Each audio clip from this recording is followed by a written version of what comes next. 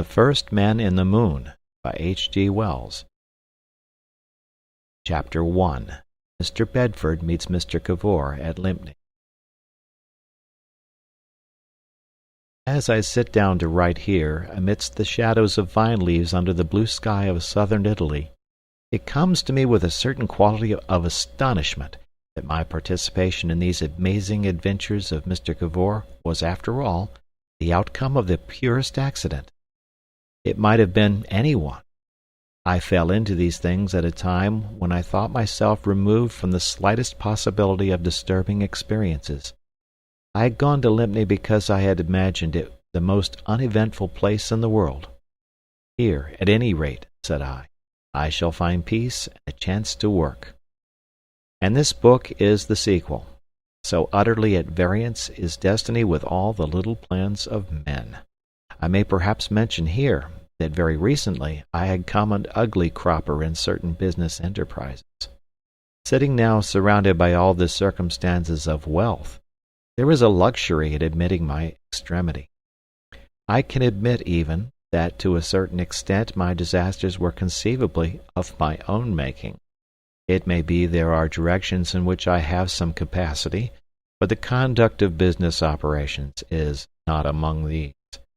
But in those days I was young, and my youth, among other objectionable forms, took that of a pride in my capacity for affairs.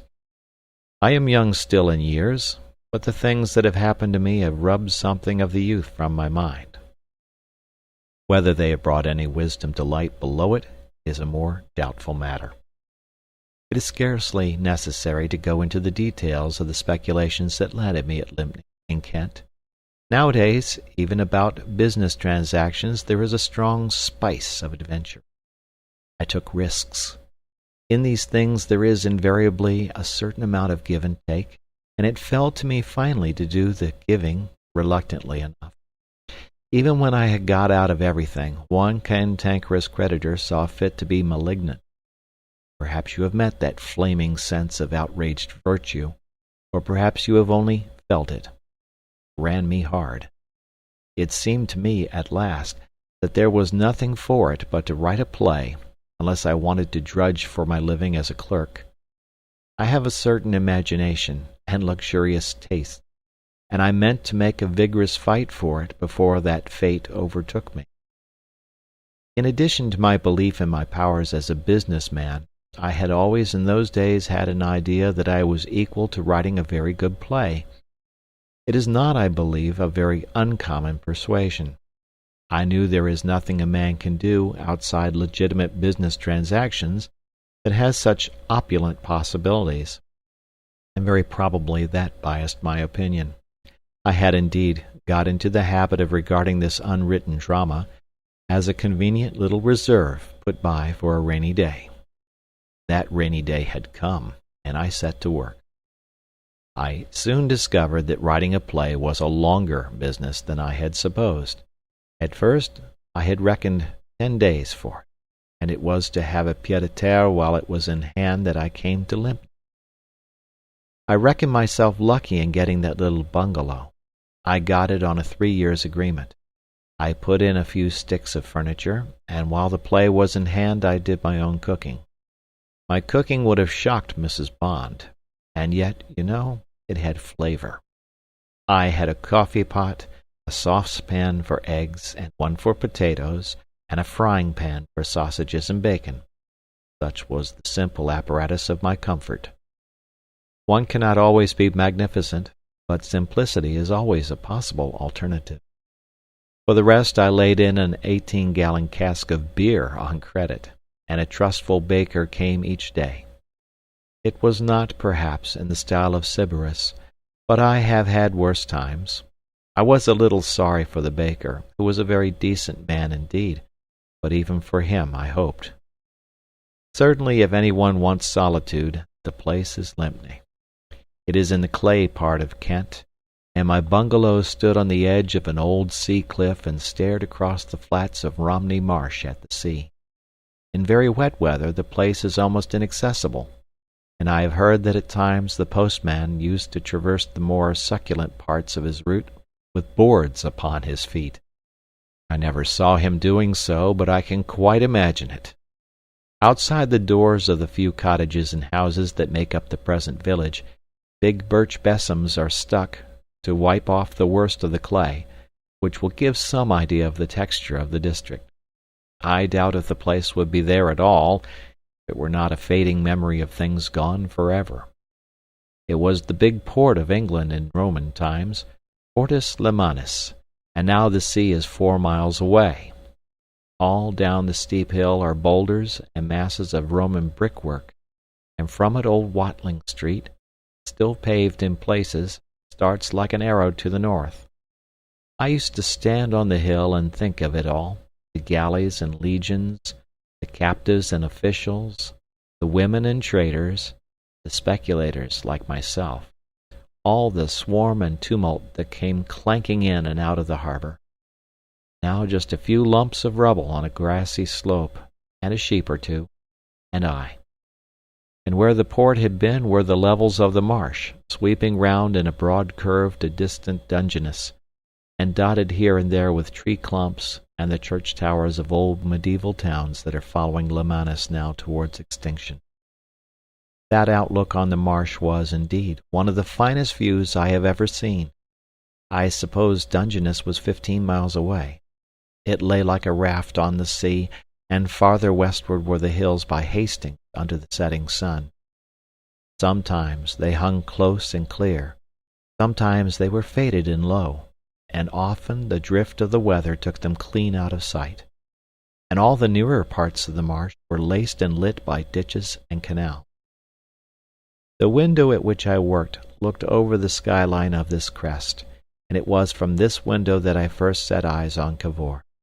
It was just as I was struggling with my scenario, holding down my mind to the sheer hard work of it. Naturally enough, he arrested my attention. The sun had set.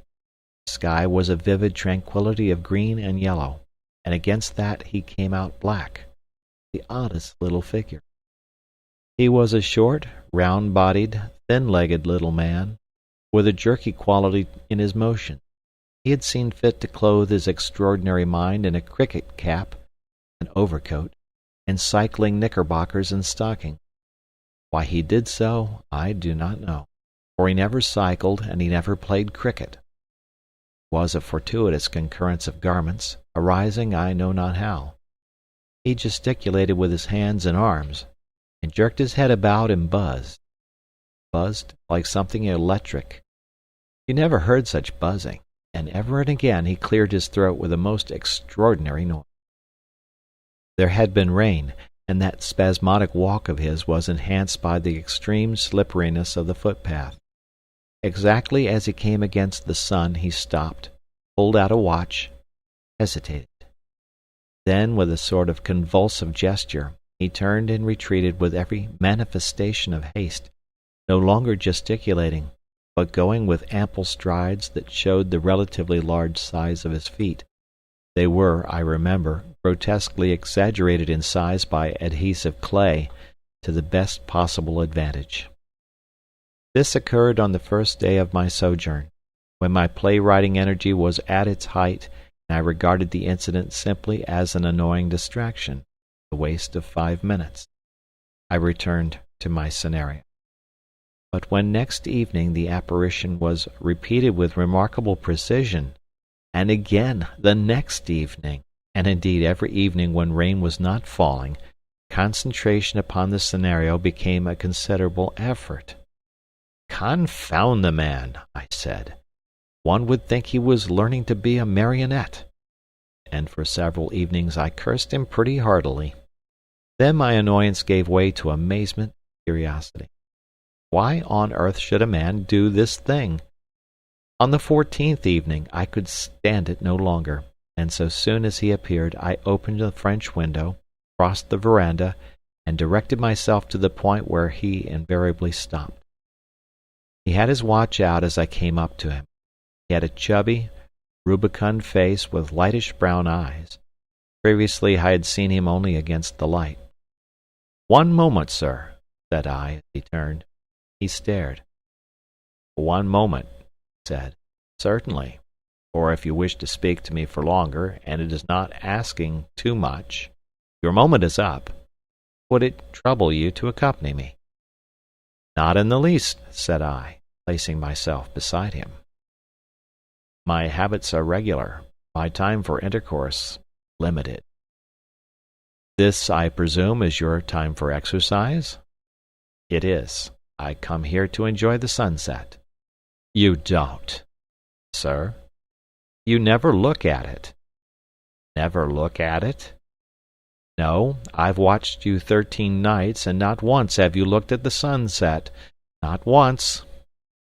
He knitted his brows like one who encounters a problem. "Well, I enjoy the sunlight, the atmosphere. I go along this path, through that gate—" He jerked his head over his shoulder, "and round—" "You don't. You never have been. It's all nonsense. There isn't a way. Tonight, for instance—" "Ah, tonight. Let me see. Ah, I just glanced at my watch, saw that I had already been out just 3 minutes over the precise half hour, decided there was not time to go round, turned—" "You always do." He looked at me, reflected. "Perhaps I do, now that I come to think of it. But what was it you wanted to speak to me about?" "Why, this." "This?" "Yes. Why do you do it? Every night you come making a noise—" "Making a noise?" "Like this." I imitated his buzzing noise. He looked at me, and it was evident the buzzing awakened distaste. "Do I do that?" "Every blessed evening." I had no idea. He stopped dead. He regarded me gravely. "Can it be," he said, "that I have formed a habit?" "Well, it looks like it, doesn't it?" He pulled down his lower lip between finger and thumb. He regarded a puddle at his feet. "My mind is much occupied," he said, "and you want to know why. Well, sir, I can assure you that not only do I not know why I do these things, but I did not even know I did them. Come to think, it is just as you say. I never have been beyond that field. And these things annoy you?" For some reason I was beginning to relent towards him. "Not annoy," I said. "But imagine yourself writing a play." "I couldn't." "Well, anything that needs concentration." "Ah," he said, "of course," and meditated. His expression became so eloquent of distress that I relented still more. After all, there is a touch of aggression in demanding of a man you don't know why he hums on a public footpath. "You see," said weakly, "it's a habit." "Oh, I recognize that." "I must stop it." "But not if it puts you out. After all, I had no business. It's something of a liberty." "Not at all, sir," he said. "Not at all. I'm greatly indebted to you. I should guard myself against these things. In future I will. Could I trouble you once again? That noise?" "Something like this," I said. "Tzu-tzu, tzu-tzu." "But really, you know, I am greatly obliged to you. In fact, I know I am getting absurdly absent-minded. You are quite justified, sir, perfectly justified. Indeed, I am indebted to you. The thing shall end. And now, sir, I have already brought you farther than I should have done." "I do hope my impertinence—" "Not at all, sir, not at all." We regarded each other for a moment. I raised my hat and wished him a good evening. He responded convulsively, and so we went our way. At the stile I looked back at his receding figure. His bearing had changed remarkably. He seemed limp, shrunken. The contrast with his former gesticulating, zooing self took me in some absurd way as pathetic. I watched him out of sight. Then, wishing very heartily I'd kept to my own business, I returned to my bungalow and my play. The next evening I saw nothing of him, nor the next. But he was very much in my mind, and it had occurred to me that as a sentimental comic character he might serve a useful purpose in the development of my plot. Third day, he called upon me. For a time I was puzzled to think what had brought him. He made indifferent conversation in the most formal way. Then abruptly he came to business. He wanted to buy me out of my bungalow. "You see," he said, "I don't blame you in the least, but you've destroyed a habit, and it disorganizes my day. I've walked past here for years. Years. No doubt I've hummed. You've made all that impossible." I suggested he might try some other direction. "No, there is no other direction. This is the only one. I've inquired, and now every afternoon at 4 I come to a dead wall." "But, my dear sir, if the thing is so important to you—" "It's vital. You see, I'm an investigator. I am engaged in a scientific research. I live—" He paused and seemed to think. "Just over there," he said, and pointed suddenly dangerously near my eye. "The house with white chimneys you see just over the trees. And my circumstances are abnormal. Abnormal! I am on the point of completing one of the most important demonstrations. I can assure you one of the most important demonstrations that have ever been made.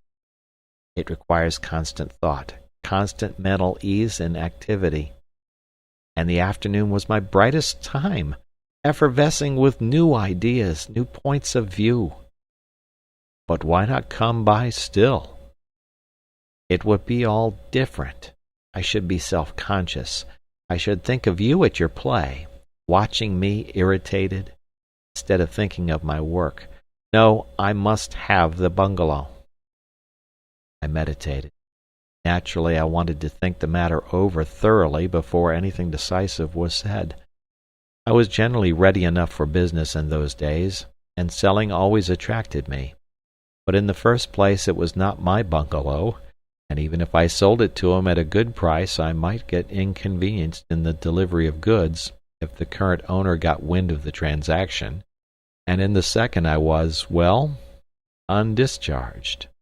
It was clearly a business that required delicate handling. Moreover, the possibility of his being in pursuit of some valuable invention also interested me. It occurred to me that I would like to know more of this research, not with any dishonest intention, but simply with an idea that to know what it was would be a relief from playwriting. I threw out feelers. He was quite willing to supply information. Indeed, once he was fairly under way, the conversation became a monologue. He talked like a man long pent up, who has had it over with himself again and again.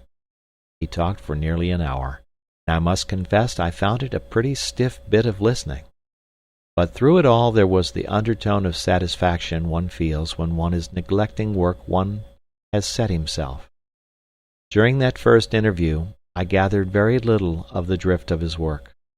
Half his words were technicalities entirely strange to me, and he illustrated one or two points with what he was pleased to call elementary mathematics, computing on an envelope with a copying ink pencil, in a manner that made it hard even to seem to understand.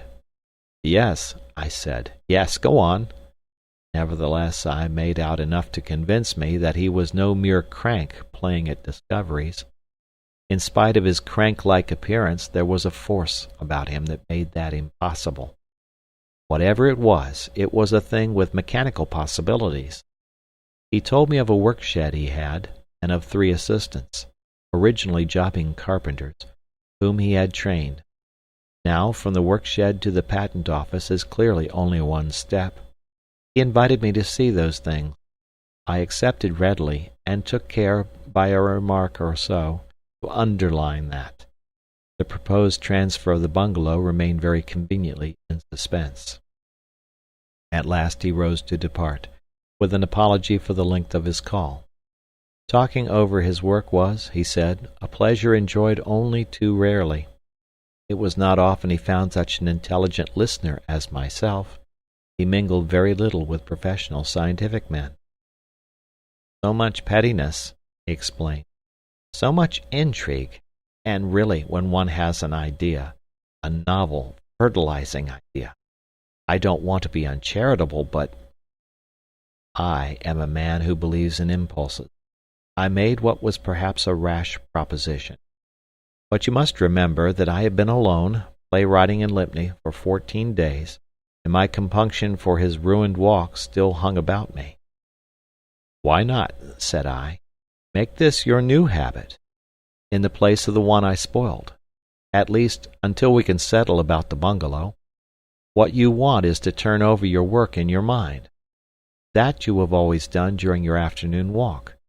Unfortunately, that's over. You can't get things back as they were. But why not come and talk about your work to me?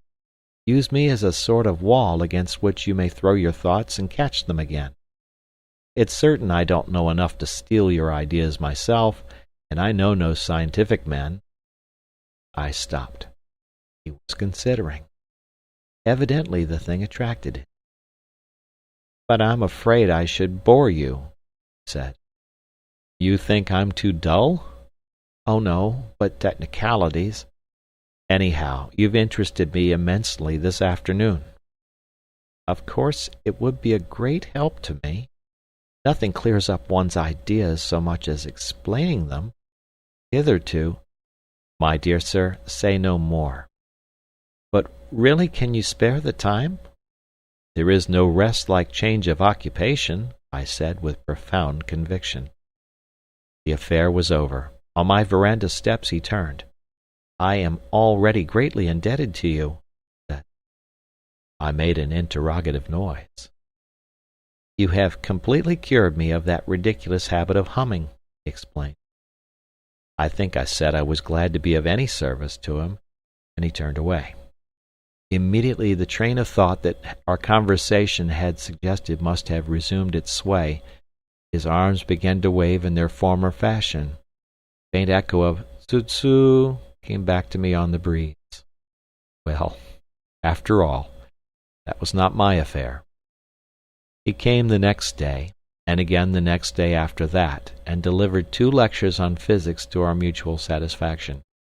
He talked with an air of being extremely lucid about the ether and tubes of force, and gravitational potential, and things like that, and I sat on my other folding chair and said, "Yes, go on. I follow you."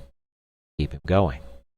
It was tremendously difficult stuff, but I do not think he ever suspected how much I did not understand him. There were moments when I doubted whether I was well employed, but at any rate I was resting from that confounded play.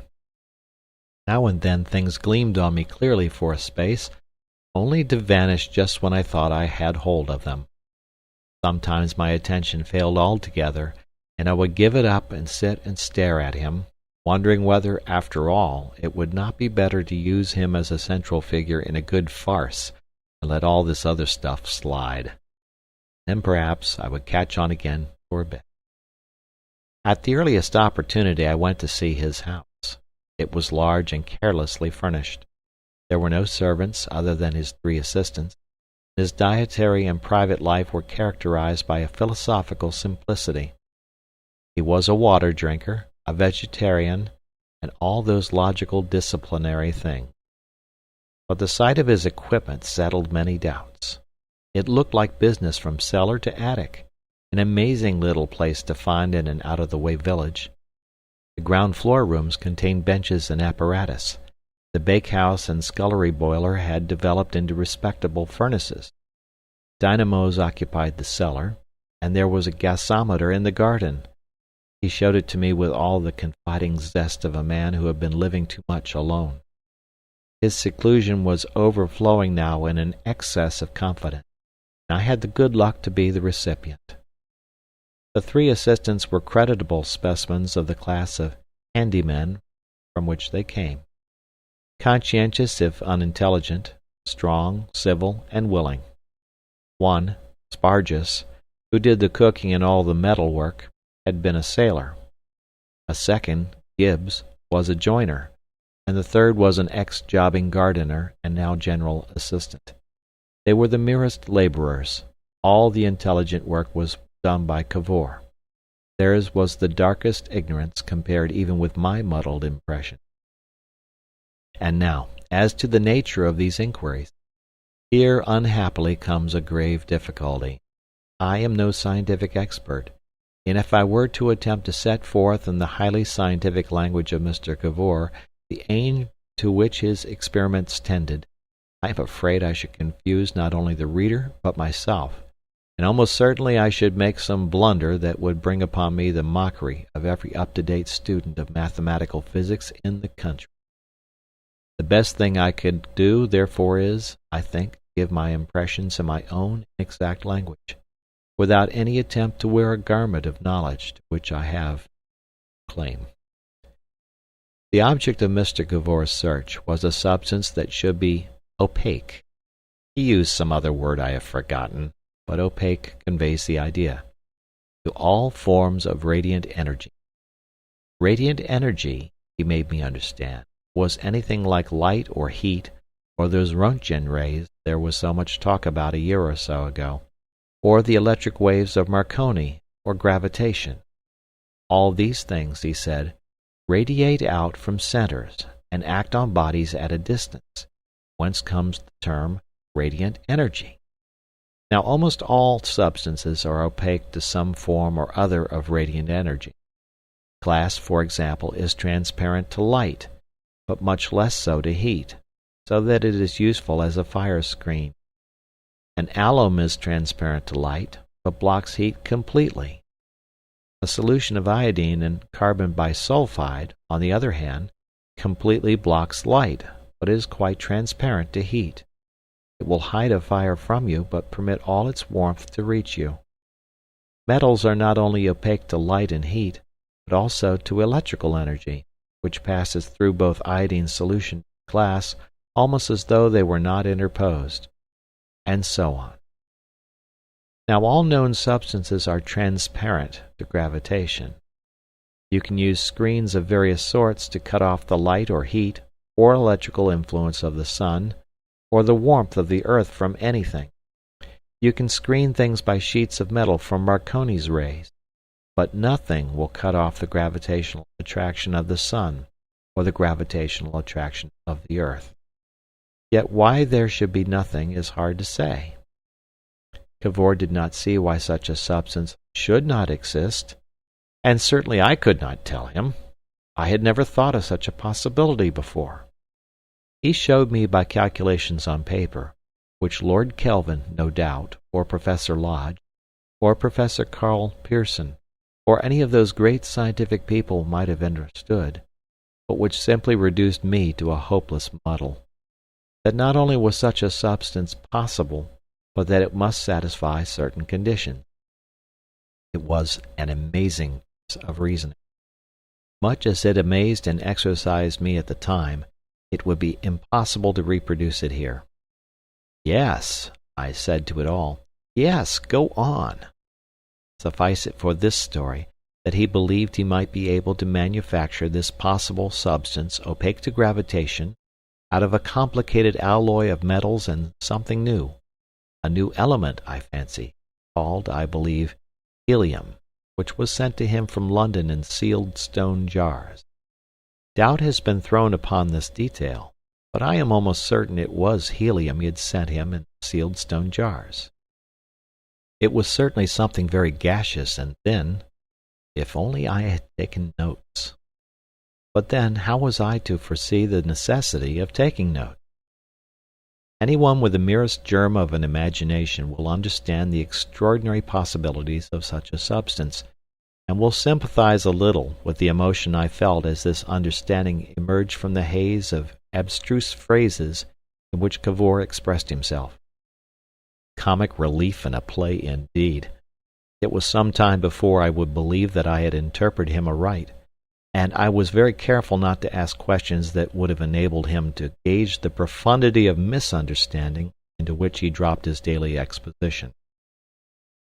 But no one reading the story of it here will sympathize fully, because from my barren narrative it will be impossible to gather the strength of my conviction that this astonishing substance was positively going to be made. I do not recall that I gave my play an hour's consecutive work at any time after my visit to his house. My imagination had other things to do.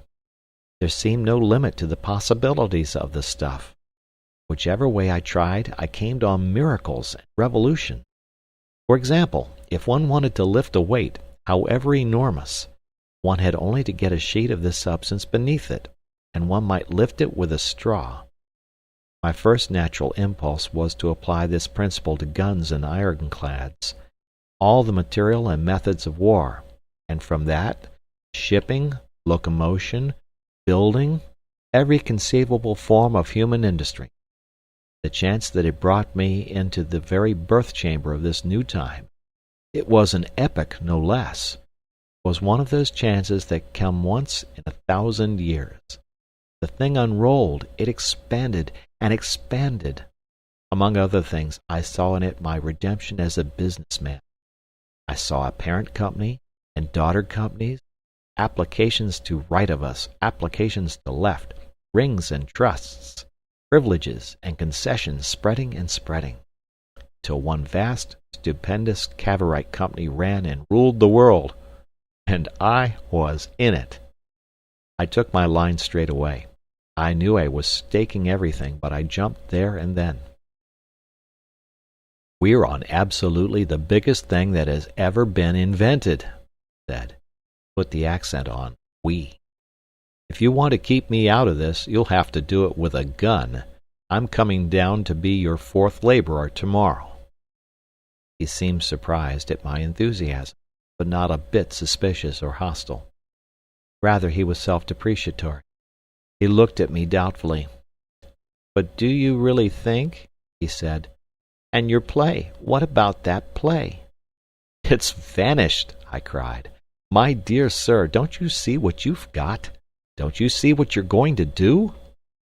This was merely a rhetorical turn, but positively he didn't. At first I could not believe it. He had not had the beginning of the inkling of an idea. This astonishing little man had been working on purely theoretical grounds the whole time. When he said it was the most important research the world had ever seen, he simply meant it squared up so many theories, settled so much that was in doubt. He had troubled no more about the application of the stuff he was going to turn out than if he had been a machine that makes guns. This was a possible substance. He was going to make it. Là-tout, as the Frenchman says. Beyond that he was childish. If he made it, it would go down to posterity as Cavorite or Cavorine, and he would be made an FRS, and his portrait given away as a scientific worthy with nature, and things like that. And that was all he saw. He would have dropped this bombshell into the world as though he had discovered a new species of gnat, if it had not happened that I had come along. And there it would have lain and fizzled, like one or two other little things these scientific people have lit and dropped about us. When I realized this, it was I did the talking, and Cavor who said, "Go on." I jumped up. I paced the room, gesticulating like a boy of 20. I tried to make him understand his duties and responsibilities in the matter. Our duties and responsibilities in the matter. I assured him we might make wealth enough to work any sort of social revolution we fancied. We might own and order the whole world. I told him of companies and patents, and the case for secret processes. All these things seemed to take him much as his mathematics had taken me. A look of perplexity came into his ruddy little face. He stammered something about indifference to wealth, but I brushed all that aside. He had got to be rich, and it was no good his stammering. I gave him to understand the sort of man I was, and that I had had very considerable business experience. I did not tell him I was an undischarged bankrupt at the time, because that was temporary, and I think I reconciled my evident poverty with my financial claims. And quite insensibly, in the way such projects grow, the understanding of a Cavorite monopoly grew up between us. He was to make the stuff, and I was to make the boom. I stuck like a leech to the we. You and I didn't exist for me. His idea was that the profits I spoke of might go to endow research, but that, of course, was a matter we had to settle later. "That's all right!" I shouted. "That's all right!" The great point, as I insisted, was to get the thing done. "Here is a substance," I cried. "No home, no factory, no fortress, no ship can dare to be without. More universally applicable even than a patent medicine. There isn't a solitary aspect of it, not one of its 10,000 possible uses that will not make us rich, Cavor, beyond the dreams of avarice." "No," he said, "I begin to see. It's extraordinary how one gets new points of view by talking over things. And as it happens, you have just talked to the right man. I suppose no one," he said, "is absolutely averse to enormous wealth. Of course, there is one thing." He paused. I stood still. "It is just possible, you know, that we may not be able to make it after all. It may be one of those things that are a theoretical possibility, but a practical absurdity. Or when we make it, there may be some little hitch." "We'll tackle the hitch when it comes," said I. End of chapter. Chapter 2. The First Making of Cavorite. But Cavor's fears were groundless, so far as the actual making was concerned. On the 14th of October, 1899, this incredible substance was made. Oddly enough, it was made at last by accident, when Mr. Cavor least expected it. He had fused together a number of metals and certain other things. I wish I knew the particulars now. And he intended to leave the mixture a week and then allow it to cool slowly. Unless he had miscalculated, the last stage in the combination would occur when the stuff sank to a temperature of 60 degrees Fahrenheit. But it chanced that, unknown to Cavor, dissension had arisen about the furnace tending. Gibbs, who had previously seen to this, had suddenly attempted to shift it to the man who had been a gardener, on the score that coal was soil, being dug, and therefore could not possibly fall within the province of a joiner. The man who had been a jobbing gardener alleged, however, that coal was a metallic or ore-like substance, let alone that he was cook. But Spargus insisted on Gibbs doing the coaling, saying that he was a joiner and that coal is notoriously fossil wood. Consequently, Gibbs ceased to replenish the furnace, and no one else did so, and Cavor was too much immersed in certain interesting problems concerning a Cavorite flying machine, neglecting the resistance of the air and one or two other points, to perceive that anything was wrong, and the premature birth of his invention took place just as he was coming across the field to my bungalow for our afternoon talk and tea. I remember the occasion with extreme vividness. The water was boiling, and everything was prepared, and the sound of his tsu-tsu had brought me out upon the veranda. His active little figure was black against the autumnal sunset, and to the right the chimneys of his house just rose above a gloriously tinted group of trees. Remoter rose the Wealden Hills, faint and blue, while to the left the hazy marsh spread out spacious and serene. And then the chimneys jerked heavenward, smashing into a string of bricks as they rose, and the roof and a miscellany of furniture followed. Then overtaking them came a huge white flame. The trees about the building swayed and whirled and tore themselves to pieces that sprang towards the flare. My ears were smitten by a clap of thunder that left me deaf on one side for life. All about me windows smashed, unheeded. I took 3 steps from the veranda toward Cavor's house, and even as I did so came the wind. Instantly my coat-tails were over my head, and I was progressing in great leaps and bounds, quite against my will, towards him. In the same moment the discoverer was seized, whirled about, and flew through the screaming air. I saw one of my chimney pots hit the ground within 6 yards of me, leap a score of feet, and so hurry in great strides towards the focus of the disturbance. Cavor, kicking and flapping, came down again, rolled over and over on the ground for a space, struggled up, and was lifted and borne forward at an enormous velocity, vanishing at last among the laboring, lashing trees that writhed about his house. A mass of smoke and ashes, and a square of bluish shining substance rushed up towards the zenith. A large fragment of fencing came sailing past me, dropped edgeways, hit the ground, and fell flat. Then the worst was over. The aerial commotion fell swiftly until it was a mere strong gale, and I became once more aware that I had breath and feet. By leaning back against the wind I managed to stop, and could collect such wits as still remained to me. In that instant the whole face of the world had changed. The tranquil sunset had vanished, the sky was dark with scurrying clouds, everything was flattened and swaying with the gale. I glanced back to see if my bungalow was still in a general way standing, then staggered forwards toward the trees amongst which Cavor had vanished, and through whose tall and leaf-denuded branches shone the flames of his burning house. I entered the copse, dashing from one tree to another and clinging to them. For a space I sought him in vain. Then, amidst a heap of smashed branches and fencing that had banked itself against a portion of his garden wall, I perceived something stir.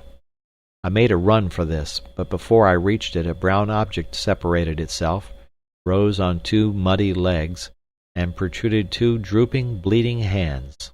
Some tattered ends of garment fluttered out from its middle portion and streamed before the wind. For a moment I did not recognize this earthy lump, and then I saw that it was Cavor, caked in the mud in which he had rolled. He leant forward against the wind, rubbing the dirt from his eyes and mouth. He extended a muddy lump of hand and staggered a pace towards me. His face worked with emotion. Little lumps of mud kept falling from it. He looked as damaged and pitiful as any living creature I have ever seen, and his remark therefore amazed me exceedingly. "Gratulate me," he gasped. "Gratulate me." "Congratulate you?" said I. "Good heavens, what for?" "I've done it." "You have? What on earth caused that explosion?" A gust of wind blew his words away. I understood him to say that it wasn't an explosion at all. The wind hurled me into collision with him, and we stood clinging to one another. "Try and get back to my bungalow," bawled in his ear. He did not hear me, shouted something about "free martyrs, science," and also something about "not much good." At the time he labored under the impression that his 3 attendants had perished in the whirlwind. Happily, this was incorrect. Directly he had left for my bungalow they had gone off to the public house in Lympne to discuss the question of the furnaces over some trivial refreshment. I repeated my suggestion of getting back to my bungalow, and this time he understood. We clung arm in arm and started, and managed at last to reach the shelter of as much roof as was left to me. For a space we sat in armchairs and panted. All the windows were broken, and the lighter articles of furniture were in great disorder, but no irrevocable damage was done. Happily the kitchen door had stood the pressure upon it, so that all my crockery and cooking materials had survived. The oil stove was still burning, and I put on the water to boil again for tea. And that prepared, I could turn on Cavor for his explanation. "Quite correct," he insisted. "Quite correct. I've done it, and it's all right." "But," I protested, "all right? Why, there can't be a brick standing, or a fence, or a thatched roof undamaged for 20 miles around." "It's all right, really. I didn't, of course, foresee this little upset. My mind was preoccupied with another problem, and I'm apt to disregard these practical side issues. But it's all right." "My dear sir," I cried, "don't you see you've done thousands of pounds worth of damage?" "There, I throw myself on your discretion. I'm not a practical man, of course, but don't you think they will regard it as a cyclone?" "But the explosion!" "It was not an explosion. It's perfectly simple. Only, as I say, I'm apt to overlook these little things. It's that Tsu business on a larger scale. Inadvertently I made this substance of mine, this Cavorite, in a thin, wide sheet." He paused. "You are quite clear that the stuff is opaque to gravitation, that it cuts off things from gravitating towards each other." "Yes," said I. "Yes." "Well, so soon as it reached a temperature of 60 degrees Fahrenheit, and the process of its manufacture was complete, the air above it, the portions of roof and ceiling and floor above it, ceased to have weight. I suppose you know, everybody knows nowadays, that as a usual thing the air has weight, that it presses on everything at the surface of the earth, presses in all directions, with a pressure of 14.5 pounds to the square inch?" "I know that," said I. "Go on." "I know that too," he remarked. "Only this shows you how useless knowledge is unless you apply it. You see, over our Cavorite this ceased to be the case. The air there ceased to exert any pressure, and the air around it and not over the Cavorite was exerting a pressure of 14.5 pounds to the square in upon this suddenly weightless air. Ah, you begin to see. The air all about the Cavorite crushed in upon the air above it with irresistible force. The air above the Cavorite was forced upward violently.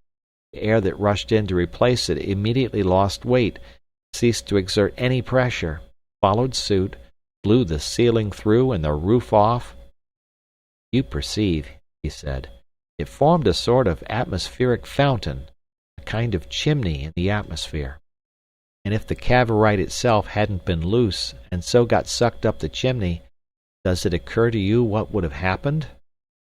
I thought. "I suppose," I said, "the air would be rushing up and up over that infernal piece of stuff now." "Precisely," he said. "A huge fountain. Spouting into space. Good heavens! Why, it would have squirted all the atmosphere of the earth away. It would have robbed the world of air. It would have been the death of all mankind. That little lump of stuff." "Not exactly into space," said Cavor, "but as bad, practically. It would have whipped the air off the world as one peels a banana, and flung it thousands of miles. It would have dropped back again, of course, but on an asphyxiated world. From our point of view, very little better than if it had never come back." I stared. As yet I was too amazed to realize how all my expectations had been upset. "What do you mean to do now?" I asked. "In the first place, if I may borrow a garden trowel, I will remove some of this earth with which I am encased. And then if I may avail myself of your domestic conveniences, I will have a bath. This done, we will converse more at leisure. It will be wise, I think," he laid a muddy hand on my arm, "if nothing were said of this affair beyond ourselves. I know I have caused great damage. Probably even dwelling houses may be ruined here and there upon the countryside. But on the other hand, I cannot possibly pay for the damage I have done. And if the real cause of this is published, it will lead only to heart-burning and the obstruction of my work. One cannot foresee everything, you know, and I cannot consent for one moment to add the burthen of practical considerations to my theorizing. Later on, when you have come in with your practical mind, and Cavorite is floated is the word, isn't it? And it has realized all you anticipate for it, we may set matters right with these persons. But not now. Not now. If no other explanation is offered, people, in the present unsatisfactory state of meteorological science, will ascribe all this to a cyclone. There might be a public subscription, and as my house has collapsed and been burnt, I should in that case receive a considerable share in the compensation, which would be extremely helpful to the prosecution of our researches. But if it is known that I caused this, there will be no public subscription, and everybody will be put out. Practically, I should never get a chance of working in peace again. My 3 assistants may or may not have perished. That is a detail. If they have, it is no great loss. They were more zealous than able, and this premature event must be largely due to their joint neglect of the furnace. If they have not perished, I doubt if they have the intelligence to explain the affair. They will accept the cyclone's story. And if during the temporary unfitness of my house for occupation, I may lodge in one of the untenanted rooms of this bungalow of yours—" He paused and regarded me. A man of such possibilities, I reflected, is no ordinary guest to entertain. "Perhaps," said I, rising to my feet, "we had better begin by looking for a trowel." And I led the way to the scattered vestiges of the greenhouse. And while he was having his bath, I considered the entire question alone. It was clear that there were drawbacks to Mr. Cavor's society I had not foreseen. The absent-mindedness that had just escaped depopulating the terrestrial globe might at any moment result in some other grave inconvenience. On the other hand, I was young, my affairs were in a mess, and I was in just the mood for reckless adventure, or the chance of something good at the end of it. I had quite settled in my mind that I was to have half at least in that aspect of the affair. Fortunately, I held my bungalow, as I have already explained, on a 3-year agreement, without being responsible for repairs, and my furniture, such as there was of it, had been hastily purchased, was unpaid for, insured, and altogether devoid of association. In the end I decided to keep on with him, and see the business through. Certainly the aspect of things had changed very greatly. I no longer doubted at all the enormous possibilities of the substance, but I began to have doubts about the gun carriage and the patent boots. We set to work at once to reconstruct his laboratory and proceed with our experiments. Cavor talked more on my level than he had ever done before, when it came to the question of how we should make the stuff next. "Of course we must make it again," he said, with a sort of glee I had not expected in him. "Of course we must make it again. We've caught a Tartar, perhaps, but we have left the theoretical behind us for good and all. If we can possibly avoid wrecking this little planet of ours, we will. But there must be risks. There must be. Experimental work there always are. And here, as a practical man, you must come in. For my own part, it seems to me we might make it edgeways, perhaps, and very thin. Yet I don't know. I have a certain dim perception of another method. I can hardly explain it yet. But curiously enough it came into my mind while I was rolling over and over in the mud before the wind, and very doubtful how the whole adventure was to end, as being absolutely the thing I ought to have done. Even with my aid we found some little difficulty, and meanwhile we kept at work restoring the laboratory. There was plenty to do before it became absolutely necessary to decide upon the precise form and method of our second attempt. Our only hitch was the strike of the 3 laborers, who objected to my activity as a foreman, but that matter we compromised after 2 days' delay. End of chapter. Chapter 3. The Building of the Sphere. I remember the occasion very distinctly when Cavor told me of his idea of the sphere. He had had intimations of it before, but at the time it seemed to come to him in a rush. We were returning to the bungalow for tea, and on the way he fell humming. Suddenly he shouted, "That's it! That finishes it! A sort of roller blind!" "Finishes what?" I asked. "Space, anywhere. The moon." "What do you mean?" "Mean? Why, it must be a sphere, that's what I mean." I saw I was out of it, and for a time I let him talk in his own fashion. I hadn't the ghost of an idea then of his drift, but after he had taken tea he made it clear to me. "It's like this," he said. "Last time I ran this stuff that cuts things off from gravitation into a flat tank with an overlap that held it down. And directly it had cooled and the manufacture was completed, all that uproar happened. Nothing above it weighed anything. The air went squirting up, the house squirted up, and if the stuff itself hadn't squirted up too, I don't know what would have happened. But suppose the substance is loose and quite free to go up." "It will go up at once." "Exactly. No more disturbance than firing a big gun. But what good will that do? I'm going up with it. I put down my teacup and stared at it. Imagine a sphere, he explained, large enough to hold 2 people and their luggage. It will be made of steel lined with thick glass. It will contain a proper store of solidified air, concentrated food, water distilling apparatus, and so forth, and enameled, as it were, on the outer steel. Cavorite? Yes. But how will you get inside? There was a similar problem about a dumpling. Yes, I know, but how? That's perfectly easy. An airtight manhole is all that is needed. That, of course, will have to be a little complicated. There will have to be a valve, so that things may be thrown out if necessary, without much loss of air. Like Jules Verne's thing in A Trip to the Moon. But Cavor was not a reader of fiction. I begin to see, I said slowly. And you could get in and screw yourself up while the Cavorite was warm, and as soon as it cooled it would become impervious to gravitation, and off you would fly, at a tangent. You would go off in a straight line. I stopped abruptly.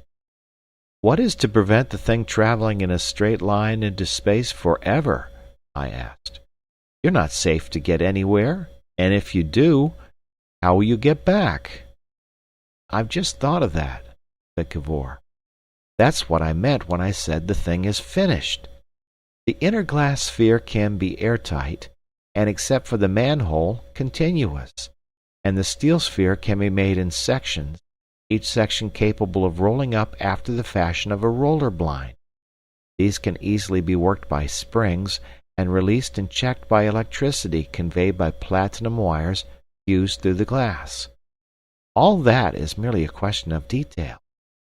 So you see that except for the thickness of the blind rollers, the Cavorite exterior of the sphere will consist of windows or blinds, whichever you like to call them.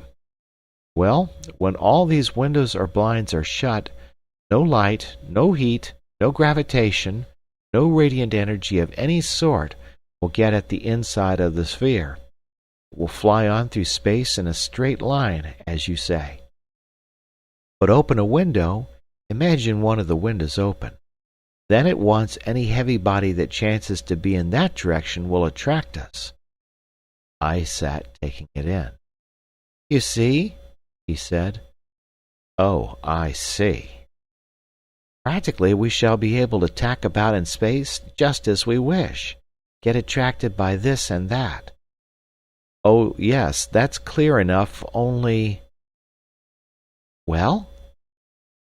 I don't quite see what we shall do it for. It's really only jumping off the world and back again. Surely. For example, one might go to the moon. And when one got there, what would you find? We should see... Oh, consider the new knowledge. Is there air there? There may be. It's a fine idea, I said, but it strikes me as a large order all the same. The moon? I'd much rather try some smaller things first. They're out of the question because of the air difficulty. Why not apply that idea of spring blinds, Cavorite blinds in strong steel cases, to lifting weights? It wouldn't work, he insisted. After all, to go into outer space is not so much worse, if at all, than a polar expedition. Men go on polar expeditions. Not businessmen. And besides, they get paid for polar expeditions. And if anything goes wrong, there are relief parties. But this, it's just firing ourselves off the world for nothing. Call it prospecting. You'll have to call it that. One might make a book of it, perhaps, I said. I have no doubt there will be minerals, said Cavor. For example? Oh, sulfur, ores, gold perhaps, possibly new elements. Cost of carriage, I said. You know you're not a practical man. The moon's 250,000 miles away. It seems to me it wouldn't cost much to cart any weight anywhere if you packed it in a Cavorite case. I had not thought of that. Delivered free on head of purchaser, eh? It isn't as though we were confined to the moon. You mean? There's Mars, clear atmosphere, novel surroundings, exhilarating sense of lightness. It might be pleasant to go there. Is there air on Mars? Oh, yes. Seems as though you might run it as a sanatorium. By the way, how far is Mars? 200 million miles at present, said Cavor airily, and you go close by the sun. My imagination was picking itself up again. After all, I said, there's something in these things. There's travel. An extraordinary possibility came rushing into my mind. Suddenly I saw, as in a vision, the whole solar system threaded with Cavorite liners and spheres deluxe. Rights of preemption came floating into my head. Planetary rights of preemption. I recalled the old Spanish monopoly in American gold. It wasn't as though it was just this planet or that. It was all of them. I stared at Cavor's rubicund face, and suddenly my imagination was leaping and dancing. I stood up. I walked up and down. My tongue was unloosened. I'm beginning to take it in, I said. I'm beginning to take it in. Transition from doubt to enthusiasm seemed to take scarcely any time at all. But this is tremendous, I cried. This is imperial. I haven't been dreaming of this sort of thing. Once the chill of my opposition was removed, his own pent-up excitement had play. He too got up and paced. He too gesticulated and shouted. We behaved like men inspired. We were men inspired. We'll settle all that, he said in answer to some incidental difficulty that had pulled me up. We'll soon settle that. We'll start the drawings for mouldings this very night. We'll start them now, I responded, and we hurried off to the laboratory to begin upon this work forthwith. I was like a child in Wonderland all that night. The dawn found us both still at work. We kept our electric light going, heedless of the day. I remember now exactly how those drawings looked. I shaded and tinted while Cavor drew. Smudged and haste-marked they were in every line, but wonderfully correct. We got out the orders for the steel blinds and frames we needed from that night's work, and the glass sphere was designed within a week. We gave up our afternoon conversations and our old routine altogether. We worked, and we slept and ate when we could work no longer for hunger and fatigue. Our enthusiasm infected even our 3 men, though they had no idea what the sphere was for. Through these days the man Gibbs gave up walking, and went everywhere, even across the room, at a sort of fussy run. And it grew, the sphere. December passed. January. I spent a day with a broom sweeping a path through the snow from bungalow to laboratory. February. March. By the end of March the completion was in sight. In January had come a team of horses, a huge packing case.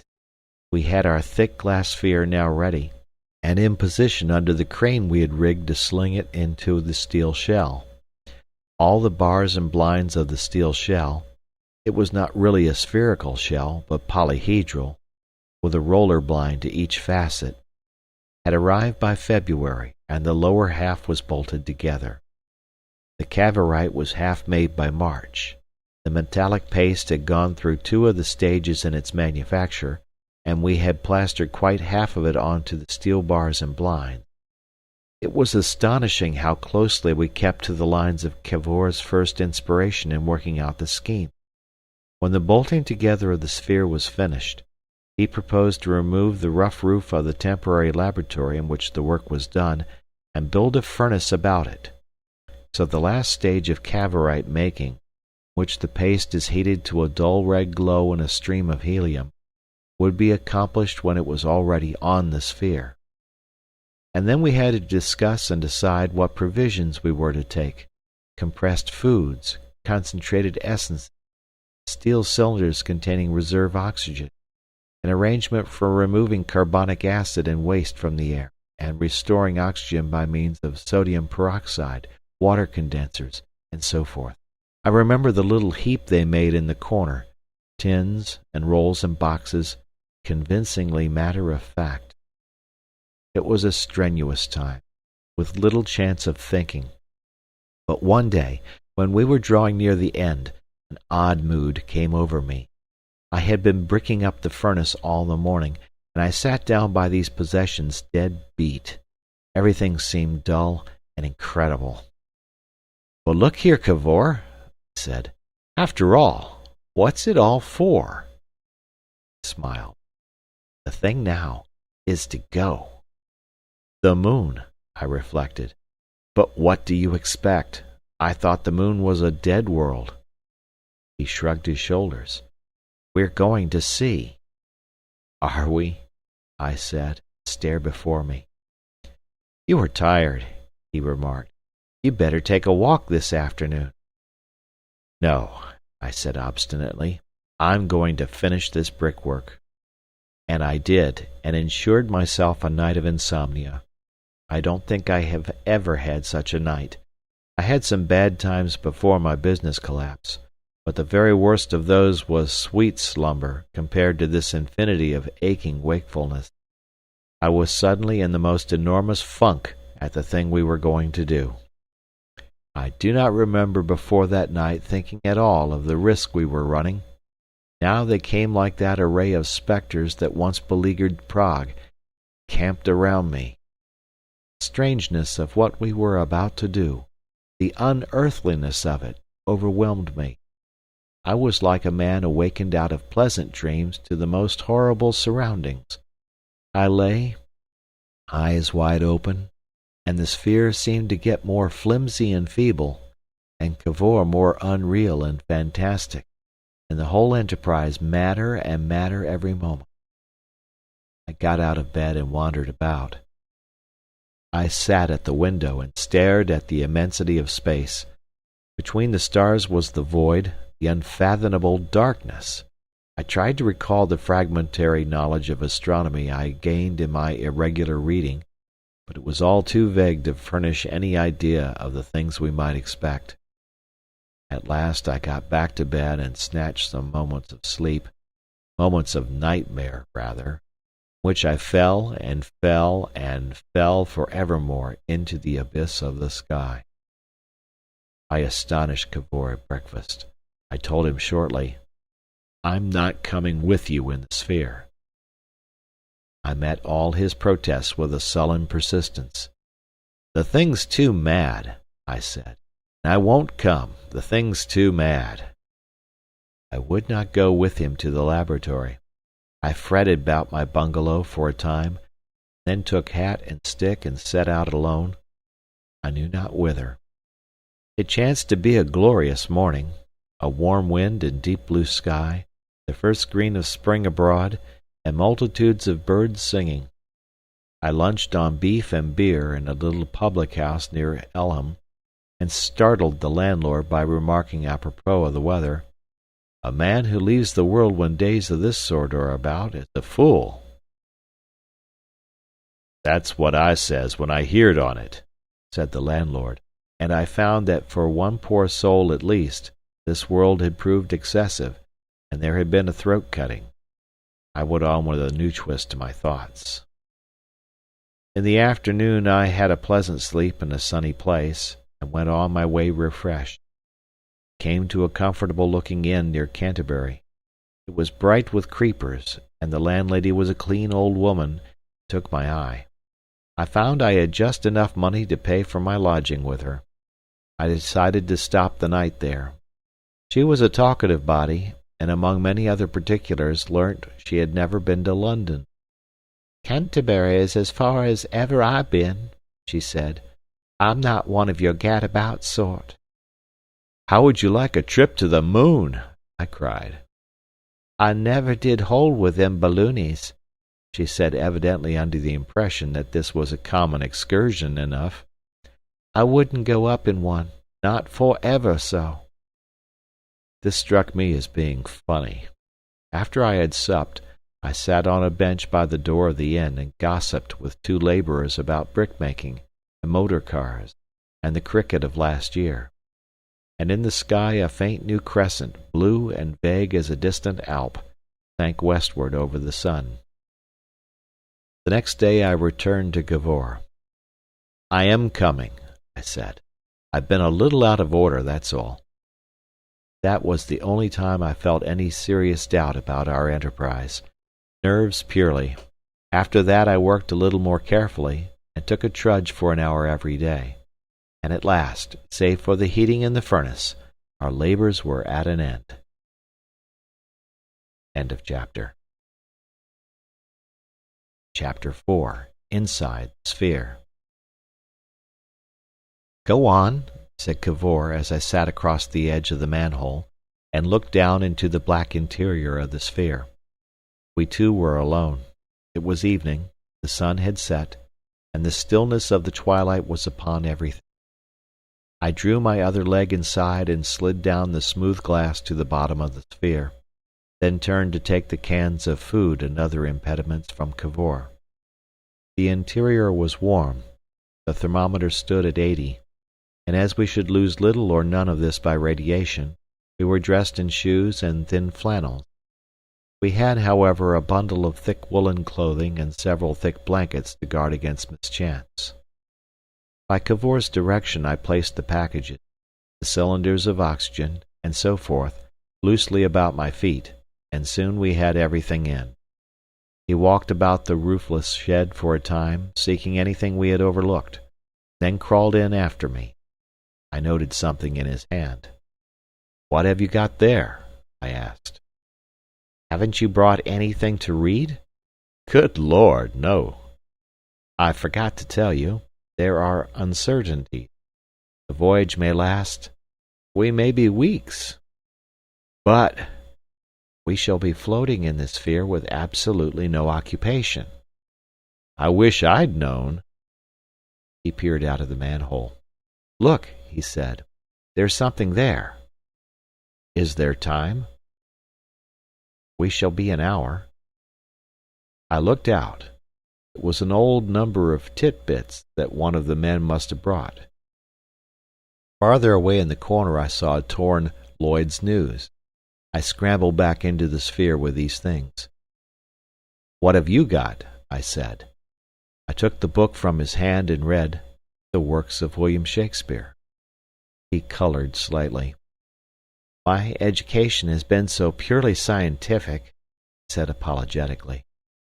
"Never read him?" "Never." "He knew a little, you know, in an irregular sort of way."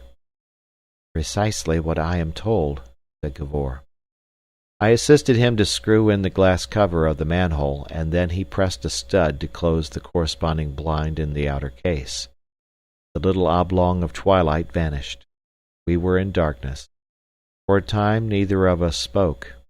Although our case would not be impervious to sound, everything was very still. I perceived there was nothing to grip when the shock of our start should come, and I realized that I should be uncomfortable for want of a chair. "Why have we no chairs?" I asked. "I've settled all that," said Cavor. "We won't need them." "Why not?" "You will see," he said in the tone of a man who refuses to talk. I became silent. Suddenly it had come to me clear and vivid that I was a fool to be inside that sphere. Even now, I asked myself, is it too late to withdraw? The world outside the sphere, I knew, would be cold and inhospitable enough for me. For weeks I had been living on subsidies from Cavor. But after all, would it be as cold as the infinite zero, as inhospitable as empty space? If it had not been for the appearance of cowardice, I believe that even then I should have made him let me out. But I hesitated on that score, hesitated, and grew fretful and angry, and the time passed. There came a little jerk, a noise like champagne being uncorked in another room, and a faint whistling sound. For just one instant I had a sense of enormous tension, transient conviction that my feet were pressing downward with a force of countless tons. It lasted for an infinitesimal time. But it stirred me to action. "Cavor," I said into the darkness, "my nerve's in rags. I don't think—" I stopped. He made no answer. "Confound it!" I cried. "I'm a fool! What business have I here? I'm not coming, Cavor. The thing's too risky. I'm getting out." "You can't," he said. "Can't? We'll soon see about that." He made no answer for 10 seconds. "It's too late for us to quarrel now, Bedford," he said. "That little jerk was the start. Already we are flying as swiftly as a bullet up into the gulf of space." I said, and then it didn't seem to matter what happened. For a time I was, as it were, stunned. I had nothing to say. It was just as if I had never heard of this idea of leaving the world before. Then I perceived an unaccountable change in my bodily sensation. It was a feeling of lightness, of unreality. Coupled with that was a queer sensation in the head, an apoplectic effect almost, and a thumping of blood vessels at the ears. Neither of these feelings diminished as time went on, but at last I got so used to them that I experienced no inconvenience. I heard a click, and a little glow lamp came into being. I saw Cavor's face, as white as I felt my own to be. We regarded one another in silence. The transparent blackness of the glass behind him made him seem as though he floated in a void. "Well, we're committed," I said at last. "Yes," he said, "we're committed." "Don't move," he exclaimed, at some suggestion of a gesture. "Let your muscles keep quite lax, as if you were in bed. We are in a little universe of our own. Look at those things." He pointed to the loose cases and bundles that had been lying on the blankets at the bottom of the sphere. I was astonished to see that they were floating now nearly a foot from the spherical wall. Then I saw from his shadow that Cavor was no longer leaning against the glass. I thrust out my hand behind me, and found that I too was suspended in space, clear of the glass. I did not cry out nor gesticulate, but fear came upon me. It was like being held and lifted by something, you know not what. The mere touch of my hand against the glass moved me rapidly. I understood what had happened, but that did not prevent my being afraid. We were cut off from all exterior gravitation. Only the attraction of objects within our sphere had effect.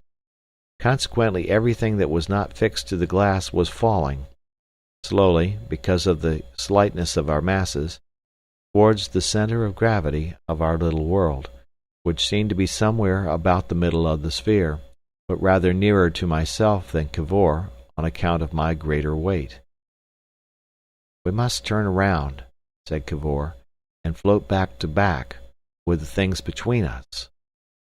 It was the strangest sensation conceivable, floating thus loosely in space, at first indeed horribly strange, and when the horror passed, not disagreeable at all, exceeding restful.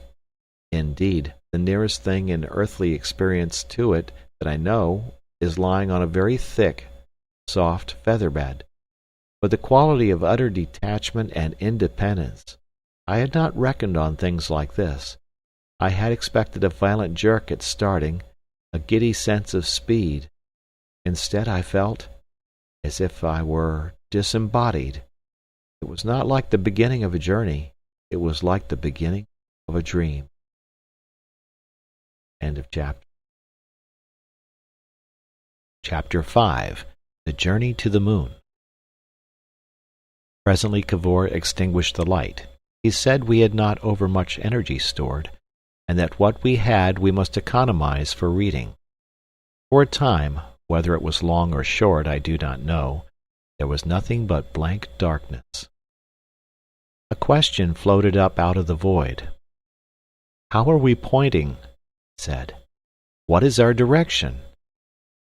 "We are flying away from the earth at a tangent, and as the moon is near her third quarter we are going somewhere towards her. I will open a blind." Came a click, and then a window in the outer case yawned open. The sky outside was as black as the darkness within the sphere, but the shape of the open window was marked by an infinite number of stars. Those who have only seen the starry sky from the earth cannot imagine its appearance when the vague, half-luminous veil of our air has been withdrawn. The stars we see on earth are the mere scattered survivors that penetrate our misty atmosphere. Now at last I could realize the meaning of the hosts of heaven. Stranger things we were presently to see, but that airless, star-dusted sky! Of all things, I think that will be one of the last I shall forget. The little window vanished with a click. Another beside it snapped open and instantly closed, and then a third, and for a moment I had to close my eyes because of the blinding splendor of the waning moon. For a space I had to stare at Cavor and the white-lit things about me to season my eyes to light again, or I could turn them towards that pallid glare. 4 windows were open in order that the gravitation of the moon might act upon all the substances in our sphere. I found I was no longer floating freely in space, but that my feet were resting on the glass in the direction of the moon. Blankets and cases of provision were also creeping slowly down the glass, and presently came to rest so as to block out a portion of the view. It seemed to me, of course, that I looked down when I looked at the moon. On earth, down means earthward, the way things fall, and up, the reverse direction. Now the pull of gravitation was towards the moon, and for all I knew to the contrary, our earth was overhead. And of course, when all the Cavorite blinds were closed, down was towards the center of our sphere, and up towards its outer wall. It was curiously unlike earthly experience, too, to have the light coming up to one. On earth light falls from above, or comes slanting down sideways, but here it came from beneath our feet, and to see our shadows we had to look up. At first it gave me a sort of vertigo to stand only on thick glass and look down upon the moon through hundreds of thousands of miles of vacant space, but this sickness passed very speedily. And then the splendor of sight! The reader may imagine it best if he will lie on the ground some warm summer's night and look between his upraised feet at the moon. But for some reason, probably because the absence of air made it so much more luminous, the moon seemed already considerably larger than it does from earth. The minutest details of its surface were acutely clear, and since we did not see it through air, its outline was bright and sharp. There was no glow or halo about it, and the star-dust that covered the sky came right to its very margin, and marked the outline of its unilluminated part. As I stood and stared at the moon between my feet, that perception of the impossible that had been with me off and on ever since our start returned again with tenfold conviction. "Cavor," I said, "this takes me queerly. Those companies we were going to run, and all that about minerals." "Well?" "I don't see 'em here." "No," said Cavor, "but you'll get over all that." "I suppose I'm made to turn right side up again. Still, this! For a moment I could half believe there never was a world." "That copy of Lloyd's News might help you."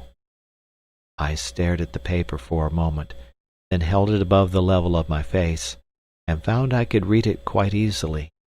I struck a column of mean little advertisements. "A gentleman of private means is willing to lend money," I read. I knew that gentleman. Then somebody eccentric wanted to sell a cutaway bicycle, quite new and cost £15, for £5. And a lady in distress wished to dispose of some fish knives and forks, a wedding present, at a great sacrifice.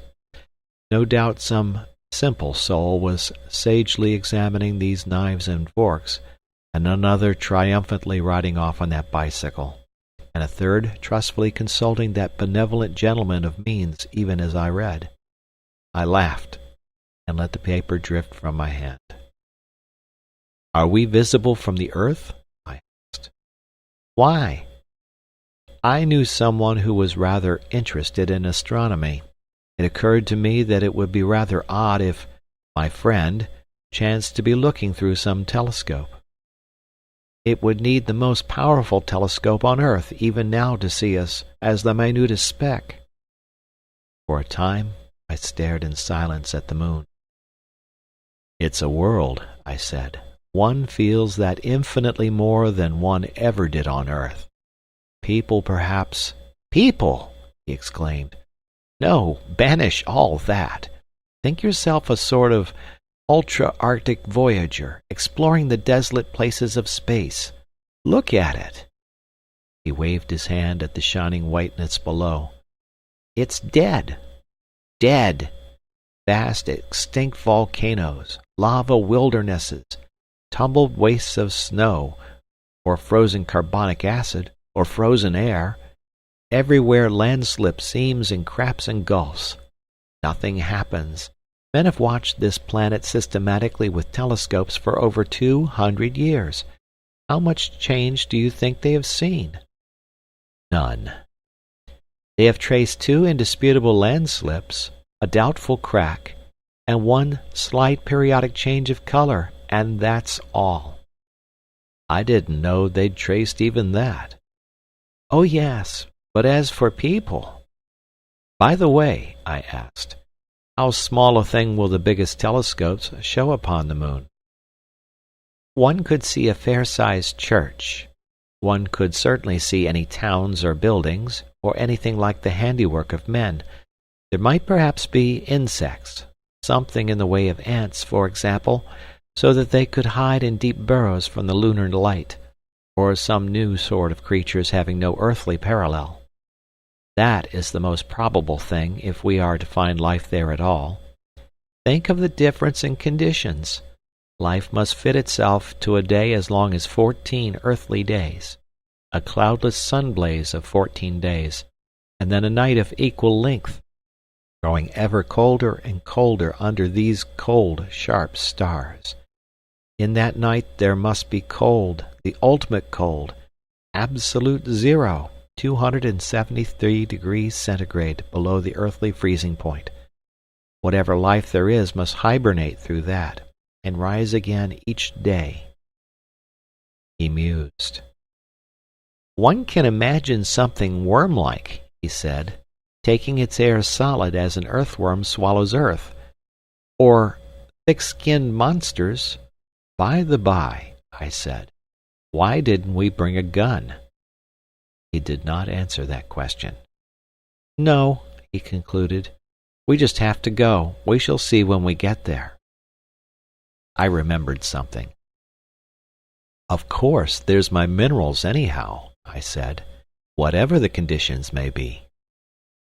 Presently he told me he wished to alter our course a little by letting the earth tug at us for a moment. He was going to open one earthward blind for 30 seconds. He warned me that it would make my head swim, and advised me to extend my hands against the glass to break my fall. I did as he directed, and thrust my feet against the bales of food cases and air cylinders to prevent their falling upon me. Then with a click the window flew open. I fell clumsily upon hands and face, and saw for a moment between my black extended fingers our Mother Earth, a planet in a downward sky. We were still very near. Cavor told me the distance was perhaps 800 miles, and the huge terrestrial disk filled all heaven. But already it was plain to see that the world was a globe. The land below us was in twilight and vague, but westward the vast grey stretches of the Atlantic shone like molten silver under the receding day.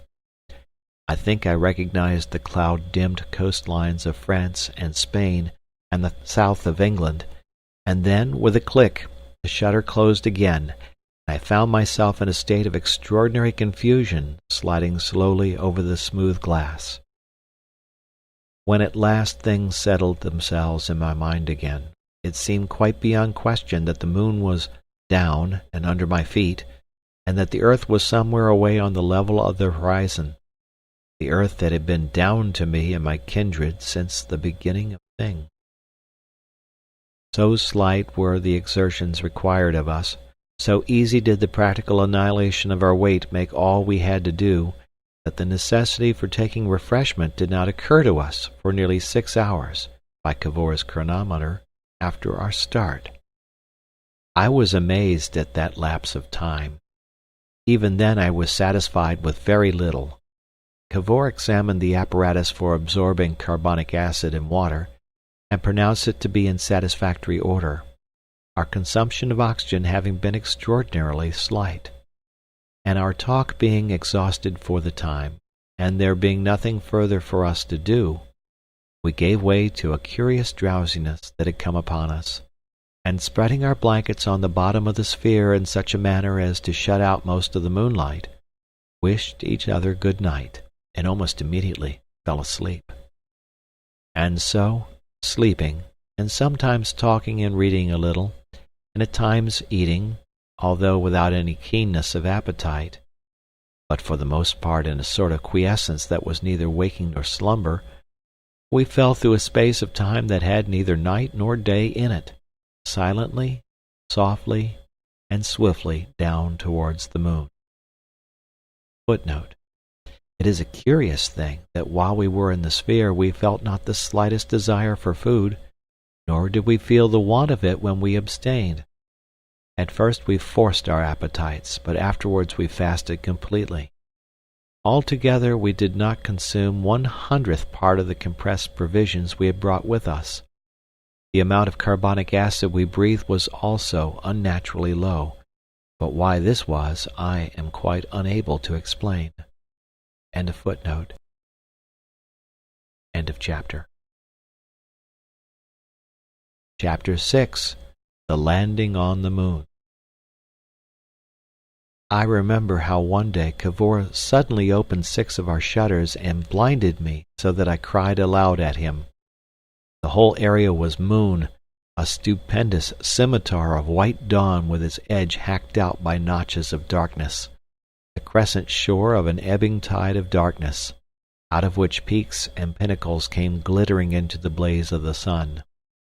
I take it the reader has seen pictures or photographs of the moon, that I need not describe the broader features of that landscape, those spacious ring-like ranges, vaster than any terrestrial mountains, their summits shining in the day, their shadows harsh and deep, the grey disordered plains, the ridges, hills, and craterlets, all passing at last from a blazing illumination into a common mystery of black.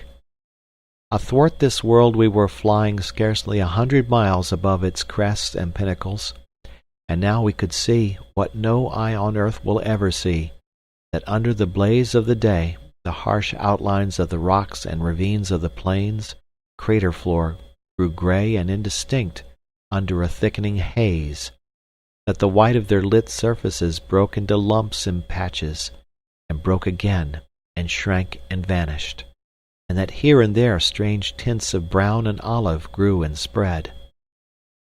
But little time we had for watching then, for now we had come to the real danger of our journey. We had to drop ever closer to the moon as we spun about it, to slacken our pace and watch our chance, until at last we could dare to drop upon its surface. For Cavor that was a time of intense exertion. For me, it was an anxious inactivity. I seemed perpetually to be getting out of his way. He leaped about the sphere from point to point with an agility that would have been impossible on earth. He was perpetually opening and closing the Cavorite windows, making calculations, consulting his chronometer by means of the glow lamp during those last eventful hours. For a long time we had all our windows closed and hung silently in darkness, hurling through space. Then he was feeling for the shutter studs, and suddenly 4 windows were open. I staggered, covered my eyes, drenched and scorched and blinded by the unaccustomed splendor of the sun beneath my feet. Then again the shutters snapped, leaving my brain spinning in a darkness that pressed against the eyes. After that I floated in another vast black silence. Then Cavor switched on the electric light, and told me he proposed to bind all our luggage together with the blankets about it, against the concussion of our descent. We did this with our windows closed, because in that way our goods arranged themselves naturally at the center of the sphere. That, too, was a strange business, we two men floating loose in that spherical space, and packing and pulling ropes. Imagine it if you can. No up nor down, every effort resulting in unexpected movements. Now I would be pressed against the glass with the full force of Cavor's thrust. Now I would be kicking helplessly in a void. Now the star of the electric light would be overhead, now underfoot. Now Cavor's feet would float up before my eyes, and now we would be crossways to each other. But at last our goods were safely bound together in a big soft bale, all except 2 blankets with head holes that we were to wrap about ourselves. Then for a flash Cavor opened a window moonward, and we saw that we were dropping towards a huge central crater with a number of minor craters grouped in a sort of cross about it. And then again Cavor flung our little sphere open to the scorching, blinding sun. I think he was using the sun's attraction as a brake. "Cover yourself with a blanket," he cried, thrusting himself from me, and for a moment I did not understand. Then I hauled the blanket from beneath my feet and got it about me and over my head and eyes. Abruptly he closed the shutters again, snapped one open again, and closed it. Then suddenly began snapping them all open, each safely into its steel roller. There came a jar, and then we were rolling over and over, bumping against the glass and against the big bale of our luggage, and clutching at each other. And outside some white substance splashed as if we were rolling down a slope of snow. Over, clutch, bump, over, came a thud, and I was half buried under the bale of our possessions, and for a space everything was still. Then I could hear Cavor puffing and grunting, and the snapping of a shutter in its sash. I made an effort, thrust back our blanket-wrapped luggage, and emerged from beneath it.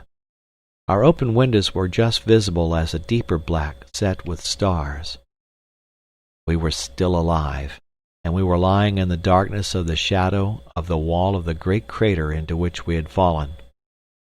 We sat getting our breath again, and feeling the bruises on our limbs. I don't think either of us had had a very clear expectation of such rough handling as we had received. I struggled painfully to my feet. "And now," said I, "to look at the landscape of the moon. But it's tremendously dark, Cavor." The glass was dewy, and as I spoke I wiped at it with my blanket. "We're half an hour or so beyond the day," he said. "We must wait." It was impossible to distinguish anything. We might have been in a sphere of steel for all that we could see. My rubbing with the blanket simply smeared the glass, and as fast as I wiped it, it became opaque again with freshly condensed moisture mixed with an increasing quantity of blanket hairs. Of course I ought not to have used the blanket. In my efforts to clear the glass, I slipped upon the damp surface, and hurt my shin against one of the oxygen cylinders that protruded from our bale. The thing was exasperating. It was absurd. Here we were just arrived upon the moon, amidst we knew not what wonders. All we could see was the grey and streaming wall of the bubble in which we had come. "Confound it!"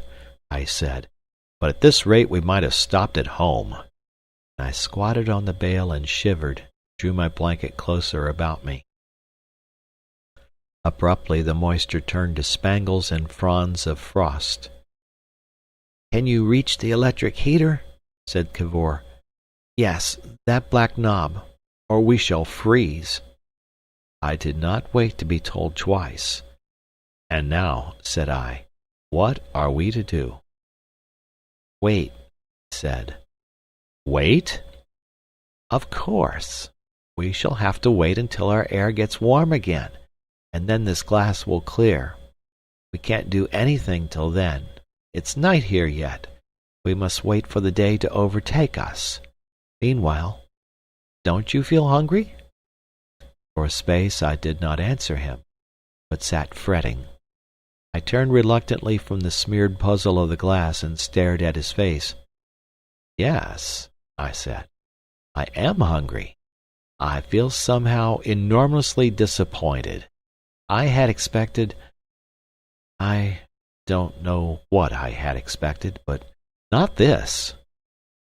I summoned my philosophy, and rearranging my blanket about me, sat down on the bale again, and began my first meal on the moon.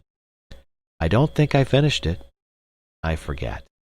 Presently, first in patches, then running rapidly together into wider spaces, came the clearing of the glass, came the drawing of the misty veil that hid the moon world from our eyes. We peered out upon the landscape of the moon. End of chapter. Chapter 7. Sunrise on the Moon. As we saw it first, it was the wildest and most desolate of scenes. We were in an enormous amphitheater, a vast circular plain, floor of the giant crater. Its cliff-like walls closed us in on every side. From the westward, the light of the unseen sun fell upon them, reaching to the very foot of the cliff, and showed a disordered escarpment of drab and grayish rock, lined here and there with banks, crevices of snow. This was perhaps a dozen miles away, but at first no intervening atmosphere diminished in the slightest the minutely detailed brilliancy with which these things glared at us. They stood out clear and dazzling against a background of starry blackness that seemed to our earthly eyes rather a gloriously spangled velvet curtain than the spaciousness of the sky. The eastward cliff was at first merely a starless selvage to the starry dome.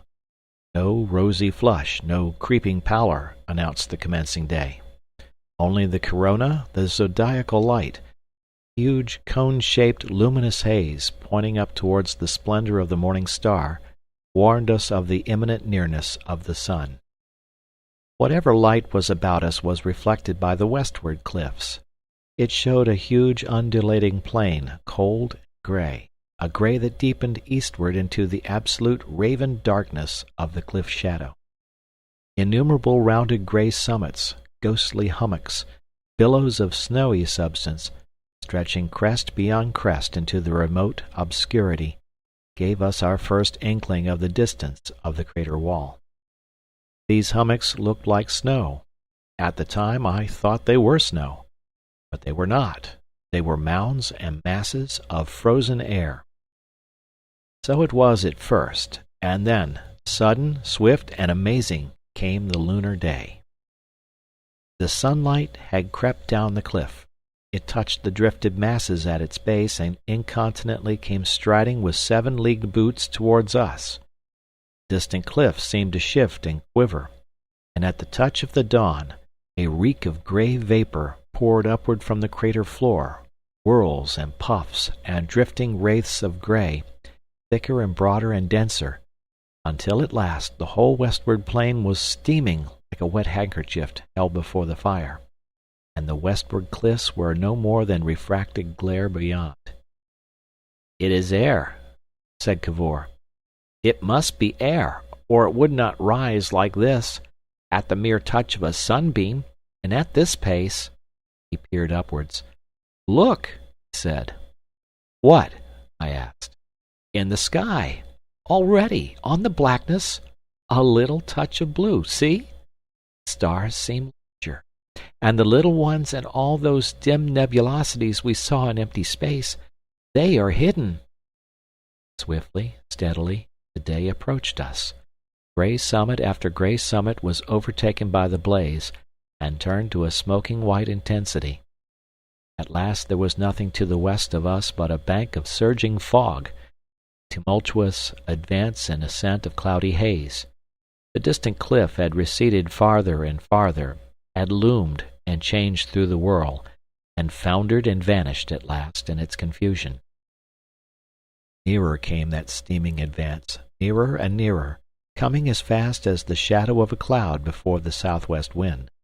About us rose a thin anticipatory haze. Cavor gripped my arm. "What?" I said.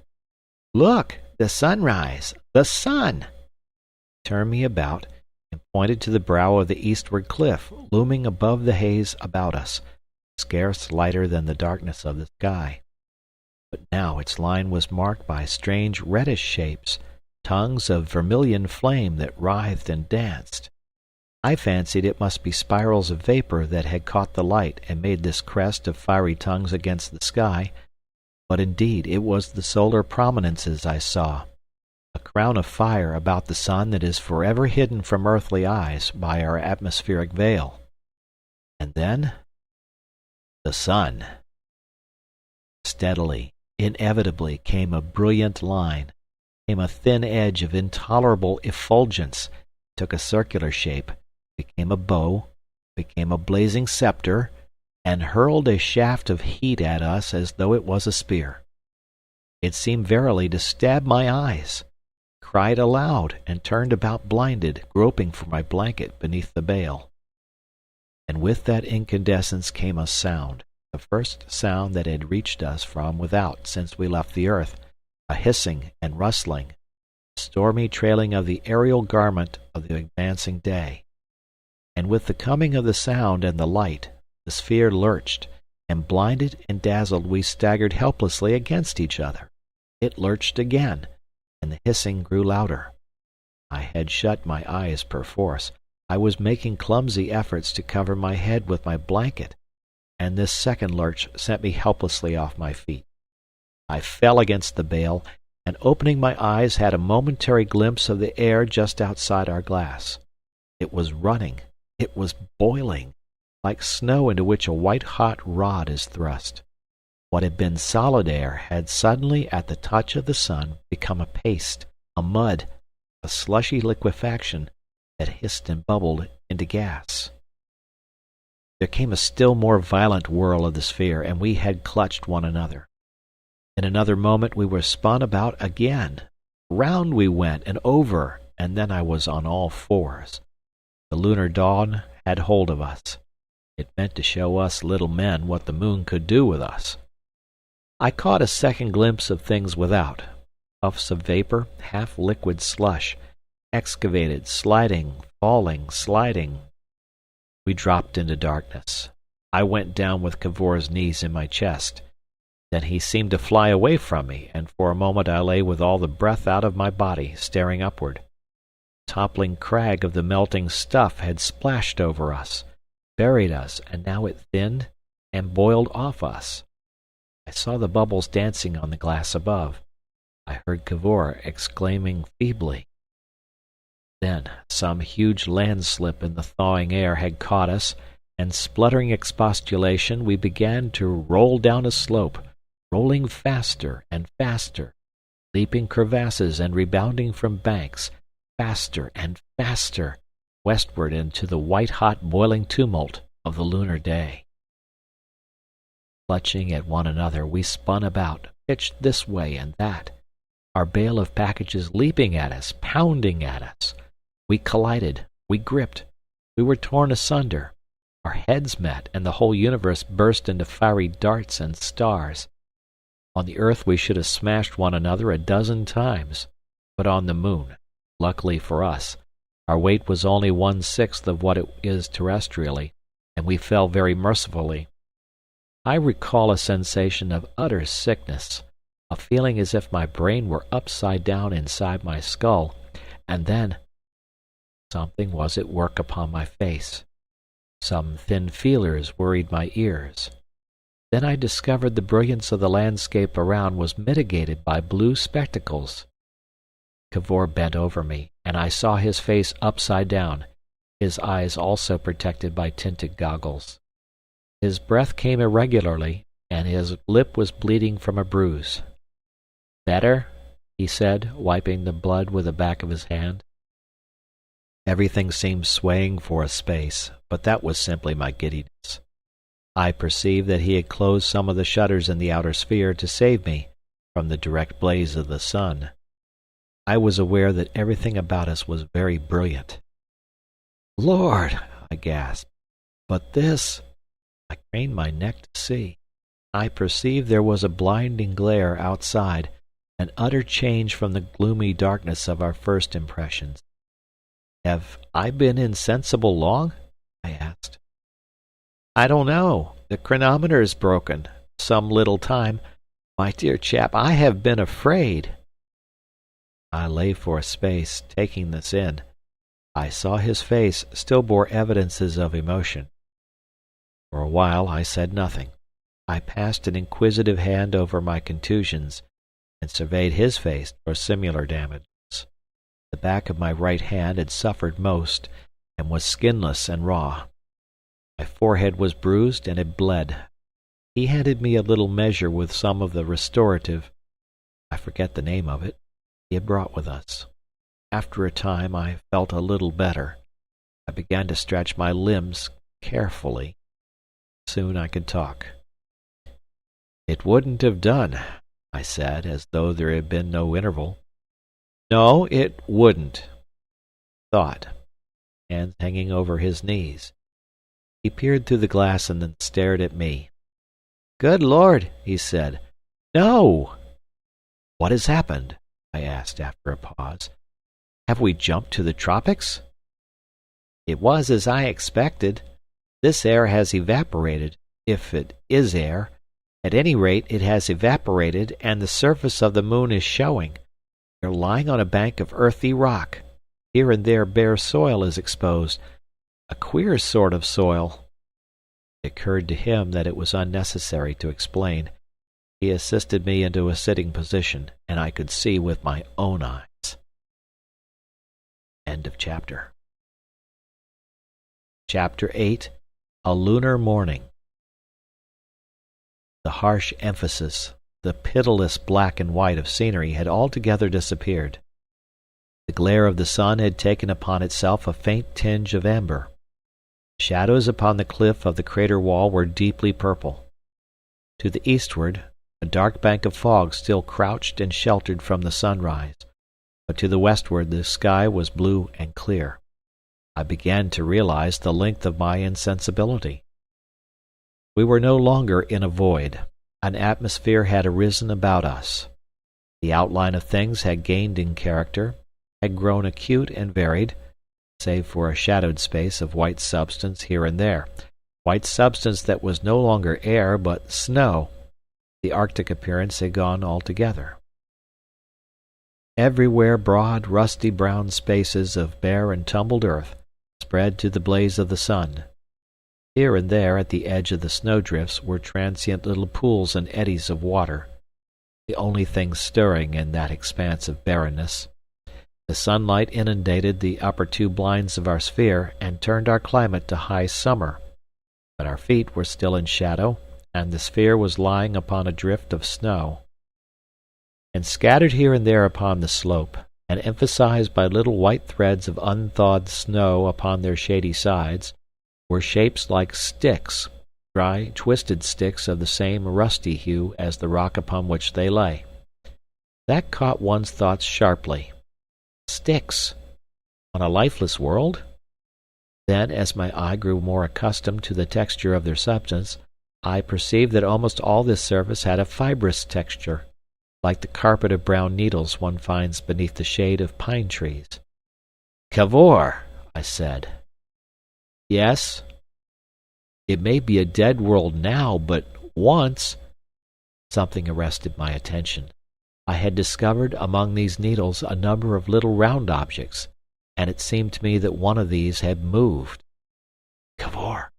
I whispered. "What?" I did not answer at once. I stared incredulous. For an instant I could not believe my eyes. I gave an inarticulate cry. I gripped his arm. I pointed. "Look!" I cried, finding my tongue. "There, Yes, and there!" His eyes followed my pointing finger. "Eh?" he said. How can I describe the thing I saw? It is so petty a thing to state, and yet it seems so wonderful, so pregnant with emotion. I have said that amidst the stick-like litter were these rounded bodies, these little oval bodies that might have passed as very small pebbles. And now first one, and then another, had stirred, had rolled over and cracked, and down the crack of each of them showed a minute line of yellowish green, thrusting outward, to meet the hot encouragement of the newly risen sun. For a moment that was all, and then there stirred and burst a third. "It is a seed," said Cavor, and then I heard him whisper very softly, "Life." Life! And immediately it poured upon us that our vast journey had not been made in vain, that we had come to no arid waste of minerals, but to a world that lived and moved. We watched intensely. I remember I kept rubbing the glass before me with my sleeve, jealous of the faintest suspicion of mist. The picture was clear and vivid only in the middle of the field.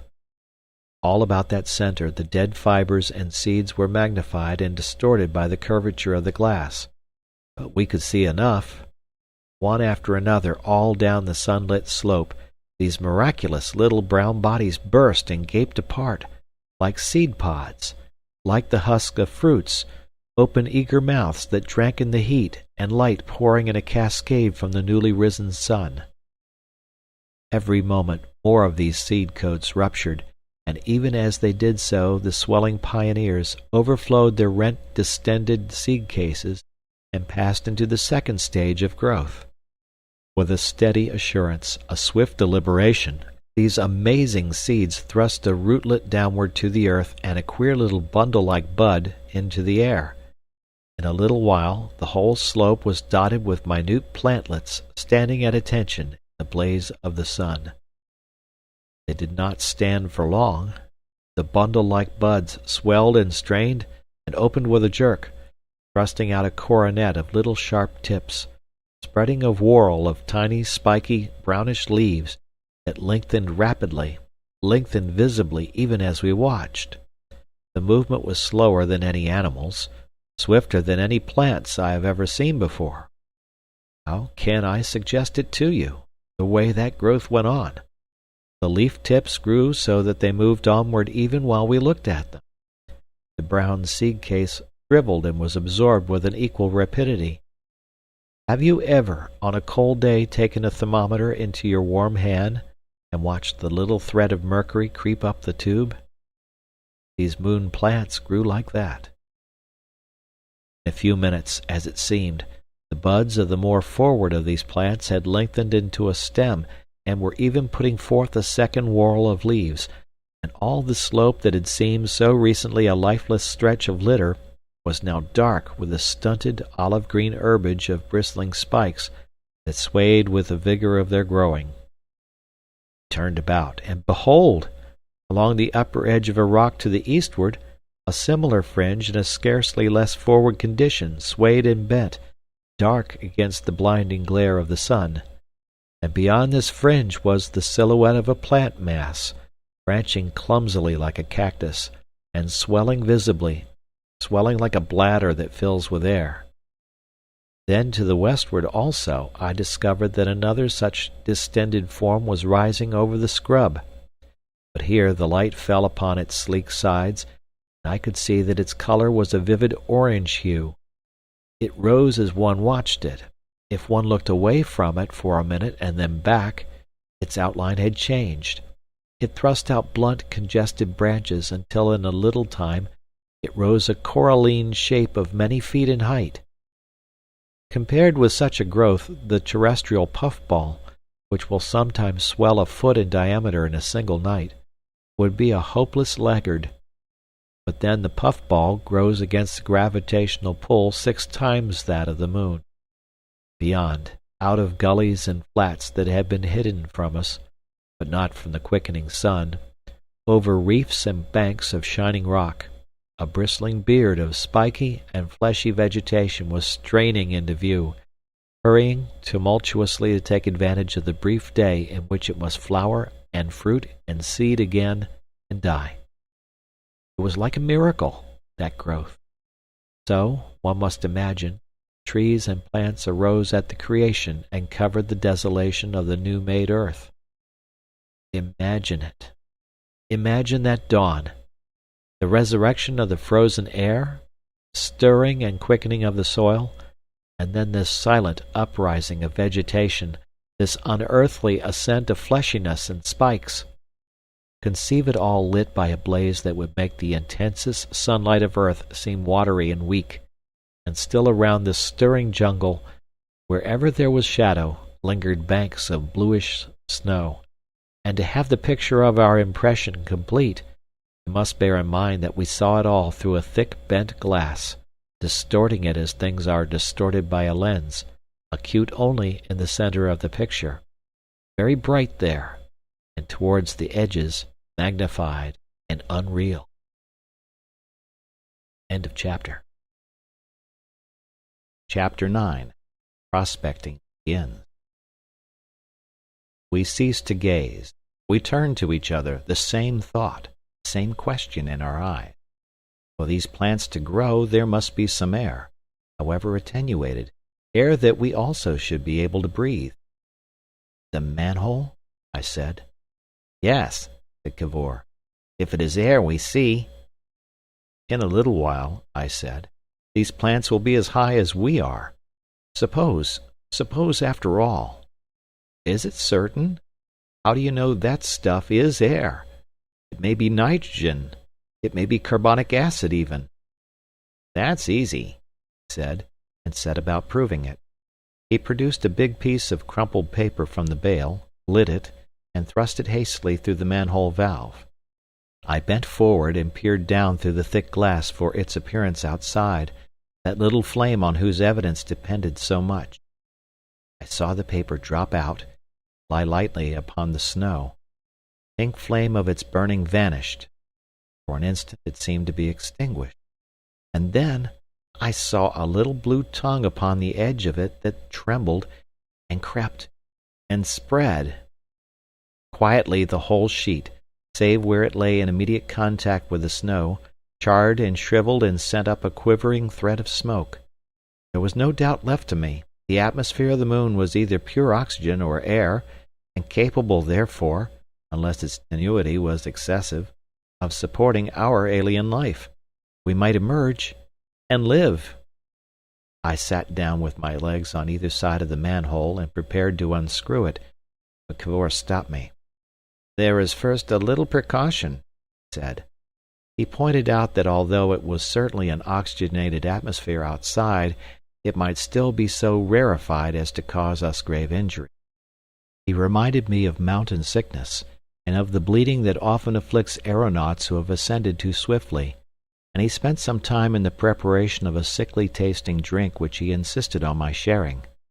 It made me feel a little numb, but otherwise had no effect on me. Then he permitted me to begin unscrewing.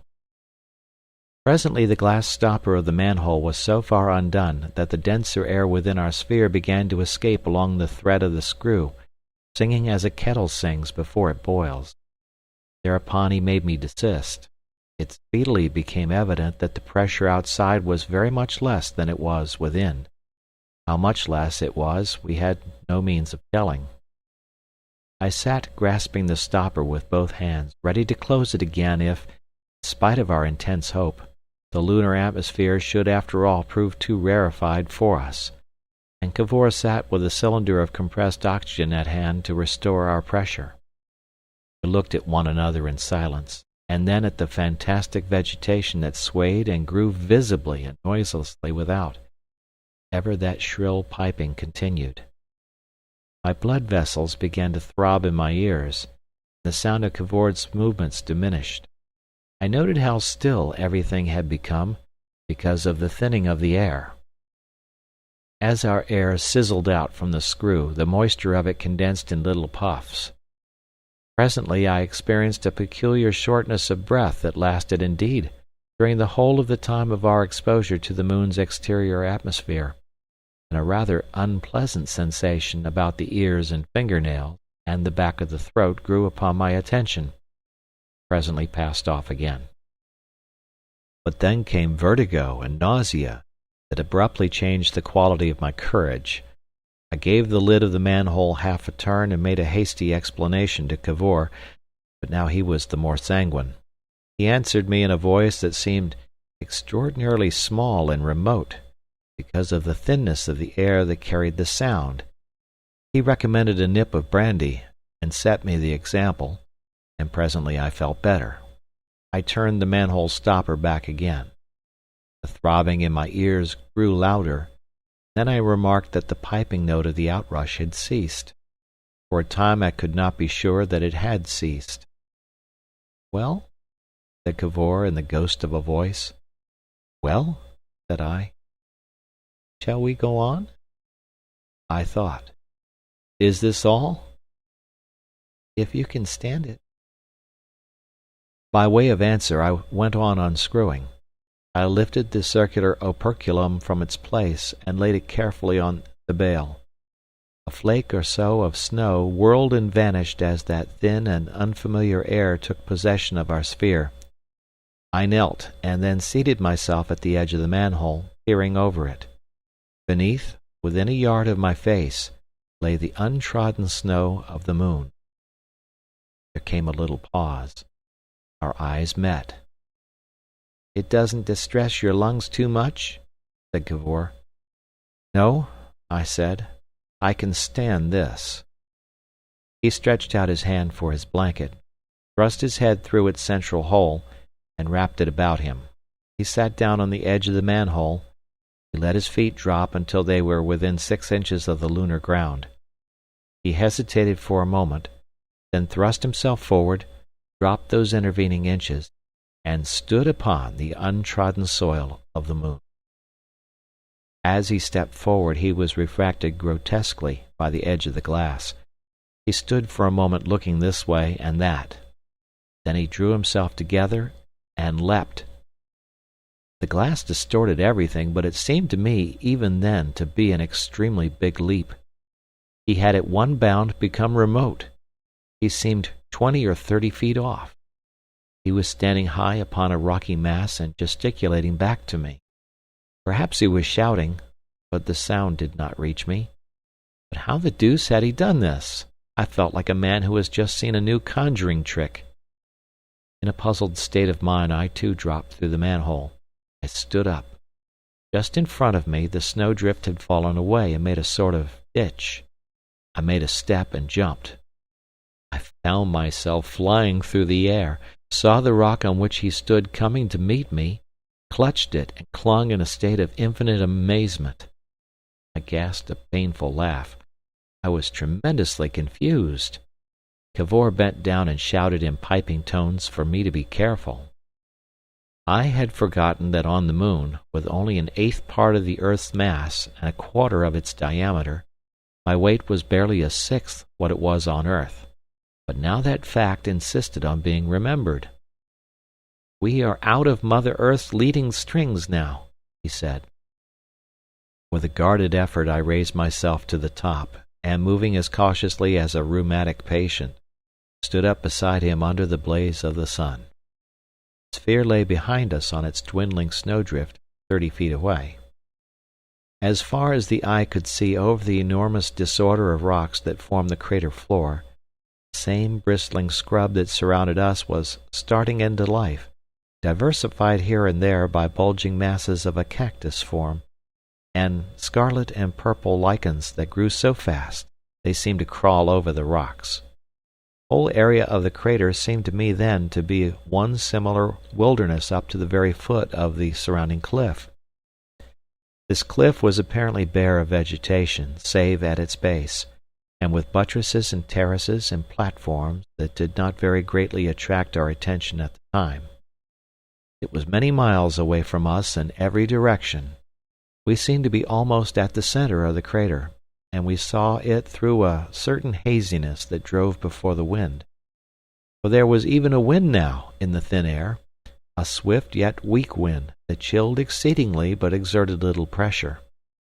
It was blowing round the crater, as it seemed, to the hot illuminated side from the foggy darkness under the sunward wall.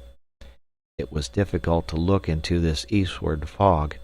We had to peer with half-closed eyes beneath the shade of our hands because of the fierce intensity of the motionless sun.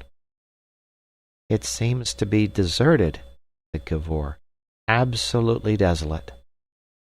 I looked about me again. I retained even then a clinging hope of some quasi-human evidence, some pinnacle of building, some house or engine, but everywhere one looked spread the tumbled rocks in peaks and crests, and the darting scrub and those bulging cacti that swelled and swelled, a flat negation, as it seemed, of all such hope. "It looks as though these plants had it to themselves," I said. "I see no trace of any other creature." "No insects, no birds, no, not a trace, not a scrap nor particle of animal life. If there was, what would they do in the night? No, there's just these plants alone." I shaded my eyes with my hand. "It's like the landscape of a dream. These things are less like earthly land plants than the things one imagines among the rocks at the bottom of the sea. Look at that yonder. One might imagine it is a lizard changed into a plant. And the glare!" "This is only the fresh morning," said Cavor. He sighed and looked about him. "This is no world for men," he said. "And yet, in a way, it appeals." He became silent for a time, then commenced his meditative humming. I started at a gentle touch, and found a thin sheet of livid lichen lapping over my shoe. I kicked at it, and it fell to powder, and each speck began to grow. I heard Cavor exclaim sharply, and perceived that one of the fixed bayonets of the scrub had pricked him. He hesitated, his eyes sought among the rocks about us. A sudden blaze of pink had crept up a ragged pillar of crag. It was most extraordinary pink, a livid magenta. "Look," said I, turning, and behold, Cavor had vanished. For an instant I stood transfixed. Then I made a hasty step to look over the verge of the rock. But in my surprise at his disappearance I forgot once more that we were on the moon. The thrust of my foot that I made in striding would have carried me a yard on earth. On the moon it carried me 6, good 5 yards over the edge. For a moment the thing had something of the effect of those nightmares when one falls and falls. For while one falls 16 feet in the first second of a fall on earth, on the moon one falls 2, and with only a sixth of one's weight. I fell, or rather I jumped down, about 10 yards, I suppose. It seemed to take quite a long time, 5 or 6 seconds, I should think. I floated through the air and fell like a feather, knee-deep in a snowdrift at the bottom of a gully of blue-grey, white-veined rock. I looked about me. "Cavor!" I cried. But no Cavor was visible. "Cavor!" I cried louder, and the rocks echoed me. I turned fiercely to the rocks and clambered to the summit of them. "Cavor!" I cried. My voice sounded like the voice of a lost lamb. The sphere, too, was not in sight, and for a moment a horrible feeling of desolation pinched my heart. Then I saw him. He was laughing and gesticulating to attract my attention. He was on a bare patch of rock 20 or 30 yards away. I could not hear his voice, but "jump" said his gesture. I hesitated. The distance seemed enormous. Yet I reflected that surely I must be able to clear a greater distance than Cavor. I made a step back, gathered myself together, and leaped with all my might. I seemed to shoot right up in the air as though I should never come down. It was horrible and delightful and as wild as a nightmare to go flying off in this fashion. I realized my leap had been altogether too violent. I flew clean over Cavor's head, and beheld a spiky confusion in a gully spreading to meet my fall. I gave a yelp of alarm, put out my hands and straightened my legs. I hit a huge fungoid bulk that burst all about me, scattering a mass of orange spores in every direction, covering me with orange powder. I rolled over spluttering, came to rest convulsed with breathless laughter. I became aware of Cavor's little round face peering over a bristling hedge. He shouted some faded inquiry. "Eh?" I tried to shout, but could not do so for want of breath. He made his way towards me, coming gingerly among the bushes. "We've got to be careful," he said. "This moon has no discipline. She'll let us smash ourselves." He helped me to my feet. "You exerted yourself too much," he said, dabbing at the yellow stuff with his hand to remove it from my garments. I stood passive and panting, allowing him to beat off the jelly from my knees and elbows and lecture me upon my misfortunes. "We don't quite allow for the gravitation. Our muscles are scarcely educated yet. We must practice a little, when you have got your breath." I pulled 2 or 3 little thorns out of my hand and sat for a time on a boulder of rock. My muscles were quivering, and I had that feeling of personal disillusionment that comes at the first fall to the learner of cycling on earth. It suddenly occurred to Cavor that the cold air in the gully, after the brightness of the sun, might give me a fever. So we clambered back into the sunlight. We found that beyond a few abrasions I had received no serious injuries from my tumble, and at Cavor's suggestion we were presently looking round for some safe and easy landing place for my next leap. We chose a rocky slab some 10 yards off, separated from us by a little thicket of olive-green spikes. "Imagine it there," said Cavor, who was assuming the airs of a trainer, and he pointed to a spot about 4 feet from my toes. This leap I managed without difficulty, and I must confess I found a certain satisfaction in Cavor's falling short by a foot or so, tasting the spikes of the scrub. "One has to be careful, you see," he said, pulling out his thorns, and with that he ceased to be my mentor and became my fellow learner in the art of lunar locomotion. We chose a still easier jump and did it without difficulty, and then leaped back again, and to and fro several times, accustoming our muscles to the new standard. I could never have believed, had I not experienced it, how rapid that adaptation would be. In a very little time indeed, certainly after fewer than 30 leaps, we could judge the effort necessary for a distance with almost terrestrial assurance. And all this time the lunar plants were growing around us, higher and denser and more entangled. Every moment thicker and taller, spiked plants, green cactus masses, fungi, fleshy and lichenous things, strangest radiate and sinuous shapes. We were so intent upon our leaping that for a time we gave no heed to their unfaltering expansion. An extraordinary elation had taken possession of us. Partly, I think, it was our sense of release from the confinement of the sphere. Mainly, however, the thin sweetness of the air, which I am certain contained a much larger proportion of oxygen than our terrestrial atmosphere.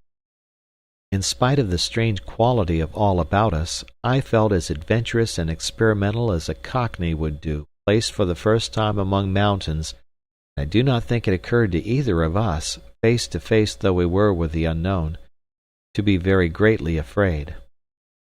We were bitten by a spirit of enterprise. We selected a lichenous kopje perhaps 15 yards away, and landed neatly on its summit, one after the other. "Good!" we cried to each other. "Good!" And Cavor made 3 steps and went off an tempting slope of snow a good 20 yards and more beyond. I stood for a moment struck by the grotesque effect of his soaring figure, his dirty cricket cap, spiky hair, his little round body, his arms and his knickerbockered legs tucked up tightly against the weird spaciousness of the lunar scene. A gust of laughter seized me, and then I stepped off to follow. Plump! I dropped beside him. We made a few gargantuan strides, leaped 3 or 4 times more, and sat down at last in a lichenous hollow. Our lungs were painful. We sat holding our sides and recovering our breath, looking appreciation to one another. Cavor panted something about Amazing sensations.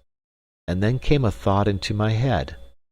For the moment it did not seem a particularly appalling thought, simply a natural question arising out of the situation. "By the way," I said, "where exactly is the sphere?" Cavor looked at me. "Eh?" The full meaning of what we were saying struck me sharply. "Cavor!" I cried, laying a hand on his arm. "Where is the sphere?" End of chapter. Chapter 10. Lost Men in the Moon. His face caught something of my dismay. He stood up and stared about him at the scrub that fenced us in and rose about us, straining upward in a passion of growth. He put a dubious hand to his lips. He spoke with a sudden lack of assurance. "I think," he said slowly, "we left it somewhere about there." He pointed a hesitating finger that wavered in an arc. "I'm not sure." His look of consternation deepened. "Anyhow," he said, with his eyes on me, "it can't be far." We had both stood up. We made unmeaning ejaculations. Our eyes sought in the twining, thickening jungle round about us. All about us on the sunlit slopes frothed and swayed the darting shrubs, the swelling cactus, the creeping lichens, and wherever the shade remained, the snowdrifts lingered. North, south, east, and west spread an identical monotony of unfamiliar forms, and somewhere, buried already among this tangled confusion, was our sphere, our home, our only provision, our only hope of escape from this fantastic wilderness of ephemeral growths into which we had come. "I think, after all," he said, pointing suddenly, "it might be over there." "No," I said. "We have turned in a curve. See, here is the mark of my heels. It's clear the thing must be more to the eastward, much more. No, the sphere must be over there." "I think," said Cavor, "I kept the sun upon my right all the time." "Every leap, it seems to me," I said. "My shadow flew before me." We stared into one another's eyes. The area of the crater had become enormously vast to our imaginations, the growing thickets already impenetrably dense. "Good heavens, what fools we have been!" "It's evident that we must find it again," said Cavor, "and that soon. The sun grows stronger. We should be fainting with the heat already if it wasn't so dry, and I'm hungry." I stared at him. I had not suspected this aspect of the matter before, but it came to me at once, a positive craving. "Yes," I said with emphasis, "I am hungry too." He stood up with a look of active resolution. "Certainly, we must find the sphere." As calmly as possible we surveyed the interminable reefs and thickets that formed the floor of the crater, each of us weighing in silence the chances of our finding the sphere before we were overtaken by heat and hunger. "It can't be 50 yards from here," said Cavor with indecisive gestures. "The only thing is to beat round about until we come upon it." "That is all we can do," I said, without any alacrity to begin our hunt. "I wish this confounded spike bush did not grow so fast." "That's just it," said Cavor. "But it was lying on a bank of snow."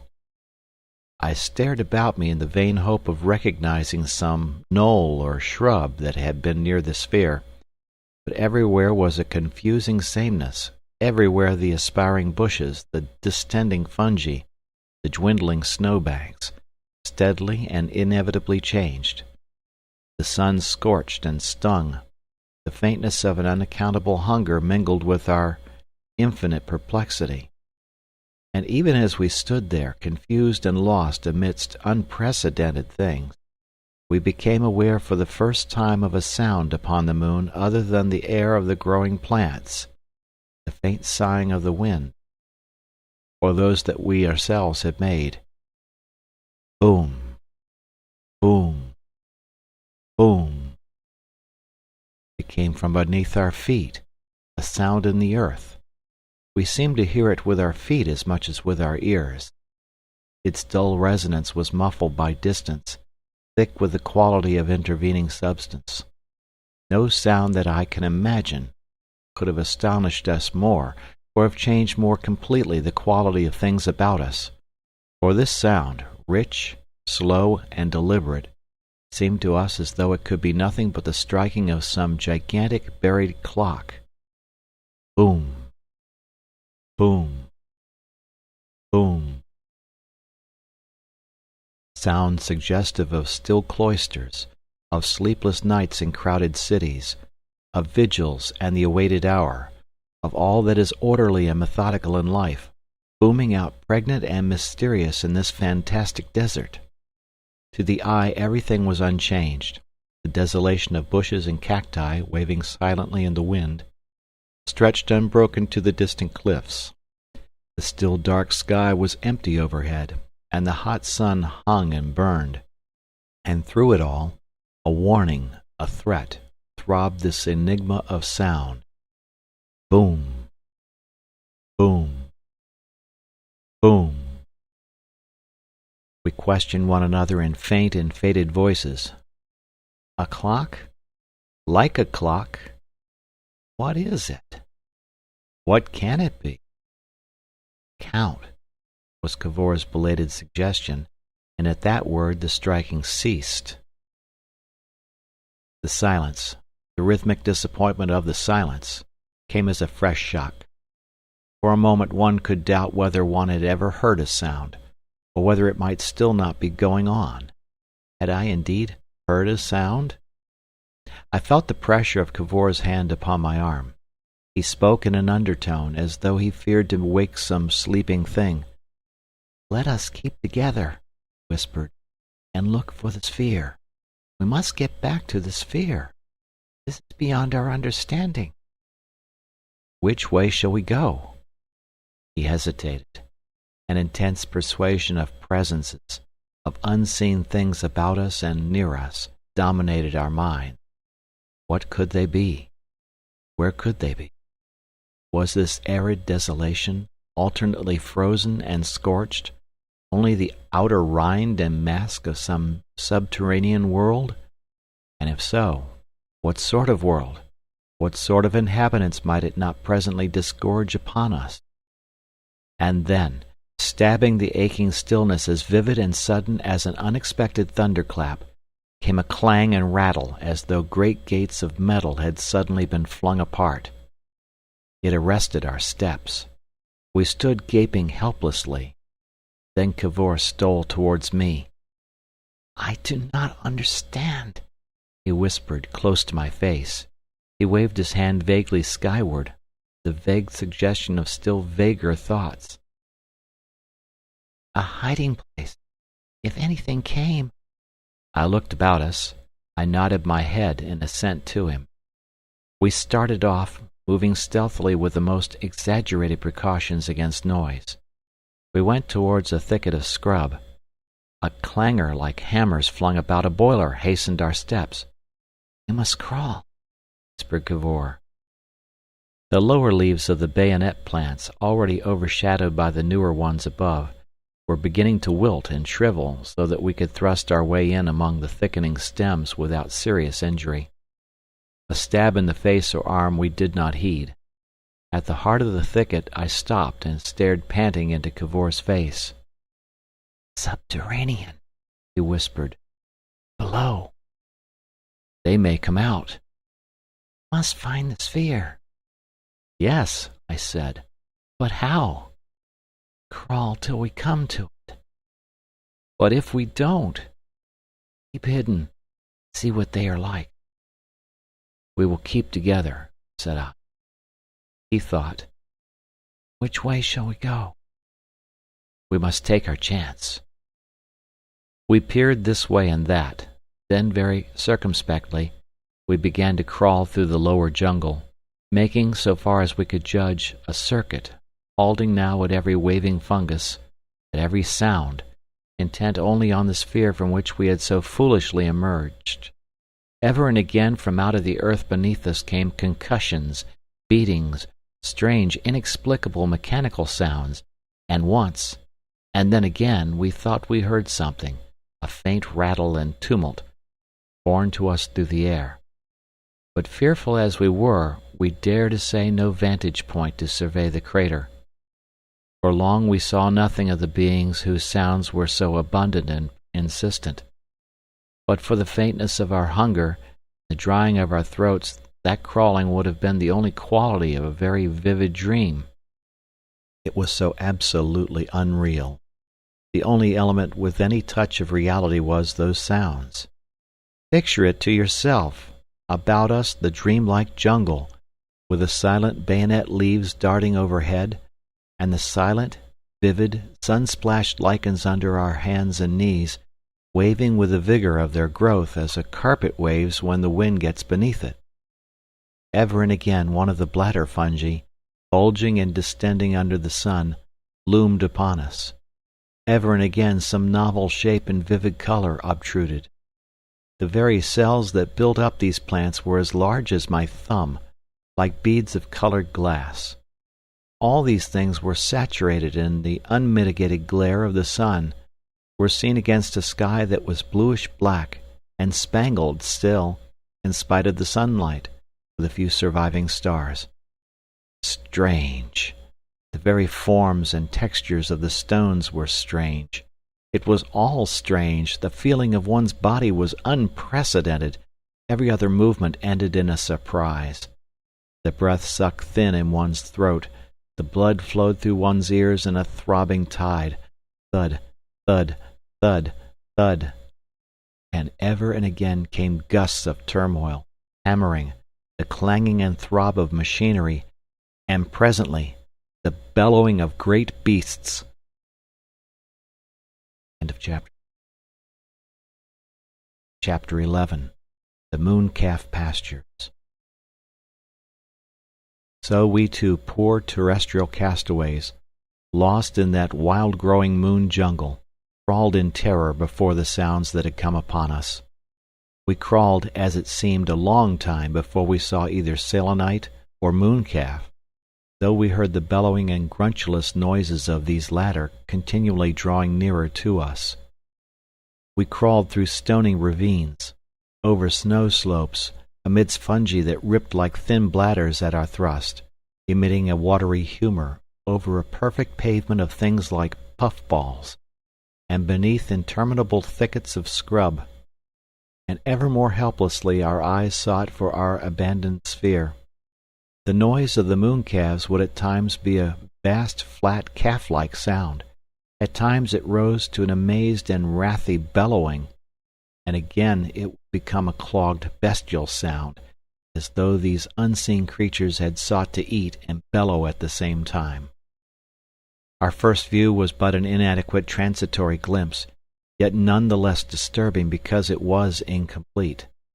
Cavor was crawling in front at the time, and he first was aware of their proximity. He stopped dead, arresting me with a single gesture. A crackling and smashing of the scrub appeared to be advancing directly upon us, and then, as we squatted close and endeavored to judge of the nearness and direction of this noise, there came a terrific bellow behind us, so close and vehement that the tops of the bayonet scrub bent before it, and one felt the breath of it hot and moist. And, turning about, we saw indistinctly through a crowd of swaying stems the mooncalf's shining sides, and the long line of its back loomed out against the sky. Of course, it is hard for me now to say how much I saw at that time, because my impressions were corrected by subsequent observation. First of all impressions was its enormous size. The girth of its body was some 80 feet, its length perhaps 200. Its sides rose and fell with its labored breathing. I perceived that its gigantic flabby body lay along the ground, and that its skin was of a corrugated white, dappling into blackness along the backbone. But of its feet we saw nothing. I think also that we saw then the profile, at least of the almost brainless head, with its fat encumbered neck, its slobbering omnivorous mouth, its little nostrils, and tight-shut eyes.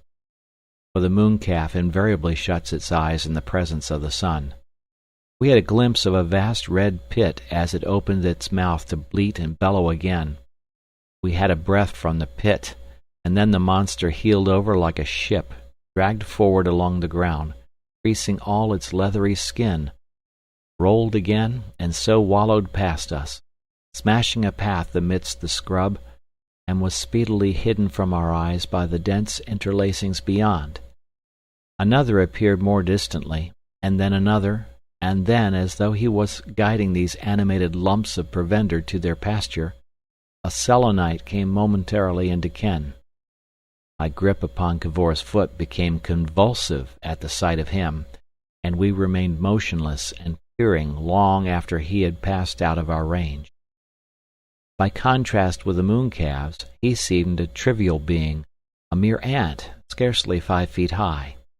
He was wearing garments of some leathery substance, so that no portion of his actual body appeared, but of this, of course, we were entirely ignorant.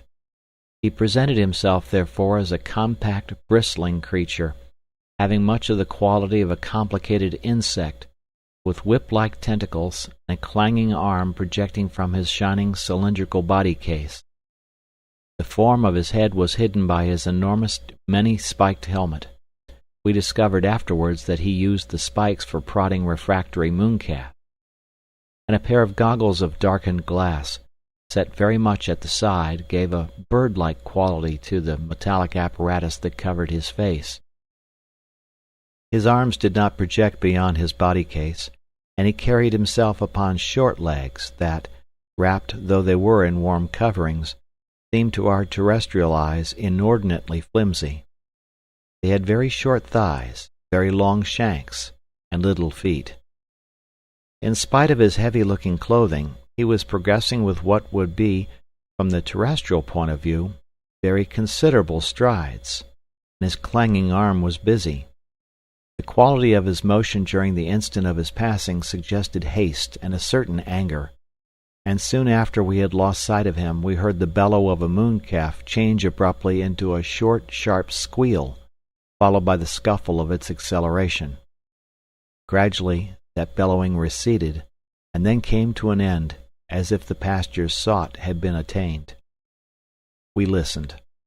For a space the moon world was still, but it was some time before we resumed our crawling search for the vanished sphere. When next we saw mooncalves, they were some little distance away from us in a place of tumbled rocks. The less vertical surfaces of the rocks were thick with a speckled green plant, growing in dense mossy clumps, upon which these creatures were browsing. We stopped at the edge of the reeds amidst which we were crawling at the sight of them, peering out at them and looking round for a second glimpse of a Selenite.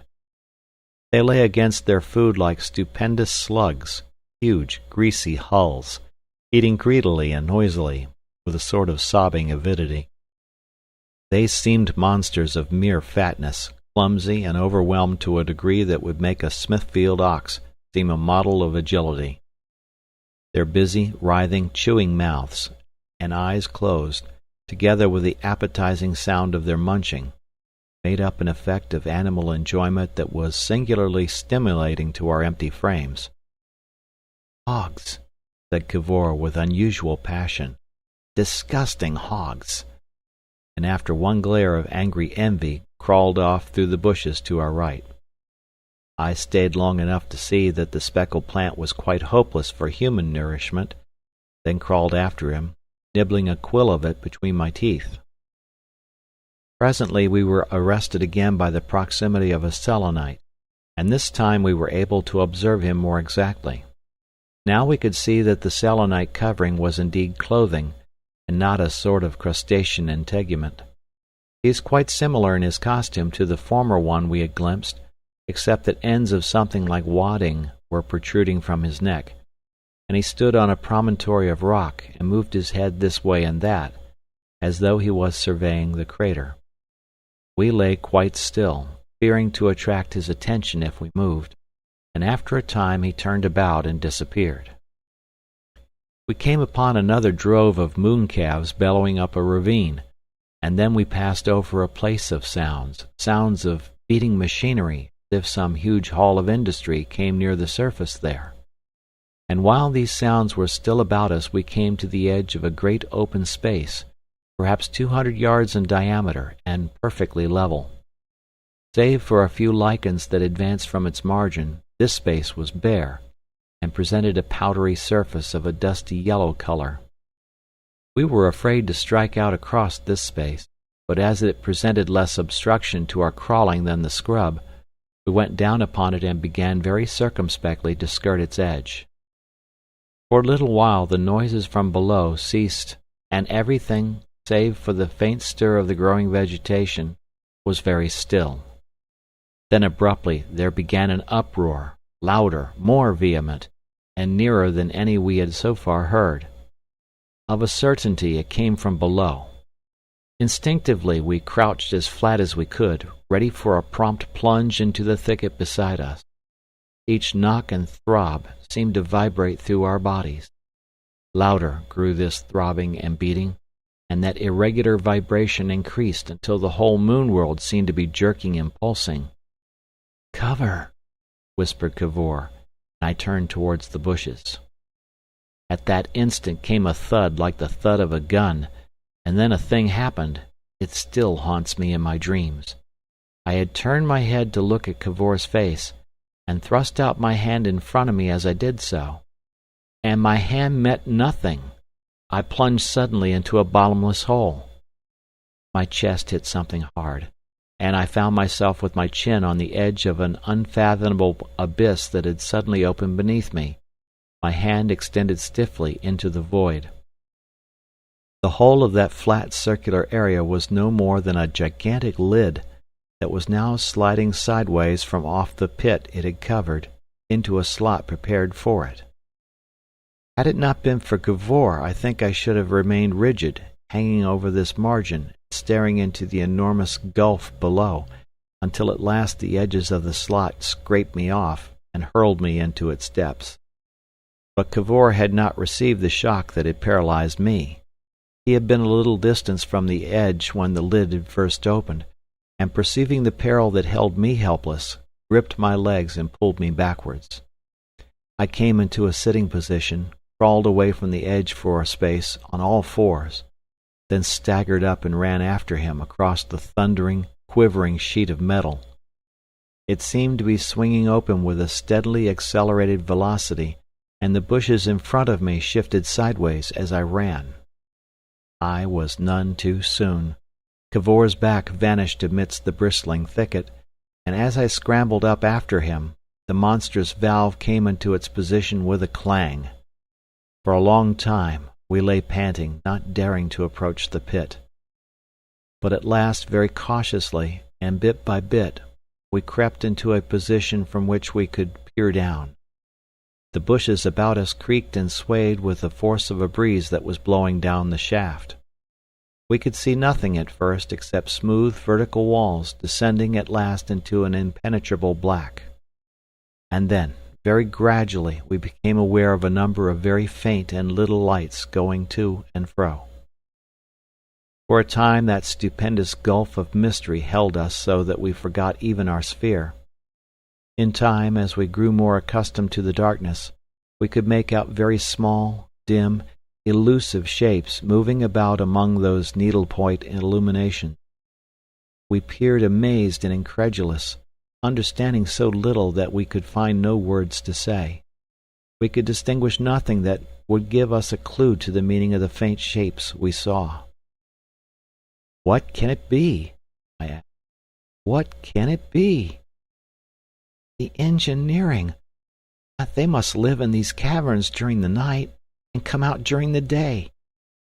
"Cavor," I said, "can they be that it was something like men?" "That was not a man." "We dare risk nothing." "We dare do nothing until we find the sphere." "We can do nothing until we find the sphere." He assented with a groan, and stirred himself to move. He stared about him for a space, sighed, and indicated a direction. We struck out through the jungle. For a time we crawled resolutely, then with diminishing vigor. Presently among great shapes of flabby purple there came a noise of trampling and cries about us. We lay close, and for a long time the sounds went to and fro, and very near. But this time we saw nothing. I tried to whisper to Cavor that I could hardly go without food much longer, but my mouth had become too dry for whispering. "Cavor," I said, "I must have food." He turned a face full of dismay towards me. "It's a case for holding out," he said. "But I must," I said, "and look at my lips. I've been thirsty some time. If only some of that snow had remained. It's clean gone. We're driving from Arctic to tropical at the rate of a degree a minute." I gnawed my hand. "The sphere," he said. "There is nothing for it but the sphere." We roused ourselves to another spurt of crawling. My mind ran entirely on edible things, on the hissing profundity of summer drinks. More particularly, I craved for beer. I was haunted by the memory of a 16-gallon cask that had swaggered in my Lympne cellar. I thought of the adjacent larder, and especially of steak and kidney pie. Tender steak and plenty of kidney, and rich, thick gravy between. Ever and again I was seized with fits of hungry yawning.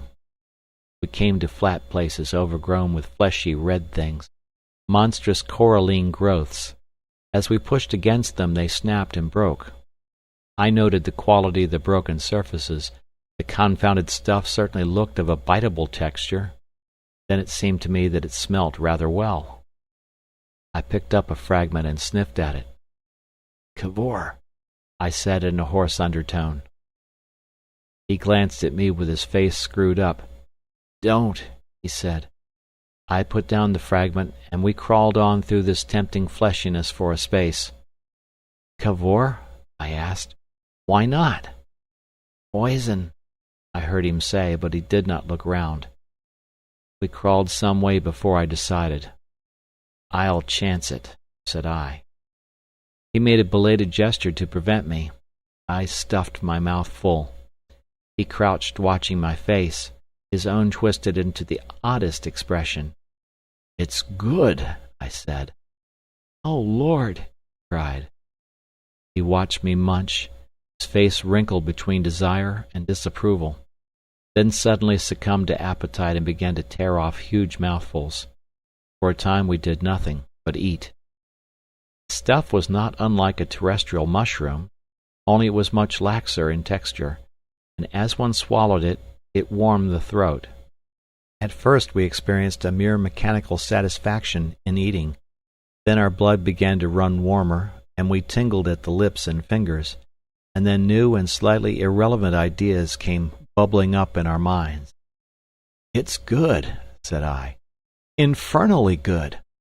What a home for our surplus population, our poor surplus population." And I broke off another large portion. It filled me with a curiously benevolent satisfaction that there was such good food in the moon. The depression of my hunger gave way to an irrational exhilaration. The dread and discomfort in which I had been living vanished entirely. I perceived the moon no longer as a planet from which I most earnestly desired the means of escape, but as a possible refuge from human destitution. I think I forgot the Selenites, the mooncalves, the lid, and the noises completely so soon as I had eaten that fungus. Cavor replied to my third repetition of my surplus population remark with similar words of approval. I felt that my head swam, but I put this down to the stimulating effect of food after a long fast. "Excellent discovery, yours, Cavor," said I. "Second only to the Theta." "What d'yer mean?" asked Cavor. "Discovery of the moon, second only to the Theta." I looked at him, shocked at his suddenly hoarse voice and by the badness of his articulation. It occurred to me in a flash that he was intoxicated, possibly by the fungus. It also occurred to me that he erred in imagining that he had discovered the moon. He had not discovered it, he had only reached it. I tried to lay my hand on his arm and explain this to him, but the issue was too subtle for his brain. It was also unexpectedly difficult to express. After a momentary attempt to understand me, I remember wondering if the fungus had made my eyes as fishy as his. He set off upon some observations on his own account. "We are," he announced with a solemn hiccup, "the creatures of what we eat and drink." He repeated this. As I was now in one of my subtle moods, I determined to dispute it. Possibly I wandered a little from the point, but Cavor certainly did not attend at all properly. He stood up as well as he could, putting a hand on my head to steady himself, which was disrespectful, and stood staring about him, quite devoid now of any fear of the moon beings. I tried to point out that this was dangerous for some reason that was not perfectly clear to me, but the word dangerous had somehow got mixed with indiscreet, and came out rather more like injurious than either, and after an attempt to disentangle them, I resumed my argument, addressing myself principally to the unfamiliar but attentive coralline growths on either side. I felt that it was necessary to clear up this confusion between the moon and a potato at once. I wandered into a long parenthesis on the importance of precision of definition in argument. I did my best to ignore the fact that my bodily sensations were no longer agreeable. In some way that I have now forgotten, my mind was led back to projects of colonization. "We must annex this moon," I said. "There must be no shilly-shally. This is part of the white man's burthen. Cavor, we are satraps. N'Empire Caesar never dreamt. Been all the newspapers. Cavoritia, Bedforditia, limited. Mean unlimited, practically." Certainly I was intoxicated. I embarked upon an argument to show the infinite benefits our arrival would confer on the moon. I involved myself in a rather difficult proof that the arrival of Columbus was, on the whole, beneficial to America. I found I had forgotten the line of argument I had intended to pursue, and continued to repeat "similar to Columbus" to fill up time. From that point my memory of the action of that abominable fungus becomes confused. I remember vaguely that we declared our intention of standing no nonsense from any confounded insects, that we decided it ill became men to hide shamefully upon a mere satellite, that we equipped ourselves with huge armfuls of the fungus, whether for missile purposes or not I do not know, and heedless of the stabs of the bayonet scrub we started forth into the sunshine. Almost immediately we must have come upon the Selenites. There were 6 of them, and they were marching in single file over a rocky place, making the most remarkable piping and whining sounds. They all seemed to become aware of us at once. All instantly became silent and motionless, like animals, with their faces turned toward us. For a moment I was sobered. "Insects," murmured Cavor. "Insects. And they think I'm going to crawl about on my stomach, on my vertebrated stomach." "Stomach," he repeated slowly, as though he chewed the indignity. Then suddenly, with a sort of fury, he made 3 vast strides and leaped towards them. He leaped badly. He made a series of somersaults in the air, whirled right over them, and vanished with an enormous splash amidst the cactus bladders. What the Selenites made of this amazing, and to my mind undignified eruption from another planet, I have no means of guessing. I seem to remember the sight of their backs as they ran in all directions, but I am not sure. All these last incidents before oblivion came are vague and faint in my mind. I know I made a step to follow Cavor, and tripped and fell headlong among the rocks. I was, I am certain, suddenly and vehemently ill. I seem to remember a violent struggle and being gripped by metallic clasps.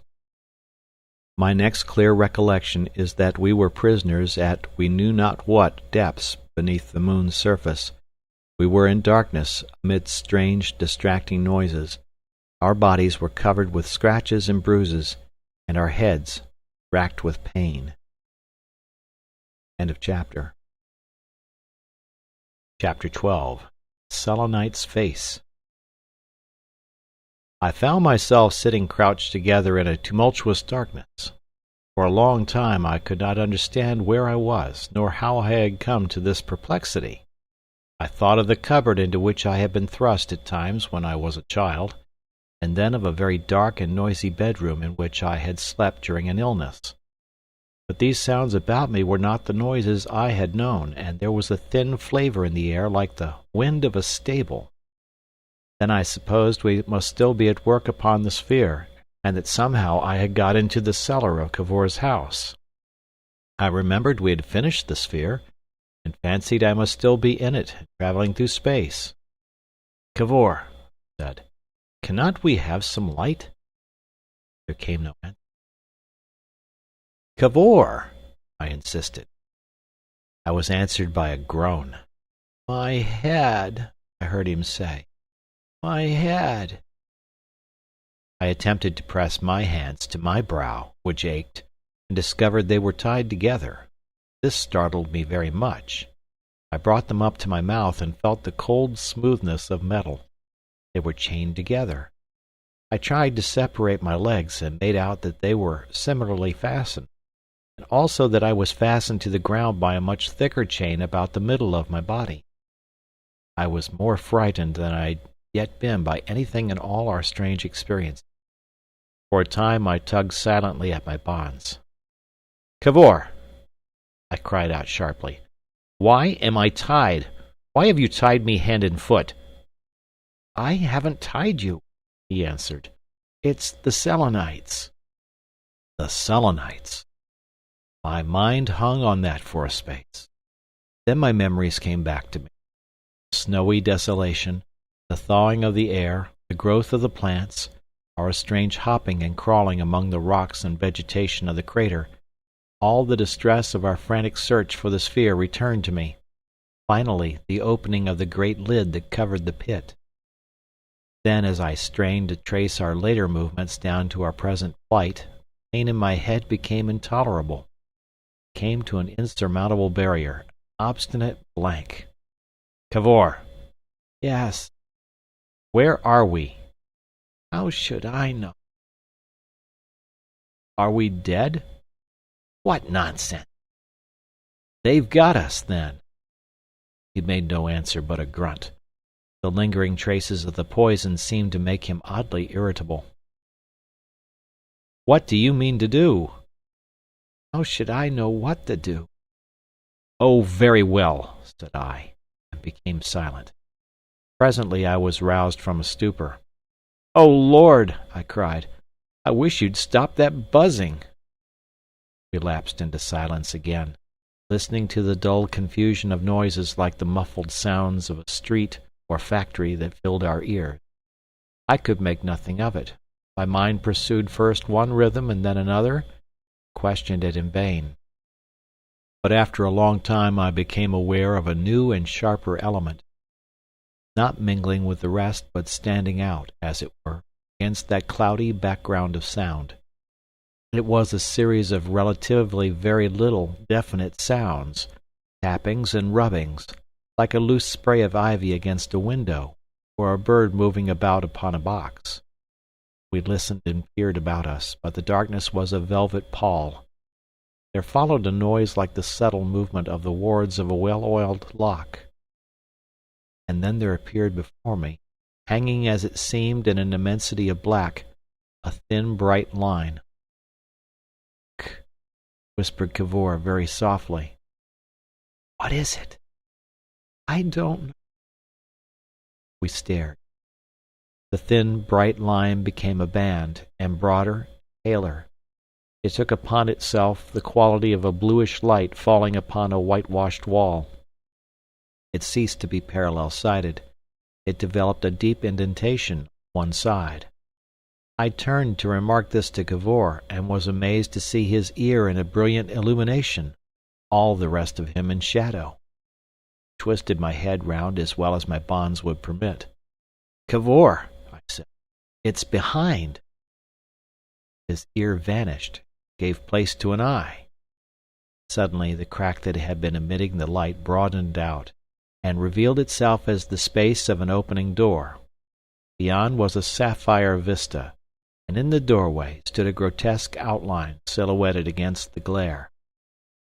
We both made convulsive efforts to turn, and failing, sat staring over our shoulders at this. My first impression was of some clumsy quadruped with lowered head. Then I perceived it was the slender, pinched body and short and extremely attenuated bandied legs of a Selenite, with his head depressed between his shoulders. He was without the helmet and body covering they wear upon the exterior.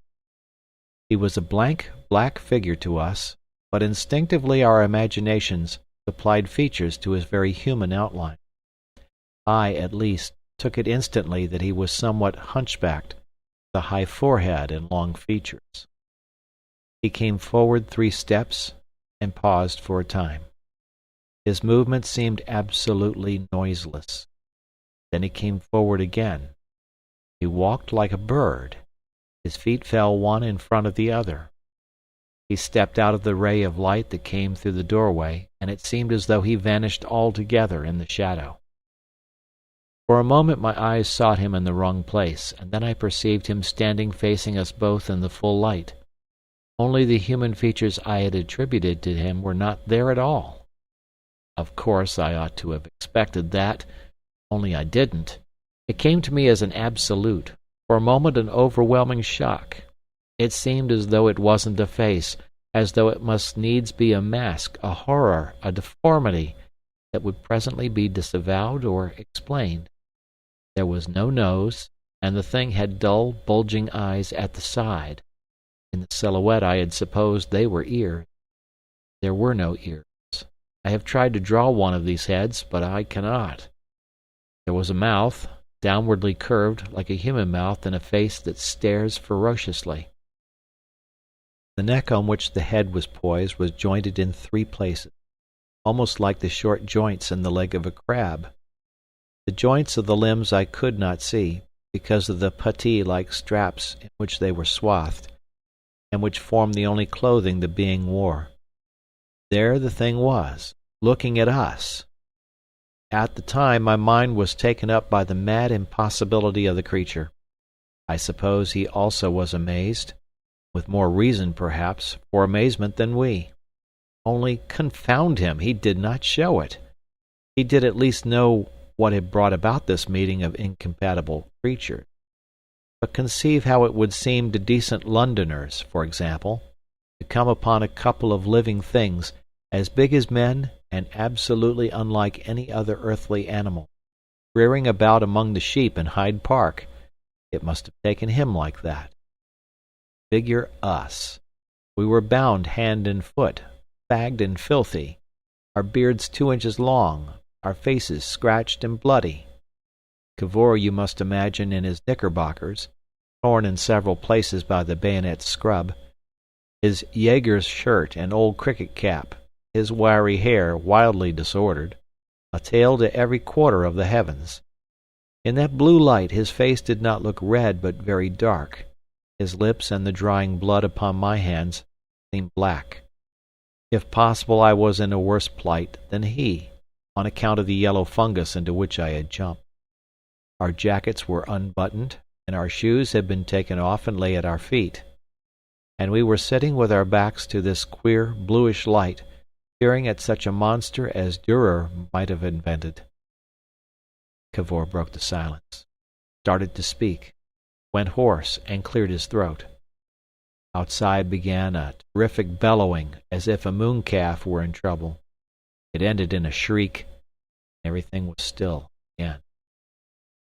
Presently the Selenite turned about, flickered into the shadow, stood for a moment retrospective at the door, and then closed it on us. And once more we were in that murmurous mystery of darkness into which we had awakened. End of chapter. Chapter 13. Mr. Cavor makes some suggestion. For a time neither of us spoke. Focused together, all the things we had brought upon ourselves seemed beyond my mental powers. "They've got us," I said at last. "Was that fungus?" "Well, if I hadn't eaten it we should have fainted and starved." "Might have found the sphere." I lost my temper at his persistence, and swore to myself. For a time we hated one another in silence. I drummed with my fingers on the floor between my knees, and gritted the links of my fetters together. Presently I was forced to talk again. "What do you make of it, anyhow?" I asked humbly. "They were reasonable creatures. They can make things and do things. Those lights we saw—" He stopped. It was clear he could make nothing of it. When he spoke again it was to confess, "After all, they are more human than we had a right to expect. I suppose—" He stopped irritatingly. "Yes?" "I suppose, anyhow, on any planet where there is an intelligent animal, it will carry its brain case upward, have hands, and walk erect." Presently he broke away in another direction. "We are some way in," he said. "I mean, perhaps a couple of 1,000 feet or more." "Why?" "It's cooler, and our voices are so much louder. That faded quality, it is altogether gone. The feeling in one's ears and throat." I had not noted that, but I did now. "We must be some depths. A mile even we may be, inside the moon." "We never thought of a world inside the moon." "Oh, how could we?" "We might have done, only one gets into habits of mind." He thought for a time. "Now," he said, "it seems such an obvious thing. Of course, the moon must be enormously cavernous, with an atmosphere within, and at the center of its caverns a sea. One knew that the moon had a lower specific gravity than the earth. One knew that it had little air or water outside. One knew, too, that it was sister planet to the earth, that it was unaccountable that it should be different in composition. The inference that it was hollowed out was as clear as day, and yet one never saw it as a fact. Kepler, of course." His voice had the interest now of a man who has discerned a pretty sequence of reasoning. "Yes," he said, "Kepler with his subvulvani was right after all." "I wish you had taken the trouble to find that out before we came," I said. He answered nothing, buzzing to himself softly as he pursued his thoughts. My temper was going. "What do you think has become of the sphere, anyhow?" I asked. "Lost," he said, like a man who answers an uninteresting question. "Among those plants?" "Unless they find it." "And then?" "How can I tell?" "Cavor!" he said with a sort of hysterical bitterness. "Things look bright for my company." He made no answer. "Good Lord!" I exclaimed. "Just think of all the trouble we took to get into this pickle. What did we come for? What are we after? What was the moon to us, or we to the moon? We wanted too much. We tried too much. We ought to have started the little things first. It was you proposed the moon, those Cavorite spring blinds. I am certain we could have worked them for terrestrial purposes. Certain. Did you really understand what I proposed?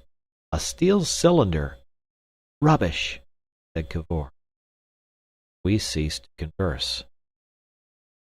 For a time Cavor kept up a broken monologue without much help from me. "If they find it," he began. "If they find it, what will they do with it? Well, that's a question. It may be that's the question. They won't understand it, anyhow. If they understood that sort of thing they would have come long since to the earth." "Would they?" "Why shouldn't they?" But they would have sent something. They couldn't keep their hands off such a possibility. No, but they will examine it. Clearly they are intelligent and inquisitive. They will examine it, get inside it, trifle with the studs. Off. That would mean the moon for us for all the rest of our lives. Strange creatures, strange knowledge. As for strange knowledge, said I, and language failed me. Look here, Bedford, said Cavor. You came on this expedition of your own free will. You said to me, call it prospecting. There's always risk in prospecting. Especially when you do it unarmed and without thinking out every possibility. I was so taken up with this fear. The thing rushed on us and carried us away. Rushed on me, you mean? Rushed on me just as much. How was I to know when I set to work on molecular physics that the business would bring me here, of all places? It's this accursed science, I cried. It's the very devil.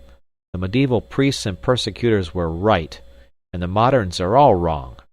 You tamper with it, and it offers you gifts, and directly you take them it knocks you to pieces in some unexpected way. Old passions and new weapons. Now it upsets your religion. Now it upsets your social ideas. Now it whirls you off to desolation and misery. Anyhow, it's no use your quarreling with me now. These creatures, these Selenites, or whatever we choose to call them, have got us tied hand and foot.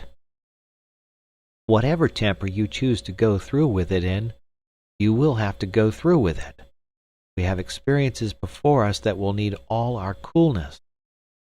He paused as if he required my assent, but I sat sulking.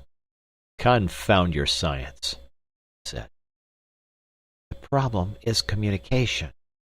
Gestures, I fear, will be different. Pointing, for example. No creatures but men and monkeys point.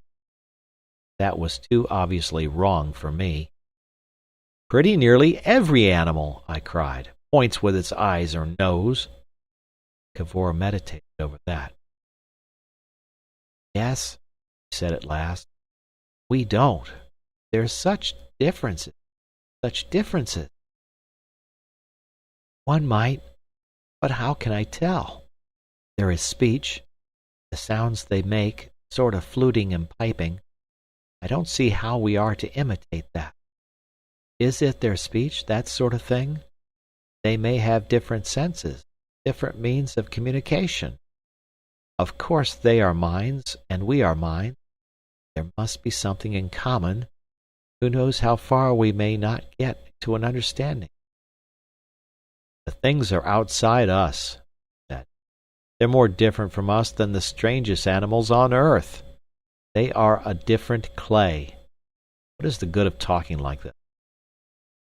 Or thought. I don't see that.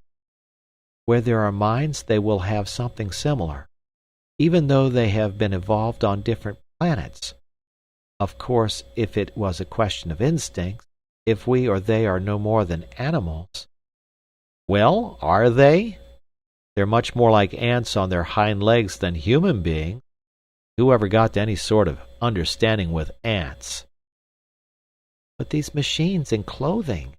No, I don't hold with you, Bedford. The difference is wide.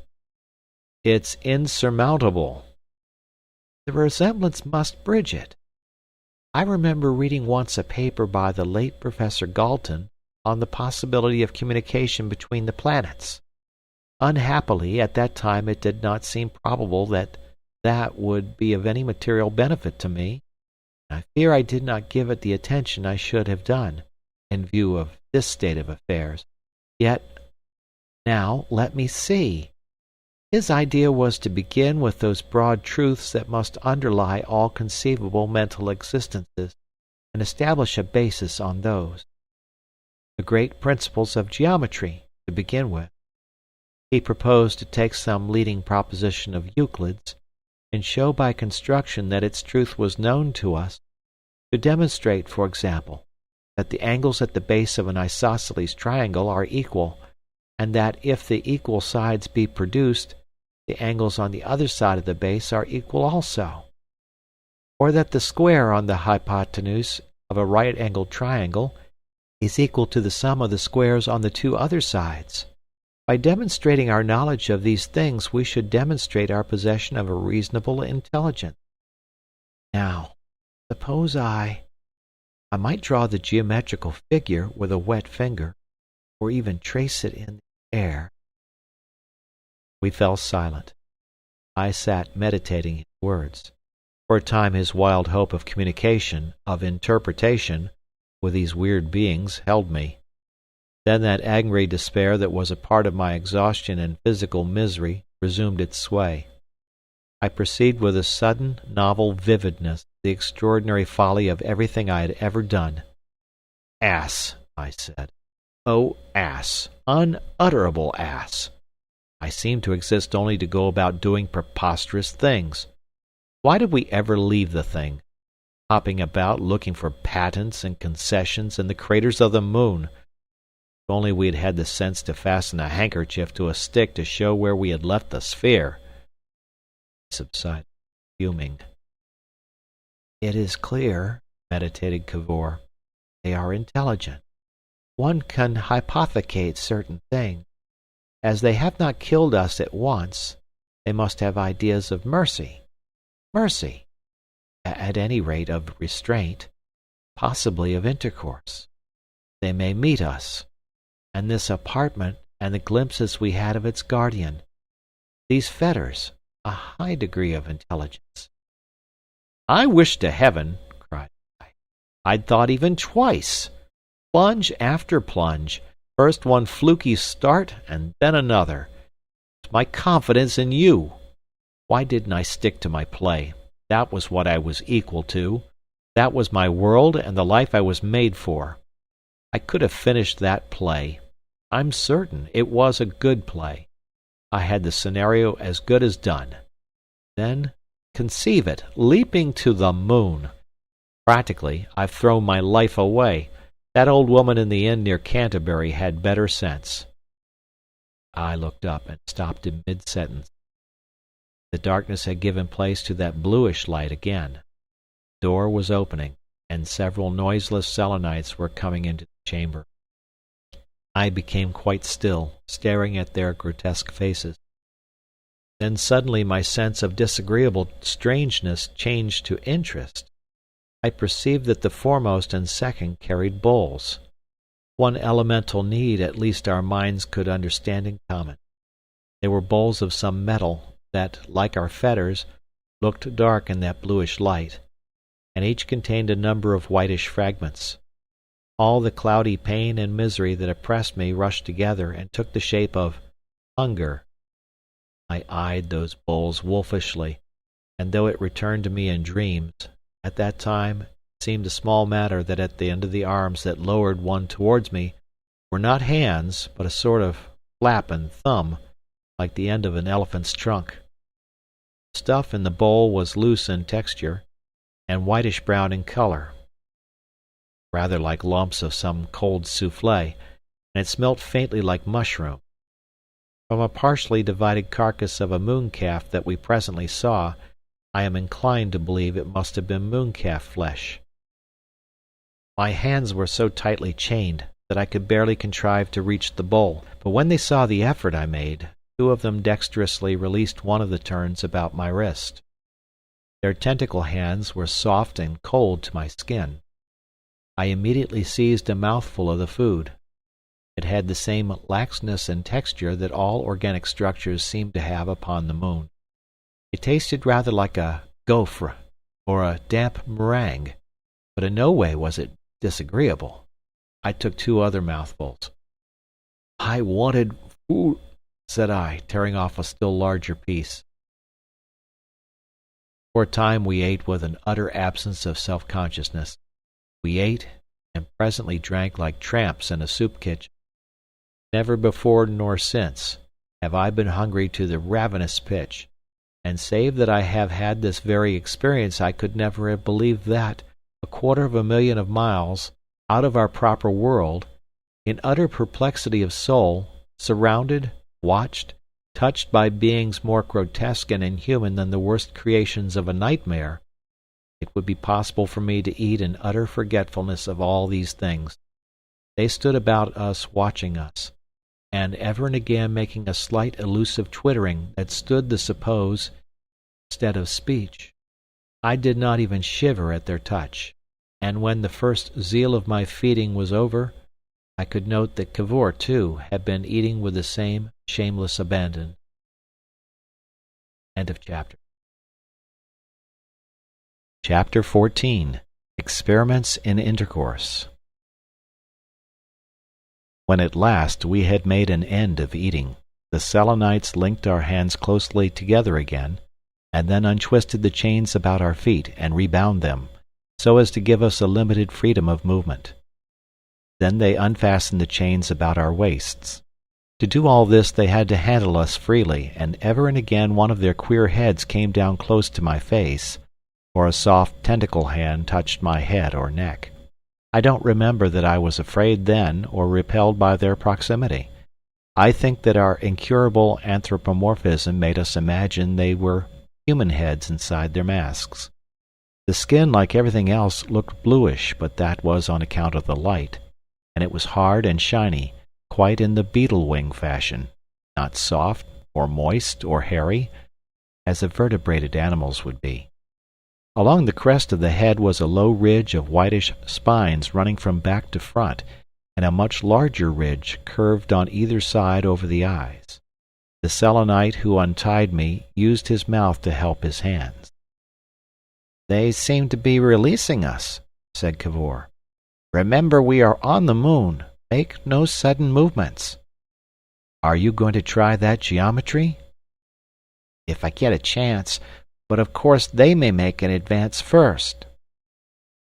We remained passive, and the Selenites, having finished their arrangements, stood back from us and seemed to be looking at us. I say seemed to be, because as their eyes were at the side and not in front, one had the same difficulty in determining the direction in which they were looking as one has in the case of a hen or a fish. They conversed with one another in their reedy tones, that seemed to me impossible to imitate or define. The door behind us opened wider, and, glancing over my shoulder, I saw a vague large space beyond, in which quite a little crowd of Selenites were standing. They seemed a curiously miscellaneous rabble. "Do they want us to imitate those sounds?" I asked Cavor. "I don't think so," he said. "It seems to me that they are trying to make us understand something." "I can't make anything of their gestures. Do you notice this one who is worrying with his head like a man with an uncomfortable collar?" "Let us shake our heads at him." We did that, and finding it ineffectual, attempted an imitation of the Selenites' movements. That seemed to interest them. At any rate, they all set up the same movement. But as that seemed to lead to nothing, we desisted at last, and so did they, and fell into a piping argument among themselves. Then one of them, shorter and very much thicker than the others, and with a particularly wide mouth, squatted down suddenly beside Cavor, and put his hands and feet in the same posture as Cavor's were bound, and then by a dexterous movement stood up. "Cavor!" I shouted. "They want us to get up!" He stared open-mouthed. "That's it," he said. And with much heaving and grunting, because our hands were tied together, we contrived to struggle to our feet. The Selenites made way for our elephantine heavings, and seemed to twitter more volubly. As soon as we were on our feet, the thick-set Selenite came and patted each of our faces with his tentacles, and walked towards the open doorway. That also was plain enough, and we followed him. We saw that 4 of the Selenites standing in the doorway were much taller than the others, and clothed in the same manner as those we had seen in the crater, namely, with spiked round helmets and cylindrical body cases, and that each of the 4 carried a goad with spike and guard made of that same dull-looking metal as the bowls. These 4 closed about us, one on either side of each of us, as we emerged from our chamber into the cavern from which the light had come. We did not get our impression of that cavern all at once. Our attention was taken up by the movements and attitudes of the Selenites immediately about us, and by the necessity of controlling our motion, lest we should startle and alarm them, and ourselves, by some excessive stride. In front of us was the short, thick-set being who had solved the problem of asking us to get up, moving with gestures that seemed, almost all of them, intelligible to us, inviting us to follow him. His spout-like face turned from one of us to the other with a quickness that was clearly interrogative. For a time, I say, we were taken up with these things. But at last the great place that formed a background to our movements asserted itself. It became apparent that the source of such, at least, of the tumult of sounds which had filled our ears ever since we had recovered from the stupefaction of the fungus, was a vast mass of machinery in active movement, whose flying and whirling parts were visible indistinctly over the heads and between the bodies of the Selenites who walked about us.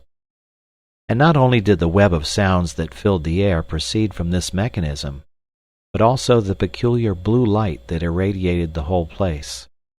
We had taken it as a natural thing that a subterranean cavern should be artificially lit, and even now, though the fact was patent to my eyes, I did not really grasp its import until presently the darkness came. The meaning and structure of this huge apparatus we saw I cannot explain, because we neither of us learnt what it was for, or how it worked.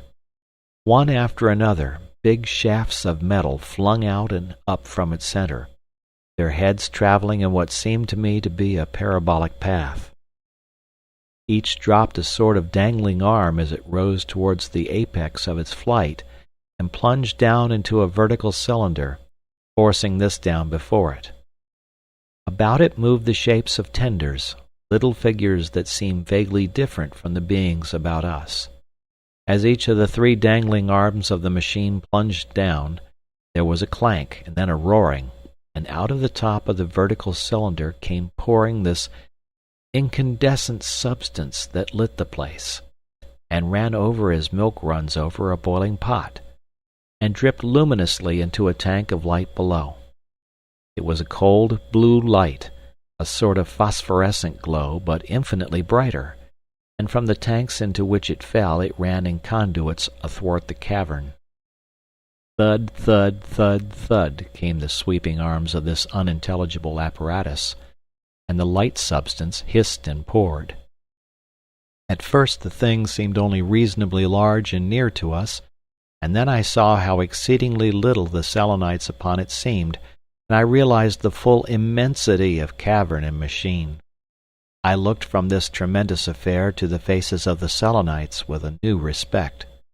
I stopped, and Cavor stopped, and stared at this thunderous engine. "But this is stupendous," I said. "What can it be for?" Cavor's blue-lit face was full of an intelligent respect. "I can't dream. Surely these beings... Men could not make a thing like that. Look at those arms. Are they on connecting rods?" The thick-set Selenite had gone some paces unheeded. He came back and stood between us and the great machine. I avoided seeing him because I had guessed somehow that his idea was to beckon us onward. He walked away in the direction he wished us to go, and turned and came back, and flicked our faces to attract our attention. Cavor and I looked at one another. "Cannot we show him we are interested in the machine?" I said. "Yes," said Cavor, "we'll try that." He turned to our guide and smiled, and pointed to the machine, and pointed again, and then to his head, and then to the machine. By some defect of reasoning he seemed to imagine that broken English might help these gestures. "Me look 'em," he said. "Me think 'em very much, yes." His behavior seemed to check the Selenites in their desire for our progress for a moment. They faced one another, their queer heads moved, the twittering voices came thick and liquid. Then one of them, a lean, tall creature, with a sort of mantle added to the puttee in which the others were dressed, twisted his elephant trunk of a hand about Cavor's waist and pulled him gently to follow our guide, who again went on ahead. Cavor resisted. "We may just as well begin explaining ourselves now. They may think we are new animals, a new sort of mooncalf, perhaps. It is most important that we should show an intelligent interest from the outset." He began to shake his head violently. "No, no," he said. "Me not come on 1 minute. Me look at 'em." "Isn't there some geometrical point you might bring in apropos of that affair?" I suggested as the Selenites conferred again. "Possibly a parabolic," he began. He yelled loudly and leaped 6 feet or more. One of the 4 armed moon men had pricked him with a goad. I turned on the goad-bearer behind me with a swift, threatening gesture, and he started back. This and Cavor's sudden shouting leap clearly astonished all the Selenites. They receded hastily, facing us. For one of those moments that seemed to last forever, we stood in angry protest, with a scattered semicircle of these inhuman beings about us. "He pricked me," said Cavor with a catching of the voice. "I saw him," I answered. "Confound it," I said to the Selenites. "We're not going to stand that. What on earth do you take us for?" I glanced quickly right and left. Far away across the blue wilderness of cavern I saw a number of other Selenites running towards us. Broad and slender they were, and one with a larger head than the others. The cavern spread wide and low and receded in every direction into darkness. Its roof, I remember, seemed to bulge down as if with the weight of the vast thickness of rocks that prisoned us. There was no way out of it. No way out of it. Above, below, in every direction was the unknown, and these inhuman creatures, with goads and gestures, confronting us, and we 2 unsupported men. End of chapter. Chapter 15. The Giddy Bridge. Just for a moment that hostile pause endured. I suppose that both we and the Selenites did some very rapid thinking. My clearest impression was that there was nothing to put my back against, and that we were bound to be surrounded and killed. The overwhelming folly of our presence there loomed over me in black, enormous reproach. Why had I ever launched myself on this mad, inhuman expedition? Cavor came to my side and laid his hand on my arm. His pale and terrified face was ghastly in the blue light. "We can't do anything," he said. "It's a mistake. They don't understand. We must go, as they want us to go." I looked down at him, and then at the fresh Selenites who were coming to help their fellows. "If I had my hands free—" "It's no use," he panted. "No. We'll go." And he turned about and led the way in the direction that had been indicated for us. I followed, trying to look as subdued as possible, and feeling at the chains about my wrists. My blood was boiling. I noted nothing more of that cavern, though it seemed to take a long time before we had marched across it, or if I noted anything I forgot it as I saw it. My thoughts were concentrated, I think, upon my chains and the Selenites, and particularly upon the helmeted ones with the goads. At first they marched parallel with us and at a respectful distance, but presently they were overtaken by 3 others, and then they drew nearer, until they were within arm's length again. I winced like a beaten horse as they came near to us. The shorter, thicker Selenite marched at first on our right flank, but presently came in front of us again. How well the picture of that grouping has bitten into my brain! The back of Cavor's downcast head, just in front of me, and the dejected droop of his shoulders, and our guide's gaping visage, perpetually jerking about him, and the goad-bearers on either side, watchful, yet open-mouthed, a blue monochrome. And after all, I do remember one other thing besides the purely personal affair, which is, that a sort of gutter came presently across the floor of the cavern, and then ran along by the side of the path of rock we followed. and it was full of that same bright blue luminous stuff that flowed out of the great machine. I walked close beside it, and I can testify it radiated not a particle of heat. It was brightly shining, and yet it was neither warmer nor colder than anything else in the cavern. Clang, clang, clang! We passed right under the thumping levers of another vast machine, and so came at last to a wide tunnel, in which we could even hear the pad, pad of our shoeless feet, and which, save for the trickling thread of blue to the right of us, was quite unlit. The shadows made gigantic travesties of our shapes and those of the Selenites on the irregular wall and roof of the tunnel. Ever and again crystals in the walls of the tunnel scintillated like gems. Ever and again the tunnel expanded into a stalactitic cavern, or gave off branches that vanished into darkness.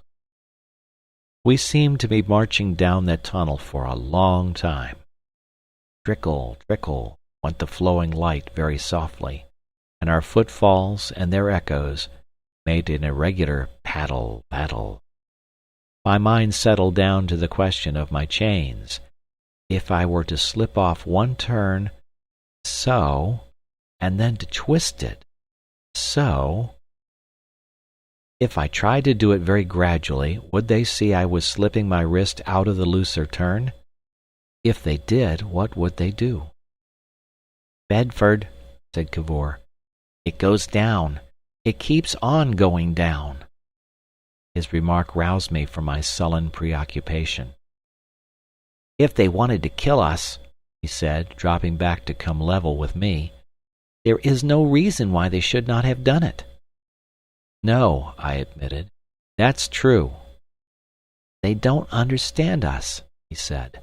"They think we are merely strange animals, some wild sort of mooncalf birth, perhaps. It will be only when they have observed us better that they will begin to think we have minds." "When you trace those geometrical problems," said I. "It may be that." We tramped on for a space. "You see," said Cavor, "these may be Selenites of a lower class." "The infernal fools!" said I viciously, glancing at their exasperating faces. "If we endure what they do to us—" "We've got to endure it," said I. "There may be others less stupid. This is the mere outer fringe of their world. It must go down and down, cavern, passage, tunnel, down at last to the sea, hundreds of miles below." His words made me think of the mile or so of rock and tunnel that might be over our heads already. It was like a weight dropping on my shoulders. "Away from the sun and air," I said. "Even a mine half a mile deep is stuffy," I remarked. "This is not anyhow. It's probable ventilation. The air would blow from the dark side of the moon to the sunlit, and all the carbonic acid would well out there and feed those plants. Up this tunnel, for example, there is quite a breeze. And what a world it must be! The earnest we have in that shaft, and those machines." "And the goad," I said. "Don't forget the goad." He walked a little in front of me for a time. "Even that goad," he said. "Well?" "I was angry at the time, but it was perhaps necessary we should get on. They have different skins and probably different nerves. They may not understand our objection, just as a being from Mars might not like our earthly habit of nudging." "They'd better be careful how they nudge me." "And about that geometry. After all, their way is a way of understanding, too. They begin with the elements of life and not of thought. Food, compulsion, pain. They strike at fundamentals." "There's no doubt about that," I said.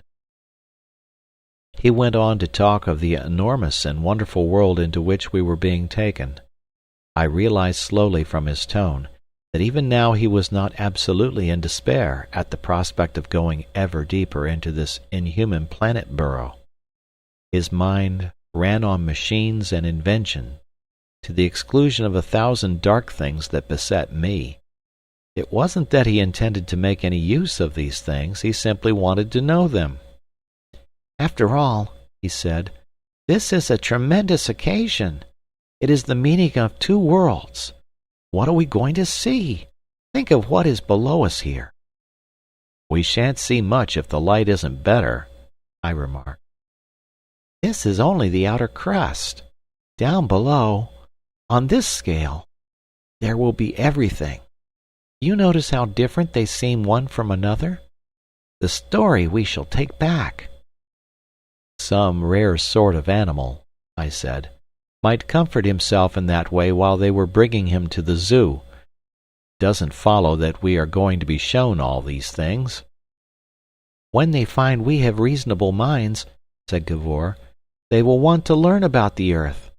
Even if they have no generous emotions, they will teach in order to learn. And the things they must know, the unanticipated things." He went on to speculate on the possibility of their knowing things he had never hoped to learn on earth, speculating in that way, with a raw wound from that goad already in his skin. Much that he said I forget, for my attention was drawn to the fact that the tunnel along which we had been marching was opening out wider and wider. We seemed, from the feeling of the air, to be going out into a huge space. But how big the space might really be we could not tell, because it was unlit. Our little stream of light ran in a dwindling thread and vanished far ahead. Presently the rocky walls had vanished altogether on either hand. There was nothing to be seen but the path in front of us and the trickling, hurrying rivulet of blue phosphorescence. The figures of Cavor and the guiding Selenite marched before me. The sides of their legs and heads that were towards the rivulet were clear and bright blue. Their darkened sides, now that the reflection of the tunnel wall no longer lit them, merged indistinguishably in the darkness beyond. And soon I perceived that we were approaching a declivity of some sort, because the little blue stream dipped suddenly out of sight. In another moment, as it seemed, we had reached the edge. The shining stream gave one meander of hesitation, and then rushed over. It fell to a depth at which the sound of its descent was absolutely lost to us. Far below was a bluish glow, a sort of blue mist, at an infinite distance below, and the darkness the stream dropped out of became utterly void and black, save that a thing like a plank projected from the edge of the cliff and stretched out and faded and vanished altogether. There was a warm air blowing up out of the gulf. For a moment I and Cavor stood as near the edge as we dared, peering into a blue-tinged profundity, and then our guide was pulling at my arm. Then he left me and walked to the end of that plank and stepped upon it, looking back. Then when he perceived we watched him, he turned about and went on along it, walking as surely as though he was on firm earth. For a moment his form was indistinct, then he became a blue blur, and then vanished into the obscurity. I became aware of some vague shape looming darkly out of the black. There was a pause. "Surely," said Cavor. One of the other Selenites walked a few paces out upon the plank and turned and looked back at us unconcernedly. The others stood ready to follow after us. Our guide's expectant figure reappeared. He was returning to see why we had not advanced. "What is that beyond there?" I asked. "I can't see." "We can't cross this at any price," said I. "I could not go 3 steps on it," said Cavor, "even with my hands free." We looked at each other's drawn faces in blank consternation. "They can't know what it is to be giddy," said Cavor. "It's quite impossible for us to walk that plank." "I don't believe they see as we do. I've been watching them. I wonder if they know this is simply blackness for us. How can we make them understand?" "Anyhow, we must make them understand." I think we said these things with a vague half-hope the Selenites might somehow understand. I knew quite clearly that all that was needed was an explanation. Then as I saw their faces, I realized that an explanation was impossible. Just here it was that our resemblances were not going to bridge our differences. Well, I wasn't going to walk the plank anyhow. I slipped my wrist very quickly out of the coil of chain that was loose, and then began to twist my wrist in opposite directions. I was standing nearest to the bridge, and as I did this 2 of the Selenites laid hold of me and pulled me gently towards it. I shook my head violently. "No go," I said. "No use. You don't understand." Another Selenite added his compulsion. I was forced to step forward. "I've got an idea," said Cavor, but I knew his idea. "Look here," I exclaimed to the Selenites. "Steady on. It's all very well for you." I sprang round upon my heel. I burst out into curses, for one of the armed Selenites had stabbed me behind with his goad. I wrenched my wrists free from the little tentacles that held them. I turned on the goad-bearer. "Confound you!" I cried. "I've warned you of that. What on earth do you think I'm made of, to stick that into me? If you touch me again—" By way of answer he pricked me forthwith. I heard Cavor's voice in alarm and entreaty. Even then I think he wanted to compromise with these creatures. "I say, Bedford," he cried, "I know a way." But the sting of that second stab seemed to set free some pent-up reserve of energy in my being. Instantly the link of the wrist chain snapped, and with it snapped all considerations that had held us unresisting in the hands of these moon creatures. For that second, at least, I was mad with fear and anger. I took no thought of consequences. I hit straight out at the face of the thing with the goad. The chain was twisted round my fist. There came another of those beastly surprises of which the moon world is full. My mailed hand seemed to go clean through him.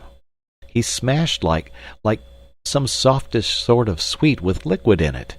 He broke right in. He squelched and splashed. It was like hitting a damp toadstool. The flimsy body went spinning a dozen yards and fell with a flabby impact. I was astonished.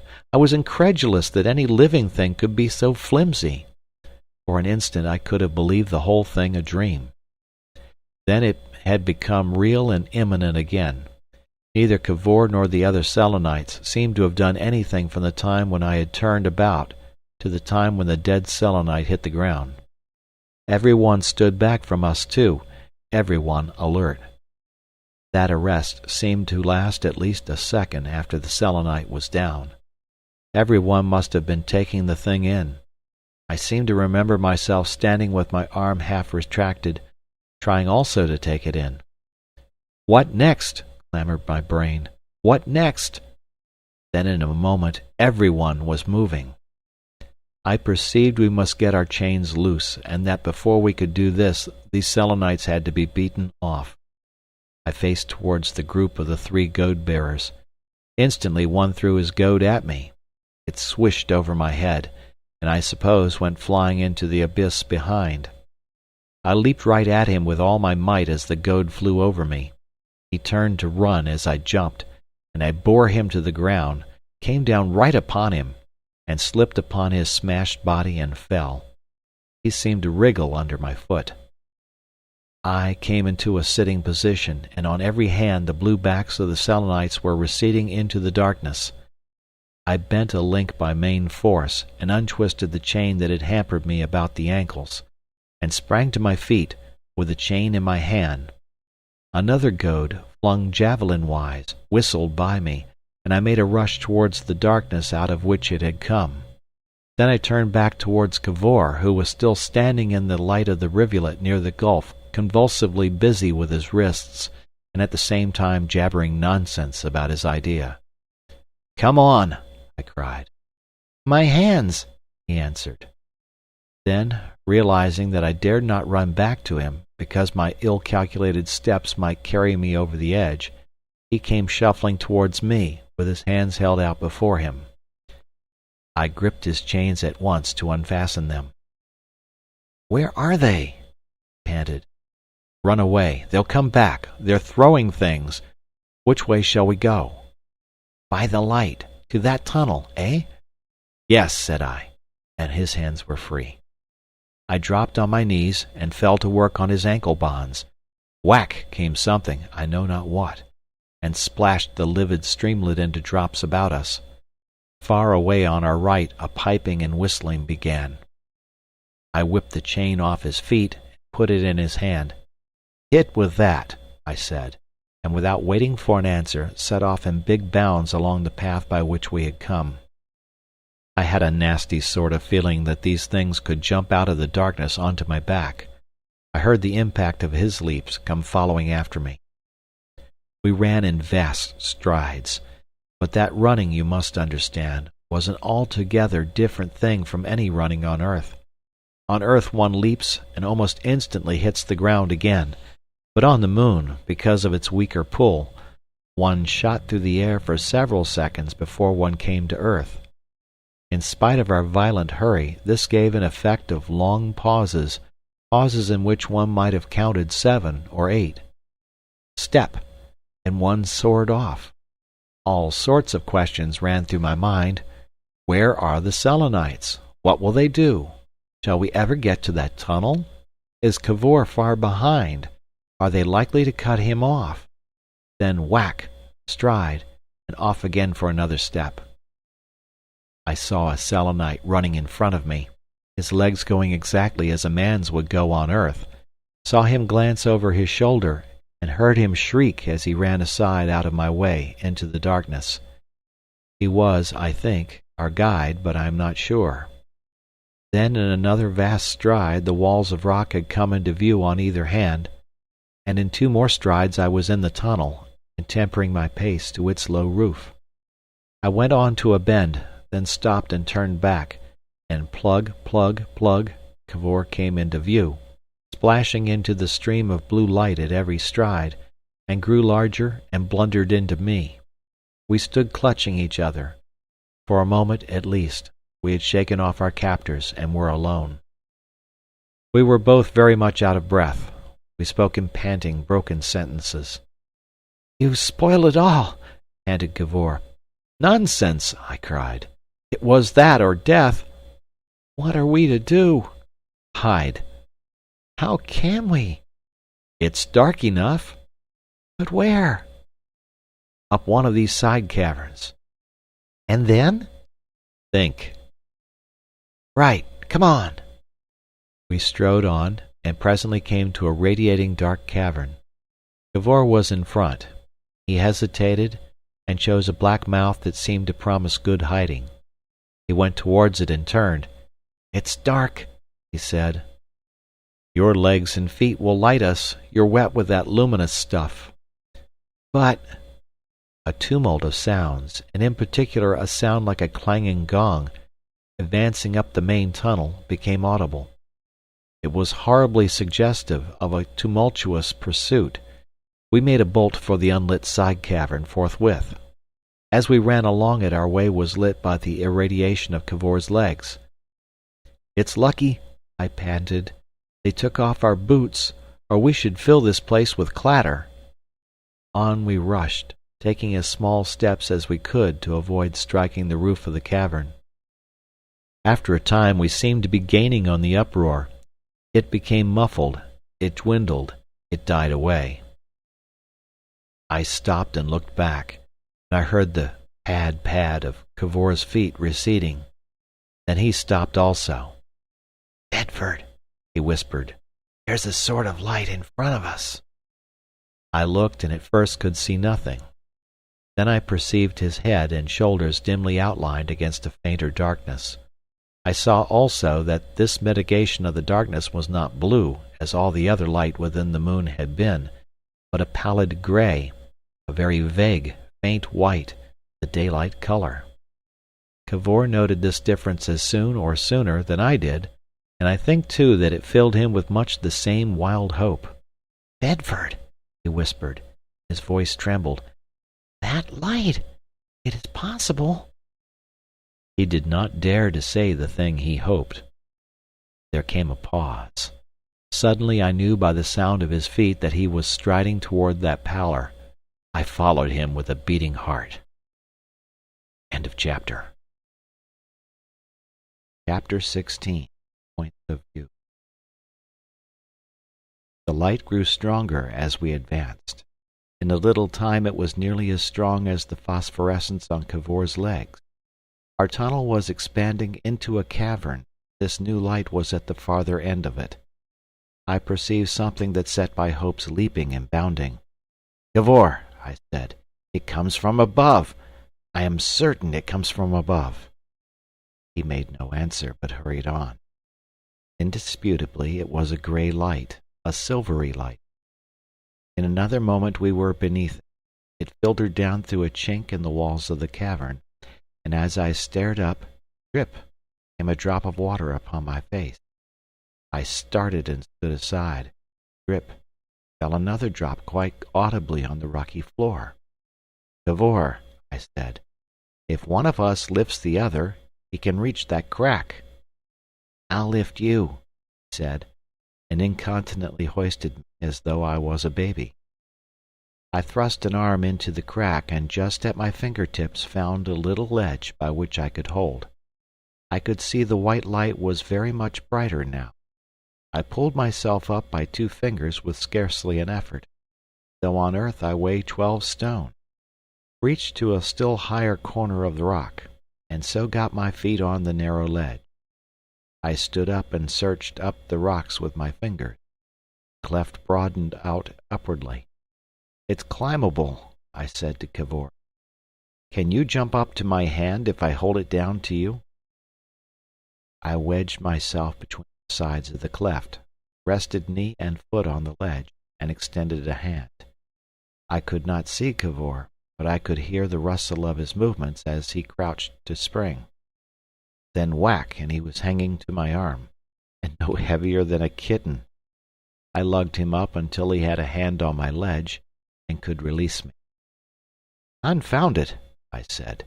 "Anyone could be a mountaineer on the moon," and so set myself in earnest to the climbing. For a few minutes I clambered steadily, and then I looked up again. The cleft opened out steadily, and the light was brighter. Only it was not daylight after all. In another moment I could see what it was, and at the sight I could have beaten my head against the rocks with disappointment. For I beheld simply an irregularly sloping open space, and all over its slanting floor stood a forest of little club-shaped fungi, each shining gloriously with that pinkish silvery light.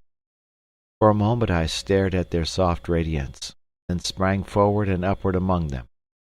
I plucked up 6 and flung them against the rocks, then sat down, laughing bitterly as Cavor's ruddy face came into view. "It's phosphorescence again," I said. "No need to hurry. Sit down and make yourself at home." As he spluttered over our disappointment, I began to lob more of these growths into the cleft. "I thought it was daylight," he said. "Daylight!" cried I. "Daybreak, sunset, clouds, and windy skies. Shall we ever see such things again?" As I spoke, a little picture of our world seemed to rise before me, bright and little and clear, like the background of some old Italian picture. The sky that changes, and the sea that changes, and the hills and the green trees and the towns and cities shining in the sun. Think of a wet roof at sunset, Cavor. Think of the windows of a westward house." He made no answer. "Here we are burrowing in this beastly world that isn't a world, with this inky ocean hidden in some abominable blackness below, and outside that, torrid day and that death stillness of night. All these things that are chasing us now, beastly men of leather, insect men that come out of a nightmare. After all, they're right. What business have we here smashing them and disturbing their world? For all we know, the whole planet is up and after us already. In a minute we may hear them whimpering, and their gongs going. What are we to do? What are we to do? Here we are as comfortable as snakes from Jamrach's loose in a Surbiton villa." "It was your fault," said Cavor. "My fault!" I shouted. "Good Lord!" "I had an idea." "Curse your ideas." "If we had refused to budge—" "Under those goads?" "Yes. They would have carried us." "Over that bridge?" "Yes. They must have carried us from outside." "I'd rather be carried by a fly across a ceiling." "Good heavens!" I resumed my destruction of the fungi. Then suddenly I saw something that struck me even then. "Cavor," I said, "these chains are of gold." He was thinking intently, with his hands gripping his cheeks. He turned his head slowly and stared at me, and when I had repeated my words, at the twisted chain about his right hand. "So they are," he said. "So they are." His face lost its transitory interest even as he looked. He hesitated for a moment, then went on with his interrupted meditation.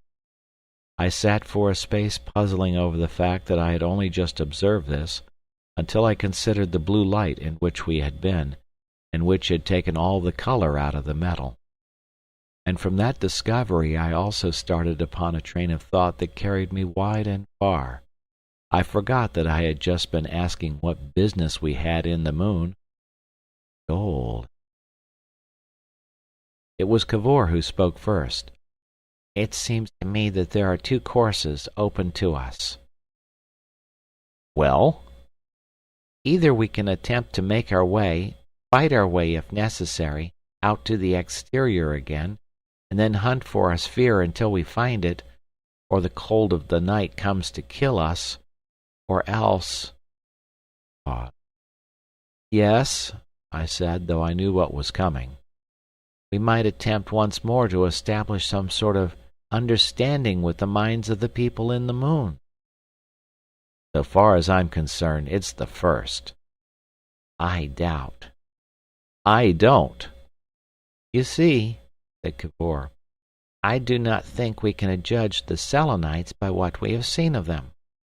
Their central world, their civilized world, will be far below in the profounder caverns about their sea. This region of the crust in which we are is an outlying district, a pastoral region. At any rate, that is my interpretation.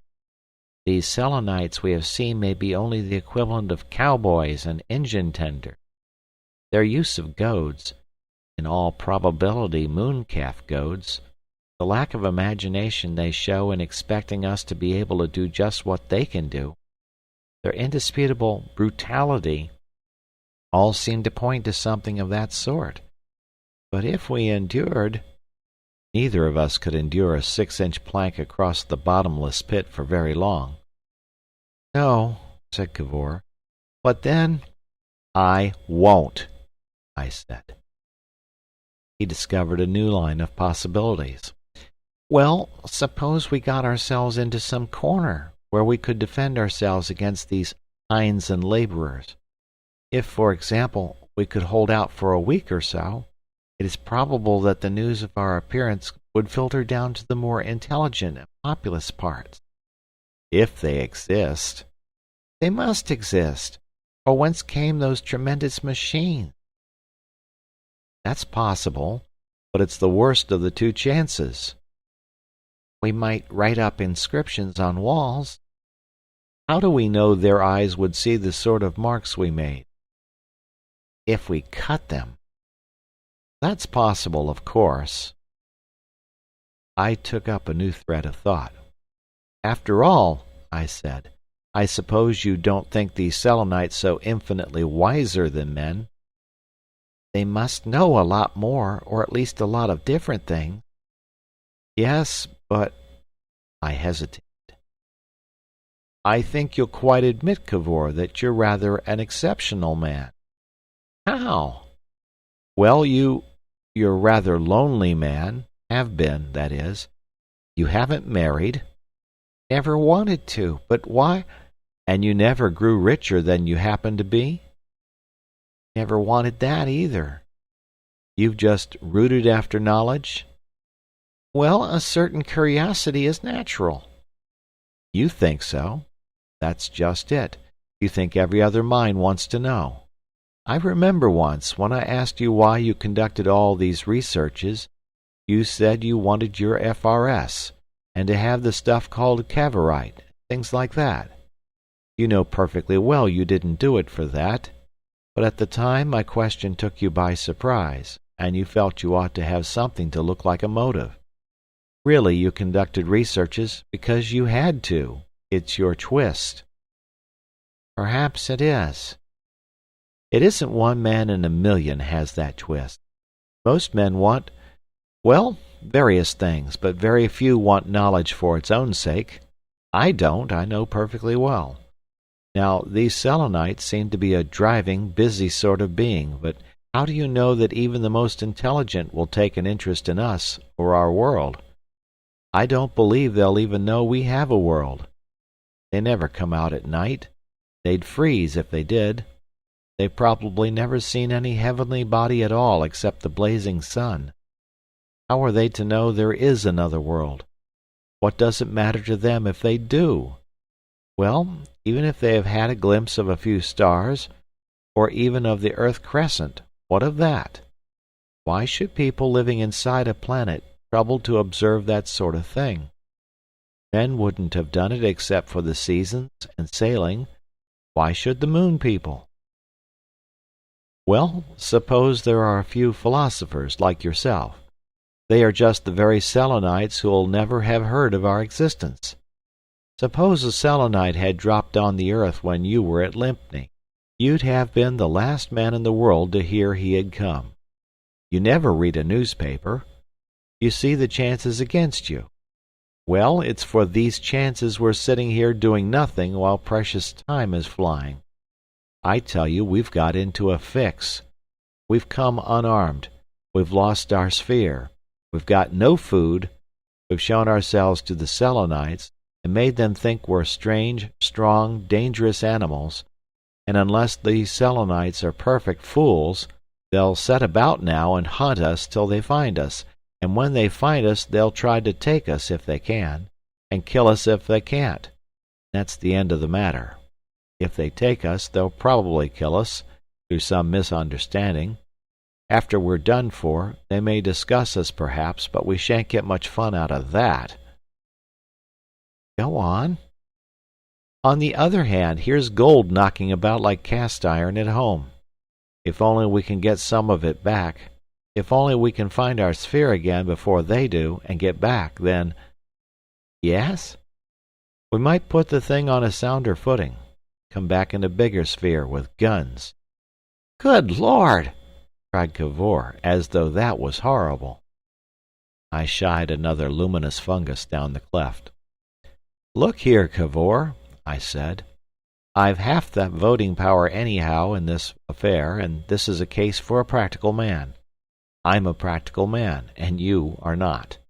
I'm not going to trust to Selenites and geometrical diagrams if I can help it. That's all. Get back. Drop all this secrecy, or most of it, and come again.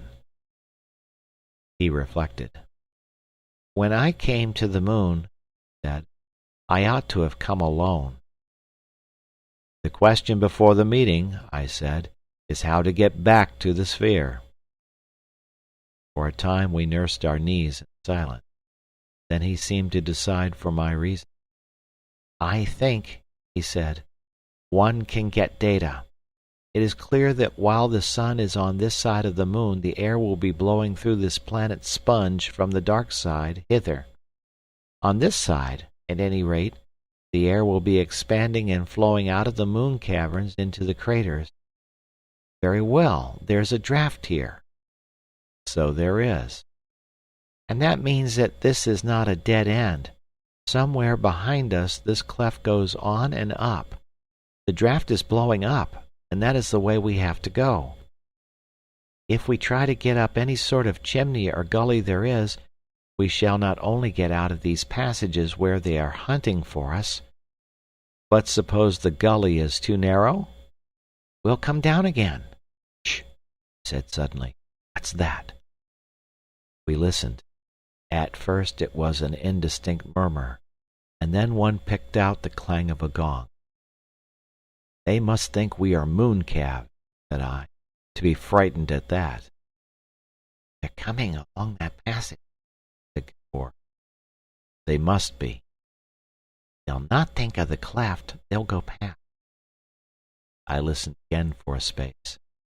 "This time," I whispered, "they're likely to have some sort of weapon." Then suddenly I sprang to my feet. "Good heavens, Cavor!" I cried. "But they will! They'll see the fungi I've been pitching down. They'll—" I didn't finish my sentence. I turned about and made a leap over the fungus tops towards the upper end of the cavity. I saw that the space turned upward and became a draughty cleft again, ascending to impenetrable darkness. I was about to clamber up into this, and then with a happy inspiration turned back. "What are you doing?" asked Cavor. "Go on," said I, and went back and got two of the shining fungi, and putting one into the breast pocket of my flannel jacket so that it stuck out to light our climbing, went back with the other for Cavor. The noise of the Selenites was now so loud that it seemed they must be already beneath the cleft, but it might be they would have difficulty in clambering into it, or might hesitate to ascend it against our possible resistance. At any rate, we had now the comforting knowledge of the enormous muscular superiority our birth in another planet gave us. In another minute I was clambering with gigantic vigor after Cavor's blue-lit heels. End of chapter. Chapter 17. The Fight in the Cave of the Moon Butchers. I do not know how far we clambered before we came to the grating. It may be we ascended only a few hundred feet, but at the time it seemed to me we might have hauled and jammed and hopped and wedged ourselves through a mile or more of vertical ascent.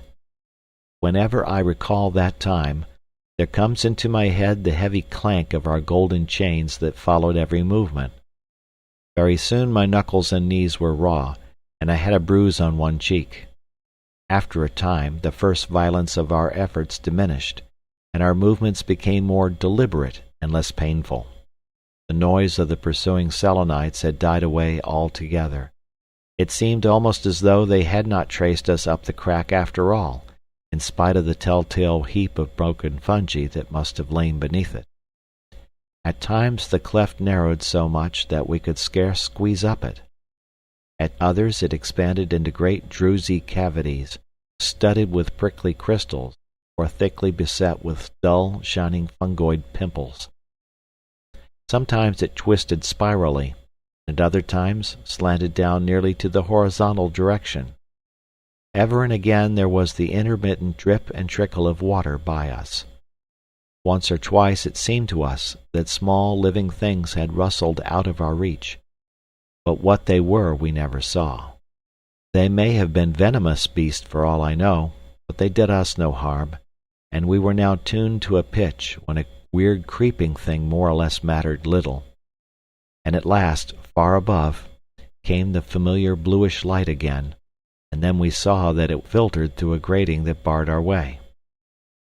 We whispered as we pointed this out to one another, and became more and more cautious in our ascent. Presently we were close under the grating, and by pressing my face against its bars I could see a limited portion of the cavern beyond. It was clearly a large space, and lit no doubt by some rivulet of the same blue light that we had seen flow from the beating machinery. An intermittent trickle of water dropped ever and again between the bars near my face. My first endeavour was naturally to see what might be upon the floor of the cavern, but our grating lay in a depression whose rim hid all this from our eyes. Our foiled attention then fell back upon the suggestion of the various sounds we heard, and presently my eye caught a number of faint shadows that played across the dim roof far overhead. Indisputably there were several Selenites, perhaps a considerable number in the space, for we could hear the noises of their intercourse, and faint sounds that I identified as their footfalls. There was also a succession of regularly repeated sounds, chid, chid, chid, which began and ceased, suggestive of a knife or spade hacking at some soft substance. Then came a clank as if of chains, a whistle, and a rumble as of a truck running over a hollowed place, and then again that chid, chid, chid resumed. The shadows told of shapes that moved quickly and rhythmically, in agreement with that regular sound, and rested when it ceased. We put our heads close together and began to discuss these things in noiseless whispers. "They are occupied," I said. "They are occupied in some way." "Yes." "They're not seeking us, or thinking of us. Perhaps they have not heard of us. Those others are hunting about below. If suddenly we appeared here—" We looked at one another. "There might be chance to parley," said Cavor. "No," I said, "not as we are." For a space we remained, each occupied by his own thoughts. Chid, chid, chid went the chipping, and the shadows moved to and fro. I looked at the grating. "It's flimsy," I said. "We might bend 2 of the bars and crawl through." We wasted a little time in vague discussion. Then I took one of the bars in both hands and got my feet up against the rock until they were almost on a level with my head, and so thrust against the bar. It bent so suddenly that I almost slipped. I clambered about and bent the adjacent bar in the opposite direction, and then took the luminous fungus from my pocket and dropped it down the fissure. "Don't do anything hastily," whispered Cavor, as I twisted myself up through the opening I had enlarged. I had a glimpse of busy figures as I came through the grating, and immediately bent down, so that the rim of the depression in which the grating lay hid me from their eyes, and so lay flat, signaling advice to Cavor as he also prepared to come through. Presently we were side by side in the depression, peering over the edge at the cavern and its occupants. It was a much larger cavern than we had supposed from our first glimpse of it, and we looked up from the lowest portion of its sloping floor. It widened out as it receded from us, and its roof came down and hid the remoter portion altogether. And lying in a line along its length, vanishing at last far away in that tremendous perspective, were a number of huge shapes, huge pallid hulls, upon which the Selenites were busy. At first they seemed big white cylinders of vague import. Then I noted the heads upon them lying towards us, eyeless and skinless like the heads of sheep at a butcher's, and perceived they were the carcasses of moon calves being cut up, much as the crew of a whaler might cut up a moored whale. They were cutting off the flesh in strips, and on some of the farther trunks the white ribs were showing. It was the sound of their hatchets that made that chid, chid, chid. Some way away a thing like a trolley cable, drawn and loaded with chunks of lax meat, was running up the slope of the cavern floor. This enormous long avenue of hulls that were destined to be food gave us a sense of the vast populousness of the moon world, second only to the effect of our first glimpse down the shaft. It seemed to me at first that the Selenites must be standing on trestle-supported planks, and then I saw that the planks and supports and the hatchets were really of the same leaden hue as my fetters had seemed before white light came to bear on them. A number of very thick-looking crowbars lay about the floor, and had apparently assisted to turn the dead mooncalf over on its side. They were perhaps 6 feet long, with shaped handles, very tempting-looking weapons. The whole place was lit by 3 transverse streams of the blue fluid. Footnote: I do not remember seeing any wooden things on the moon. Doors, tables, everything corresponding to our terrestrial joinery was made of metal, and I believe for the most part of gold, which as a metal would, of course, naturally recommend itself, other things being equal, on account of the ease in working it, and its toughness and durability. End of footnote. We lay for a long time noting all these things in silence. "Well?" said Cavor at last. I crouched over and turned to him. I had come upon a brilliant idea. "Unless they lowered those bodies by a crane," I said, "we must be nearer the surface than I thought." "Why?" "The mooncalf doesn't hop, and it hasn't got wings." We peered over the edge of the hollow again. "I wonder now," he began. "After all, we have never gone far from the surface." I stopped him by a grip on his arm. I had heard a noise from the cleft below us. We twisted ourselves about, and lay as still as death, with every sense alert. In a little while I did not doubt that something was quietly ascending the cleft.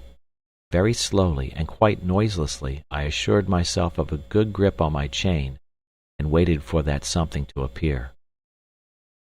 "Just look at those chaps with the hatchets again," I said. "They're all right," said Cavor. I took a sort of provisional aim at the gap in the grating. I could hear now quite distinctly the soft twittering of the ascending Selenites, the dab of their hands against the rock, and the falling of dust from their grips as they clambered. Then I could see that there was something moving dimly in the blackness below the grating, but what it might be I could not distinguish. The whole thing seemed to hang fire just for a moment. Then smash! I had sprung to my feet, struck savagely at something that had flashed out at me. It was the keen point of a spear. I have thought since that its length and the narrowness of the cleft must have prevented its being sloped to reach me. Anyhow, it shot out from the grating like the tongue of a snake, and missed, and flew back and flashed again. But the second time I snatched and caught it, and wrenched it away, but not before another had darted ineffectually at me. I shouted with triumph as I felt the hold of the Selenite resist my pull for a moment and give, and then I was jabbing down through the bars, amidst squeals from the darkness, and Cavor had snapped off the other spear and was jabbing and flourishing it beside me, and making inefficient jabs. Clang, clang came up through the grating, and then an axe hurtled through the air and whacked against the rocks beyond, to remind me of the fleshers at the carcasses up in the cavern. I turned, and they were all coming towards us in open order, waving their axes. They were short, thick little beggars with long arms, strikingly different from the ones we had seen before. If they had not heard of us before, they must have realized the situation with incredible swiftness. I stared at them for a moment, spear in hand. "Guard the grating, Cavor!" I cried, howled to intimidate them, and rushed to meet them. Two of them missed with their hatchets, and the rest fled incontinently. Then the two also were sprinting away up the cavern, with hands clenched and heads down. I never saw men run like them. I knew the spear I had was no good for me. It was thin and flimsy, only effectual for a thrust, and too long for a quick recover. So I only chased the Selenites as far as the first carcass, and stopped there and picked up one of the crowbars that were lying about. It felt comfortingly heavy, and equal to smashing any number of Selenites.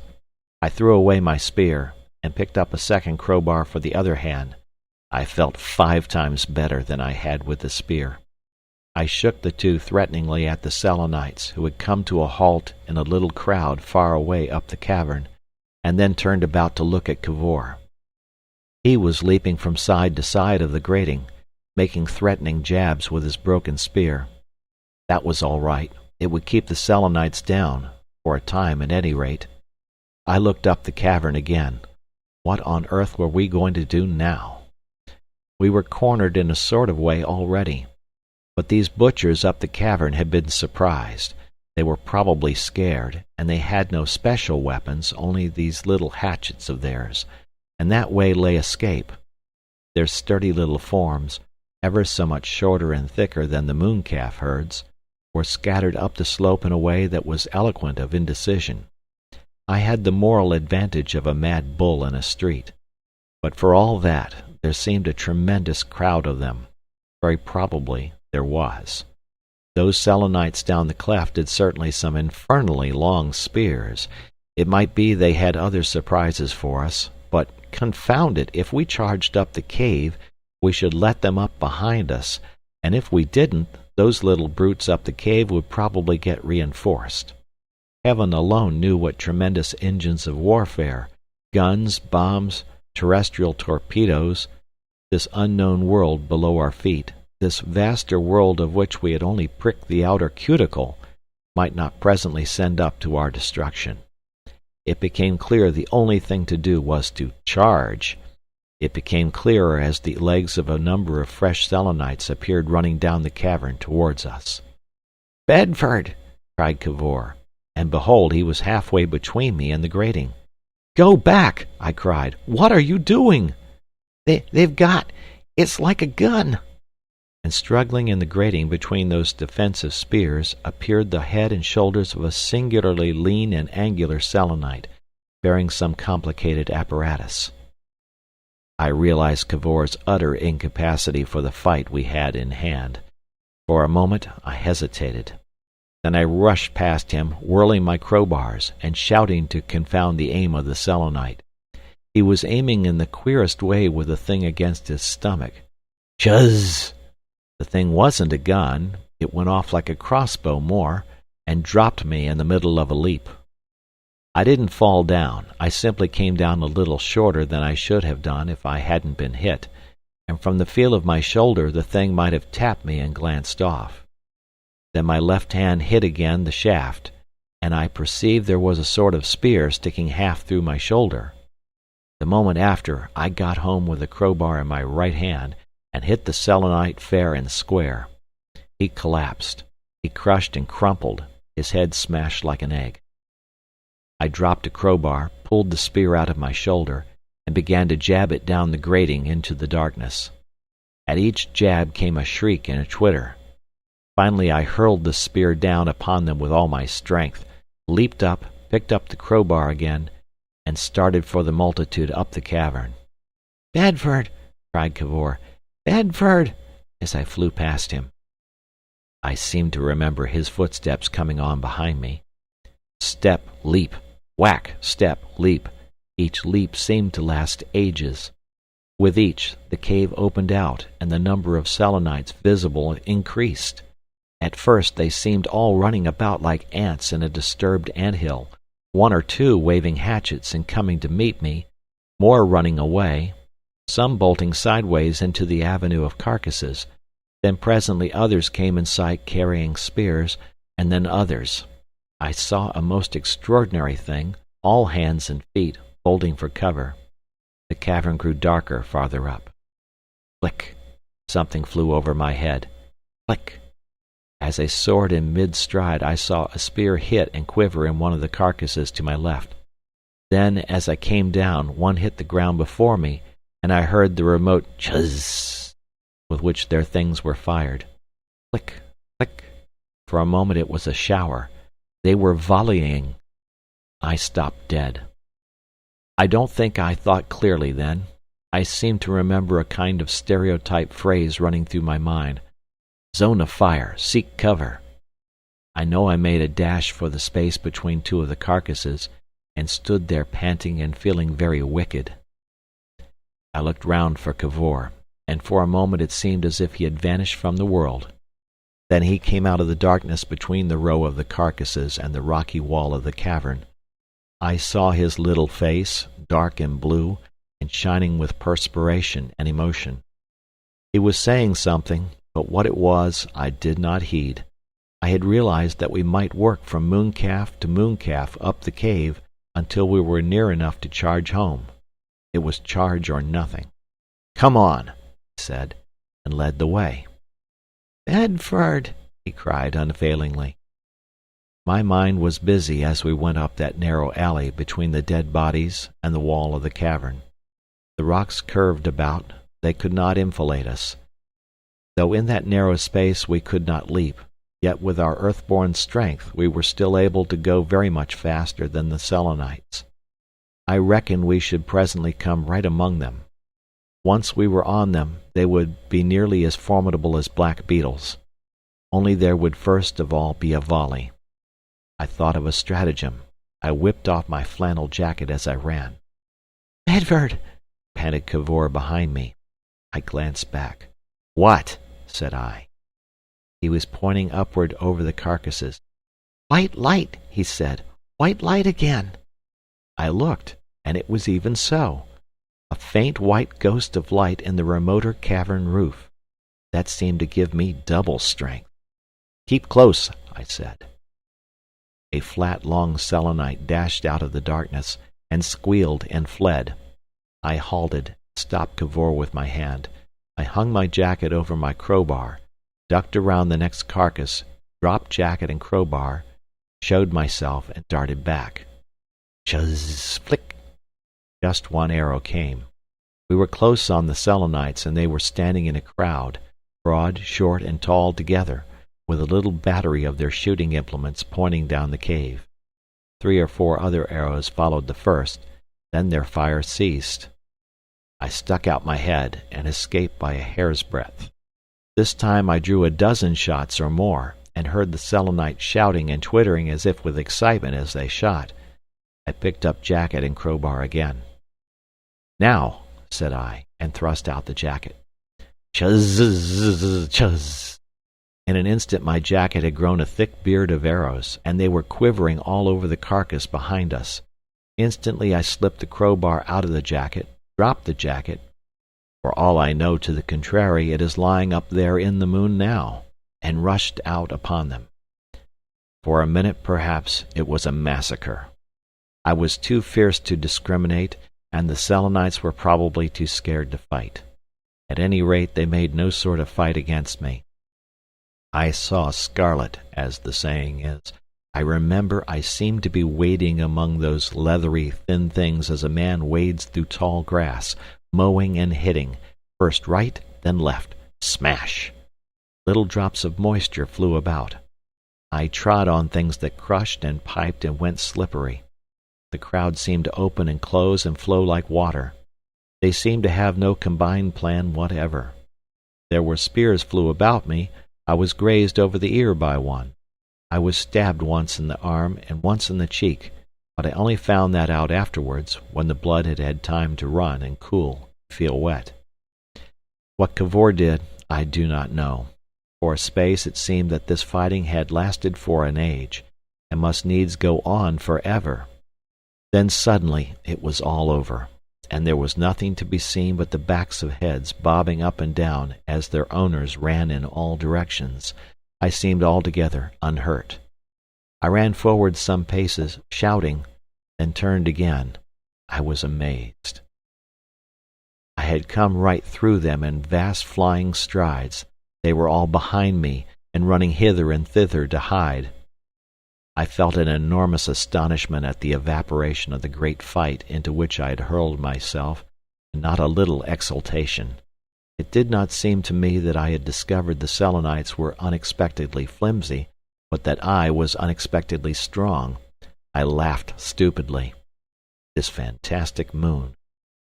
I glanced for a moment at the smashed and writhing bodies that were scattered over the cavern floor, with a vague idea of further violence, then hurried on after Cavor.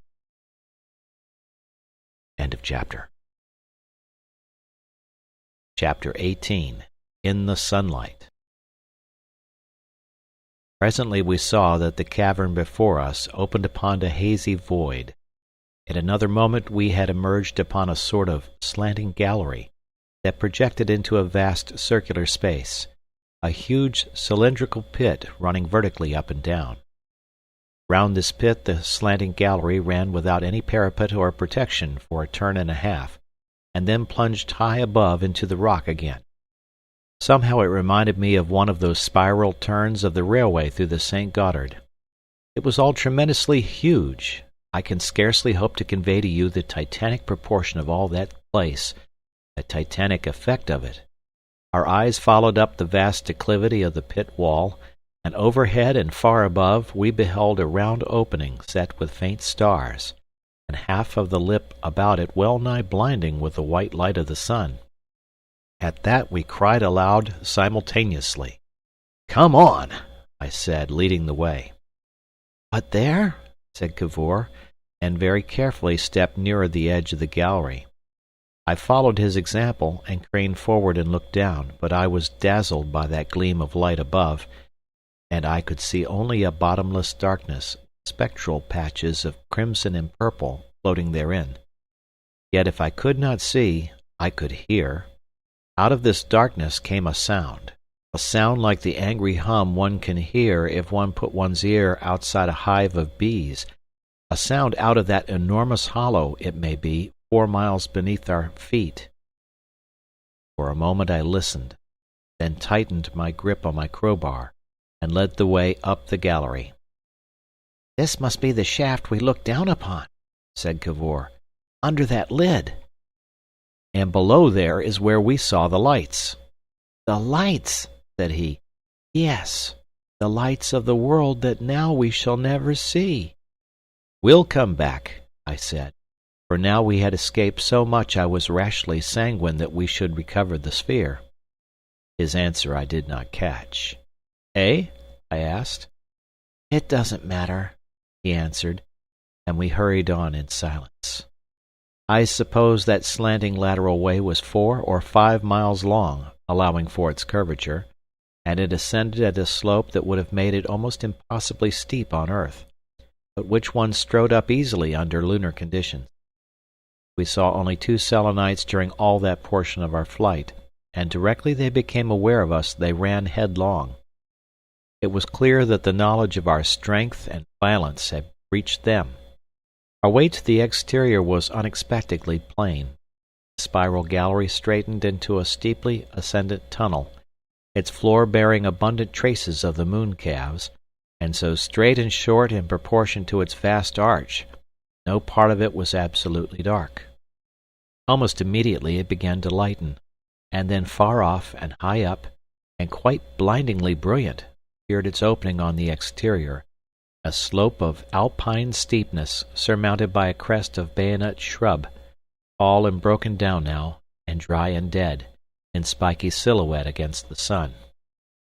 And it is strange that we men, to whom this very vegetation had seemed so weird and horrible a little time ago, should now behold it with the emotion a homecoming exile might feel at sight of his native land. We welcomed even the rareness of the air that made us pant as we ran, and which rendered speaking no longer the easy thing that it had been, but an effort to make oneself heard. Larger grew the sunlit circle above us, and larger, and all the nearer tunnel sank into a rim of indistinguishable black. We saw the dead bayonet shrub no longer with any touch of green in it, but brown and dry and thick, and the shadow of its upper branches high out of sight made a densely interlaced pattern upon the tumbled rocks. And at the immediate mouth of the tunnel was a wide trampled space where the moon calves had come and gone. We came out upon this space at last, into a light and heat that hit and pressed upon us. We traversed the exposed area painfully, and clambered up a slope among the scrub stems, and sat down at last panting in a high place beneath the shadow of a mass of twisted lava. Even in the shade, the rock felt hot. The air was intensely hot, and we were in great physical discomfort, but for all that we were no longer in a nightmare. We seemed to have come to our own province again, beneath the stars. All the fear and stress of our flight through the dim passages and fissures below had fallen from us. That last fight had filled us with an enormous confidence in ourselves so far as the Selenites were concerned. We looked back almost incredulously at the black opening from which we had just emerged. Down there it was, in a blue glow that now in our memories seemed the next thing to absolute darkness. We had met with things like mad mockeries of men, helmet-headed creatures, and had walked in fear before them, and had submitted to them until we could submit no longer. And behold, they had smashed like wax, and scattered like chaff, and fled and vanished like the creatures of a dream. I rubbed my eyes, doubting whether we had not slept and dreamt these things by reason of the fungus we had eaten, and suddenly discovered the blood upon my face, and then that my shirt was sticking painfully to my shoulder and arm. "Confound it!" I said, gauging my injuries with an investigatory hand, and suddenly that distant tunnel mouth became, as it were, a watching eye. "Cavor," I said, "what are they going to do now? And what are we going to do?" He shook his head, with his eyes fixed upon the tunnel. "How can one tell what they will do?" "It depends on what they think of us, and I don't see how we can begin to guess that. And it depends upon what they have in reserve. As you say, Cavor, we have touched the merest outside of this world. They may have all sorts of things inside here. Even with those shooting things they might have made it bad for us. Yet after all," I said, "even if we don't find the sphere at once, there is a chance for us. We might hold out. Even through the night. We might go down there again and make a fight for it." I stared about me with speculative eyes. The character of the scenery had altered altogether by reason of the enormous growth and subsequent drying of the scrub. The crest on which we sat was high, and commanded a wide prospect of the crater landscape, and we saw it now all sere and dry in the late autumn of the lunar afternoon. Rising one behind the other were long slopes and fields of trampled brown, where the moon calves had pastured, and far away in the full blaze of the sun a drove of them basked slumberously, scattered shapes, each with a blot of shadow against it, like sheep on the side of a down. But never a sign of a Selenite was to be seen. Whether they had fled on our emergence from the interior passages, or whether they were accustomed to retire after driving out the mooncalves, I cannot guess. At the time I believed the former was the case. "If we were to set fire to all this stuff," I said, "we might find the sphere among the ashes." Cavor did not seem to hear me. He was peering under his hand at the stars, that still, in spite of the intense sunlight, were abundantly visible in the sky. "How long do you think we've been here?" he asked at last. "Been where?" "On the moon." 2 earthly days, perhaps? "More nearly 10. Do you know, the sun is past its zenith, and sinking in the west. In 4 days' time or less it will be night." "But we've only eaten once." "I know that." But there are the stars." "But why should time seem different because we are on a smaller planet?" "I don't know. There it is." "How does one tell time?" "Hunger, fatigue, all those things are different. Everything is different. Everything. To me it seems that since first we came out of the sphere, it has been only a question of hours. Long hours, at most." 10 days, I said. "That leaves—" I looked up at the sun for a moment, and then saw that it was halfway from the zenith to the western edge of things. 4 days! Cavor, we mustn't sit here and dream. How do you think we may begin?" I stood up. "We must get a fixed point we can recognize. We might hoist a flag, or a handkerchief or something, and quarter the ground and work round that." He stood up beside me. "Yes," he said, "there is nothing for it but to hunt the sphere. Nothing. We may find it. Certainly we may find it. And if not, we must keep on looking." He looked this way and that, glanced up at the sky and down at the tunnel, and astonished me by a sudden gesture of impatience. "Oh, but we have done foolishly. To have come to this pass. Think how it might have been, and the things we might have done." "We might do something yet." "Never the things we might have done. Here below our feet is a world. Think of what that world must be. Think of that machine we saw, and the lid, and the shaft. They were just remote outlying things, and those creatures we have seen and fought with, no more than ignorant peasants, dwellers in the outskirts, yokels and laborers half akin to brutes. Down below, caverns beneath caverns, tunnels, structures, ways. It must open out, be greater and wider and more populous as one descends. Assuredly, right down at the last, a central sea that washes round the core of the moon. Think of its inky waters under the spare lights, if indeed their eyes need lights. Think of the cascading tributaries pouring down their channels to feed it. Think of the tides upon its surface, and the rush and swirl of its ebb and flow. Perhaps they have ships that go upon it. Perhaps down there are mighty cities and swarming ways, and wisdom and order passing the wit of man. And we may die here upon it, and never see the masters who must be ruling over all these things. We may freeze and die here, and the air will freeze and thaw upon us, and then they will come upon us, come on our stiff and silent bodies, and find the sphere we cannot find, and they will understand at last too late all the thought and effort that ended here in vain. His voice, for all that speech, sounded like the voice of someone heard in a telephone, weak and far away. "But the darkness," I said. "One might get over that." "How?" "I don't know. How am I to know? One might carry a torch, one might have a lamp.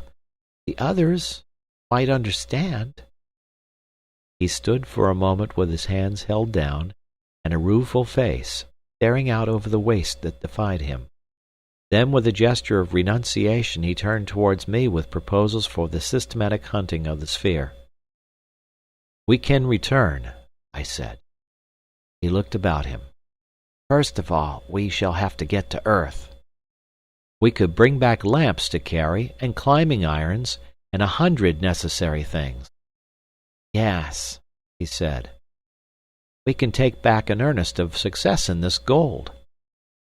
He looked at my golden crowbars, and said nothing for a space. He stood with his hands clasped behind his back, staring across the crater.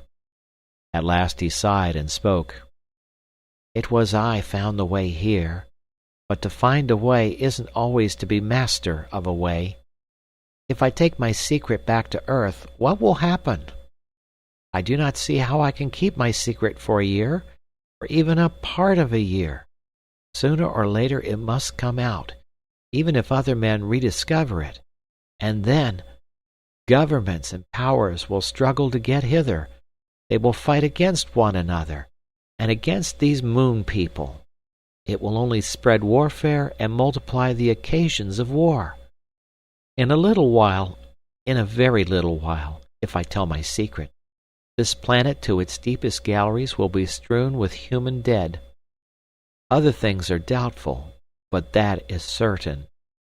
It is not as though man had any use for the moon. What good would the moon be to men? Even of their own planet, what have they made but a battleground and theater of infinite folly? Small as his world is, and short as is his time, he is still in his little life down there far more than he can do. No, science has toiled too long forging weapons for fools to use. It is time she held her hand. Let him find out for himself again, in 1,000 years' time.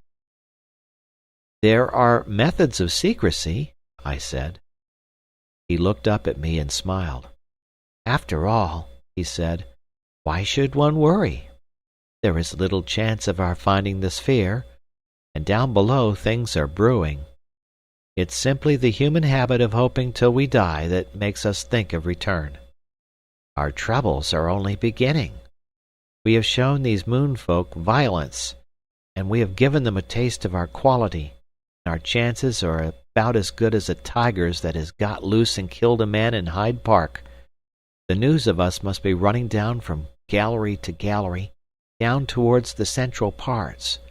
No sane beings will ever let us take that sphere back to Earth after so much as they have seen of us."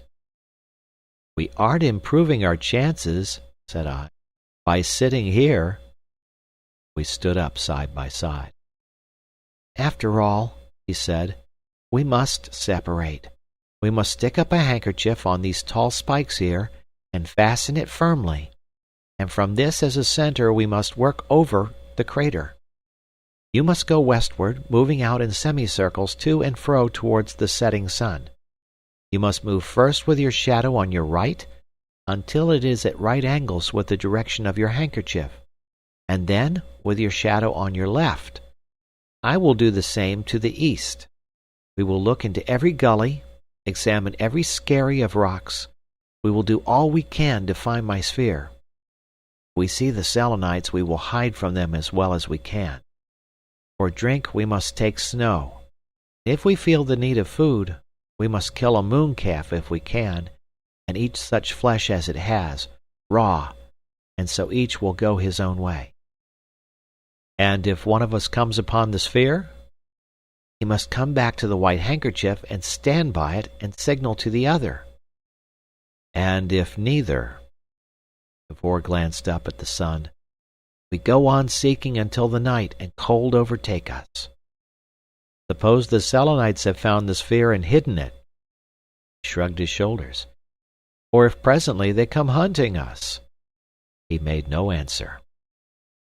You had better take a club, I said. He shook his head, stared away from me across the waste. But for a moment he did not start. He looked round at me shyly, hesitated. Au revoir, he said. I felt an odd stab of emotion. A sense of how we had galled each other, and particularly how I must have galled him, came to me.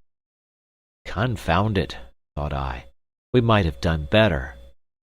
I was on the point of asking him to shake hands, for that somehow was how I felt just then, when he put his feet together and leaped away from me towards the north.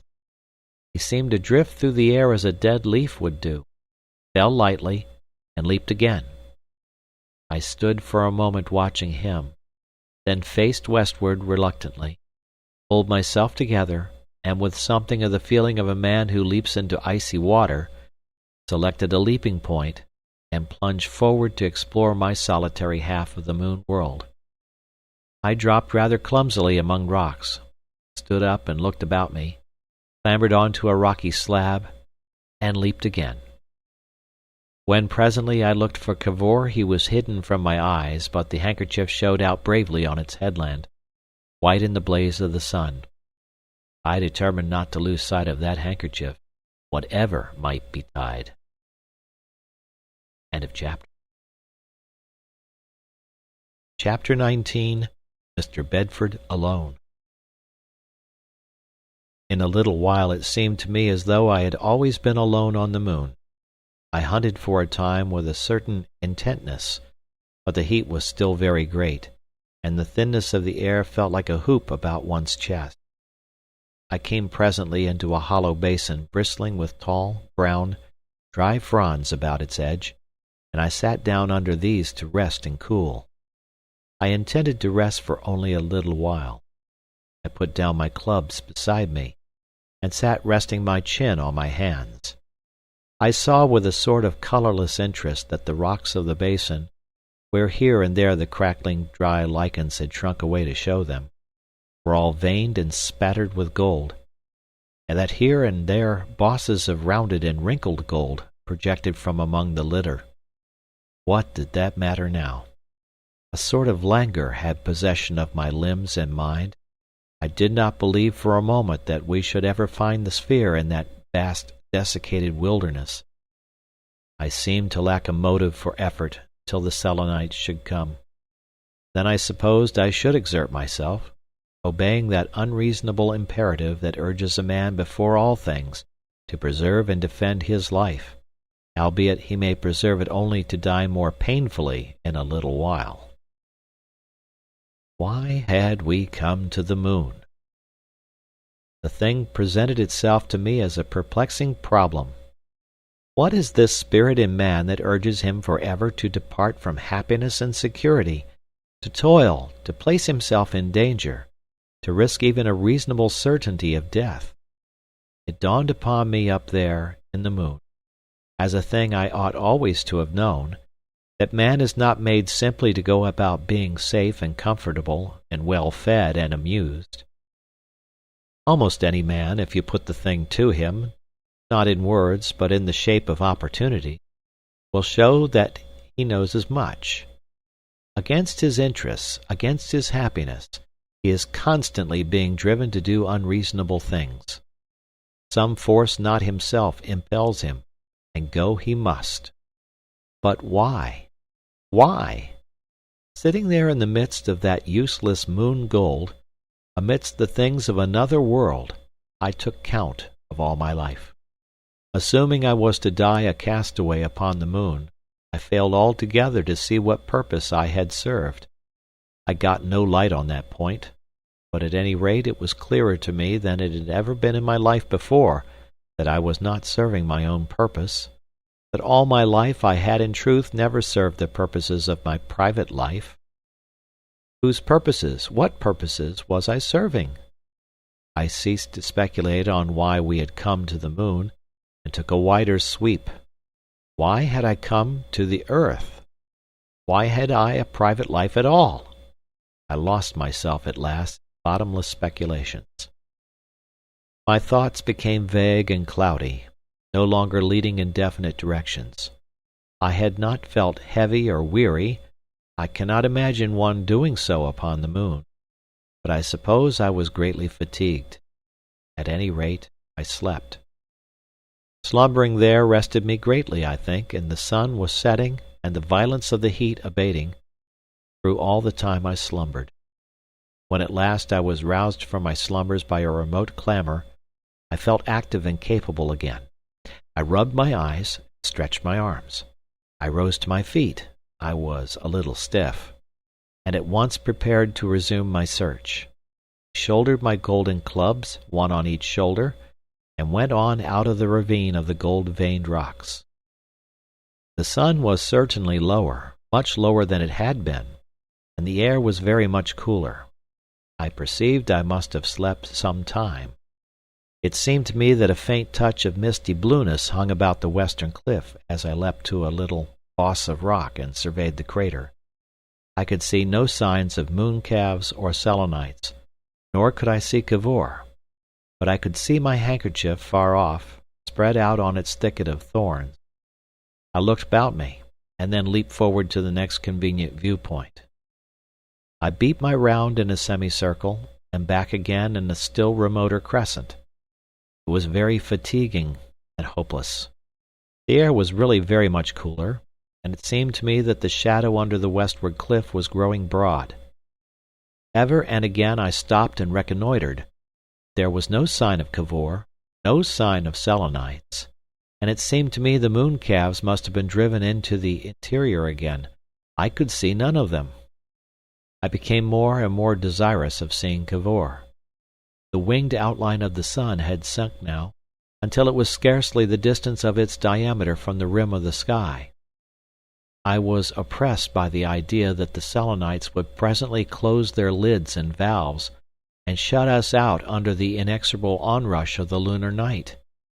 It seemed to me high time that he abandoned his search, and that we took counsel together. I felt how urgent it was that we should decide soon upon our course. We had failed to find the sphere. We no longer had time to seek it, and once these valves were closed with us outside, we were lost men. Great night of space would descend upon us, that blackness of the void which is the only absolute death. All my being shrank from that approach. We must get into the moon again, though we were slain in doing it. I was haunted by a vision of our freezing to death, of our hammering with our last strength on the valve of the great pit. I took no thought any more of the sphere. I thought only of finding Cavor again. I was half inclined to go back into the moon without him, rather than seek him until it was too late. I was already halfway back towards our handkerchief, when suddenly I saw the sphere. I did not find it so much as it found me. It was lying much farther to the westward than I had gone, and the sloping rays of the sinking sun reflected from its glass had suddenly proclaimed its presence in a dazzling beam. For an instant I thought this was some new device of the Selenites against us, and then I understood. I threw up my arms, shouted a ghostly shout, and set off in vast leaps towards it. I missed one of my leaps and dropped into a deep ravine, and twisted my ankle. and after that I stumbled at almost every leap. I was in a state of hysterical agitation, trembling violently, and quite breathless long before I got to it. 3 times at least I had to stop with my hands resting on my side, and in spite of the thin dryness of the air, the perspiration was wet upon my face. I thought of nothing but the sphere until I reached it. I forgot even my trouble of Cavor's whereabouts. My last leap flung me with my hands hard against its glass. Then I lay against it panting, and trying vainly to shout, "Cavor! Here is the sphere!" When I had recovered a little, I peered through the thick glass, and the things inside seemed tumbled. I stooped to peer closer. Then I attempted to get in. I had to hoist it over a little to get my head through the manhole. The screw stopper was inside, and I could see now that nothing had been touched, nothing had suffered.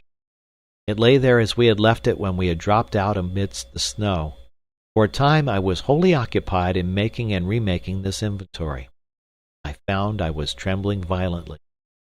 It was good to see that familiar dark interior again. I cannot tell you how good. Presently I crept inside and sat down among the things. I looked through the glass at the moon world and shivered. I placed my gold clubs upon the table, and sought out and took a little food, not so much because I wanted it, but because it was there. Then it occurred to me that it was time to go out and signal for Cavor. But I did not go out and signal for Cavor forthwith. Something held me to the sphere. After all, everything was coming right. There would be still time for us to get more of the magic stone that gives one mastery over men. Away there, close handy, was gold for the picking up, and the sphere would travel as well half full of gold as though it were empty. We could go back now, masters of ourselves and our world, and then... I roused myself at last, and with an effort got myself out of the sphere. I shivered as I emerged, for the evening air was growing very cold. I stood in the hollow staring about me. I scrutinized the bushes round me very carefully before I leaped to the rocky shelf hard by. Took once more what had been my first leap in the moon. But now I made it with no effort whatever. The growth and decay of the vegetation had gone on apace, and the whole aspect of the rocks had changed, but still it was possible to make out the slope on which the seeds had germinated, and the rocky mass from which we had taken our first view of the crater. But the spiky shrub on the slope stood brown and sere now, 30 feet high, and cast long shadows that stretched out of sight, and the little seeds that clustered in its upper branches were brown and ripe. Its work was done, and it was brittle and ready to fall and crumple under the freezing air, so soon as the nightfall came. And the huge cacti, that had swollen as we watched them, had long since burst and scattered their spores to the 4 quarters of the moon. Amazing little corner in the universe, the landing place of men. Some day, thought I will have an inscription standing there right in the midst of the hollow. It came to me, if only this teeming world within knew of the full import of the moment, how furious its tumult would become. But as yet it could scarcely be dreaming of the significance of our coming. For if it did, the crater would surely be an uproar of pursuit instead of as still as death. I looked about for some place from which I might signal Cavor, and saw that same patch of rock to which he had leapt from my present standpoint, still bare and barren in the sun. For a moment I hesitated at going so far from the sphere. Then, with a pang of shame at that hesitation, I leaped. From this vantage point I surveyed the crater again. Far away at the top of the enormous shadow I cast was the little white handkerchief fluttering on the bushes. It was very little, very far, and Cavor was not in sight. It seemed to me that by this time he ought to be looking for me. That was the agreement, but he was nowhere to be seen. I stood waiting and watching, and shading my eyes, expecting every moment to distinguish him. Very probably I stood there for quite a long time. I tried to shout, and was reminded of the thinness of the air, I made an undecided step back towards the sphere, but a lurking dread of the Selenites made me hesitate to signal my whereabouts by hoisting one of our sleeping blankets onto the adjacent scrub. I searched the crater again. It had an effect of emptiness that chilled me. It was still. Any sound from the Selenites and the world beneath had died away. It was as still as death. Save for the faint stir of the shrub about me and the little breeze that was rising, there was no sound, nor shadow of a sound, and the breeze blew chill. Confound Cavor! I took a deep breath. I put my hands to the sides of my mouth. "Cavor!" I bawled, and the sound was like some mannequin shouting far away. I looked at the handkerchief. I looked behind me at the broadening shadow of the westward cliff. I looked under my hand at the sun. It seemed to me that almost visibly it was creeping down the sky. I felt I must act instantly if I were to save Cavor. I whipped off my vest and flung it as a mark on the sere bayonets of the shrubs behind me, and then set off in a straight line towards the handkerchief. Perhaps it was a couple of miles away, a matter of a few hundred leaps and strides. I have already told how one seemed to hang through those lunar leaps. In each suspense I sought Cavor, and marveled why he should be hidden. In each leap I could feel the sun setting behind me. Each time I touched the ground I was tempted to go back. A last leap and I was in the depression below our handkerchief. A stride, and I stood on our former vantage point within arm's reach of it. I stood up straight and scanned the world about me, between its lengthening bars of shadow. Far away, down a long declivity, was the opening of the tunnel up which we had fled, and my shadow reached towards it, stretched towards it, and touched it, like a finger of the night. Not a sign of Cavor, not a sound in all the stillness, only the stir and waving of the scrub and of the shadows increased. And suddenly and violently I shivered. I began, and realized once more the uselessness of the human voice in that thin air. Silence. Silence of death. Then it was my eye caught something. A little thing lying, perhaps 50 yards away down the slope, amidst a litter of bent and broken branches. What was it? I knew, and yet for some reason I would not know. I went nearer to it. It was the little cricket cap Cavor had worn. I did not touch it. I stood looking at it. I saw then that the scattered branches about it had been forcibly smashed and trampled. I hesitated, stepped forward, and picked it up. I stood with Cavor's cap in my hand, staring at the trampled reeds and thorns about me. On some of them were little smears of something dark, something that I dared not touch. A dozen yards away, perhaps, the rising breeze dragged something into view, something small and vividly white. It was a little piece of paper crumpled tightly, as though it had been clutched tightly. I picked it up, and on it were smears of red. My eye caught faint pencil marks. I smoothed it out, and saw uneven and broken writing ending at last in a crooked streak up on the paper. I set myself to decipher this. "I have been injured about the knee. I think my kneecap is hurt, and I cannot run or crawl," it began, pretty distinctly written. Then less legibly, "They have been chasing me for some time, and it is only a question of—" The word time seemed to have been written here and erased in favor of something illegible. "Before they get me. They are beating all about me." Then the writing became convulsive. "I can hear them," I guessed the tracing meant, and then it was quite unreadable for a space. Then came a little string of words that were quite distinct. "A different sort of Selenite altogether, who appears to be directing the—" The writing became a mere hasty confusion again. "They have larger brain cases, much larger, and slenderer bodies, and very short legs. They make gentle noises and move with organized deliberation. And though I am wounded and helpless here, their appearance still gives me hope. That was like Cavor.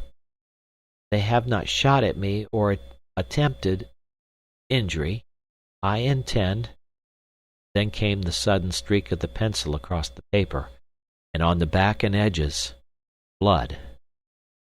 And as I stood there stupid and perplexed, with this dumbfounding relic in my hand, something very soft and light and chill touched my hand for a moment and ceased to be, and then a thing, a little white speck, drifted athwart a shadow. It was a tiny snowflake, the first snowflake, the herald of the night. I looked up with a start, and the sky had darkened almost to blackness, and was thick with a gathering multitude of coldly watchful stars. I looked eastward, and the light of that shriveled world was touched with sombre bronze. Westward, and the sun, robbed now by a thickening white mist of half its heat and splendor, was touching the crater rim, was sinking out of sight, and all the shrubs and jagged and tumbled rocks stood out against it in a bristling disorder of black shapes. Into the great lake of darkness westward a vast wreath of mist was sinking. A cold wind set all the crater shivering. Suddenly, for a moment, I was in a puff of falling snow, and all the world about me grey and dim. And then it was I heard, not loud and penetrating as at first, but faint and dim like a dying voice, that tolling, that same tolling that had welcomed the coming of the day. Boom! Boom! Boom! It echoed about the crater. It seemed to throb with the throbbing of the greater stars. The blood-red crescent of the sun's disk sank as it toiled out. Boom! Boom! Boom! What had happened to Cavor? All through that tolling I stood there stupidly, and at last the tolling ceased. And suddenly the open mouth of the tunnel down below there shut like an eye and vanished out of sight. Then indeed was I alone. Over me, around me, closing in on me, embracing me ever nearer, was the eternal, that which was before the beginning, and that which triumphs over the end, that enormous void in which all light and life and being is but the thin and vanishing splendor of a falling star, the cold, stillness, the silence, the infinite and final night of space. The sense of solitude and desolation became the sense of an overwhelming presence that stooped towards me, that almost touched me. "No!" I cried. "No, not yet! Not yet! Wait, wait, oh, wait!" My voice went up to a shriek. I flung the crumpled paper from me, scrambled back to the crest to take my bearings, and then, with all the will that was in me, leaped out towards the mark I had left, dim and distant now in the very margin of the shadow. Leap, leap, leap, and each leap was 7 ages. Before me the pale serpent-girdled section of the sun sank and sank, and the advancing shadow swept to seize the sphere before I could reach it. I was 2 miles away, 100 leaps or more, and the air about me was thinning out as it thins under an air pump, and the cold was gripping at my joints.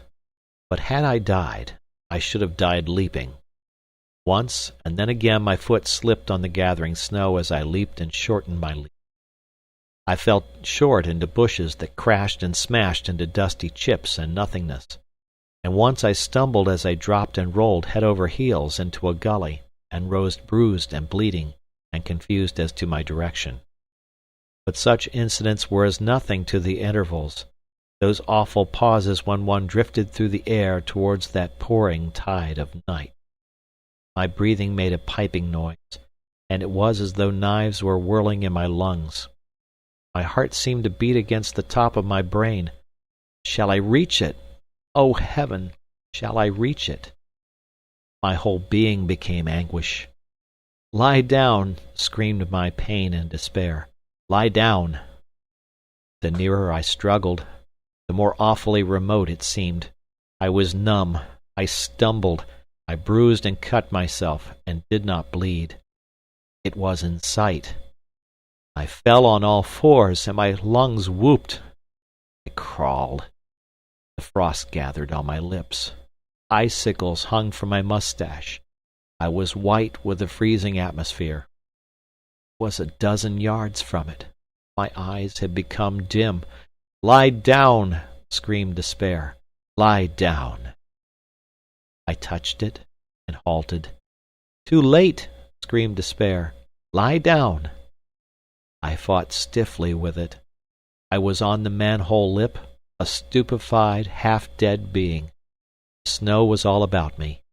I pulled myself in. There lurked within a little warmer air.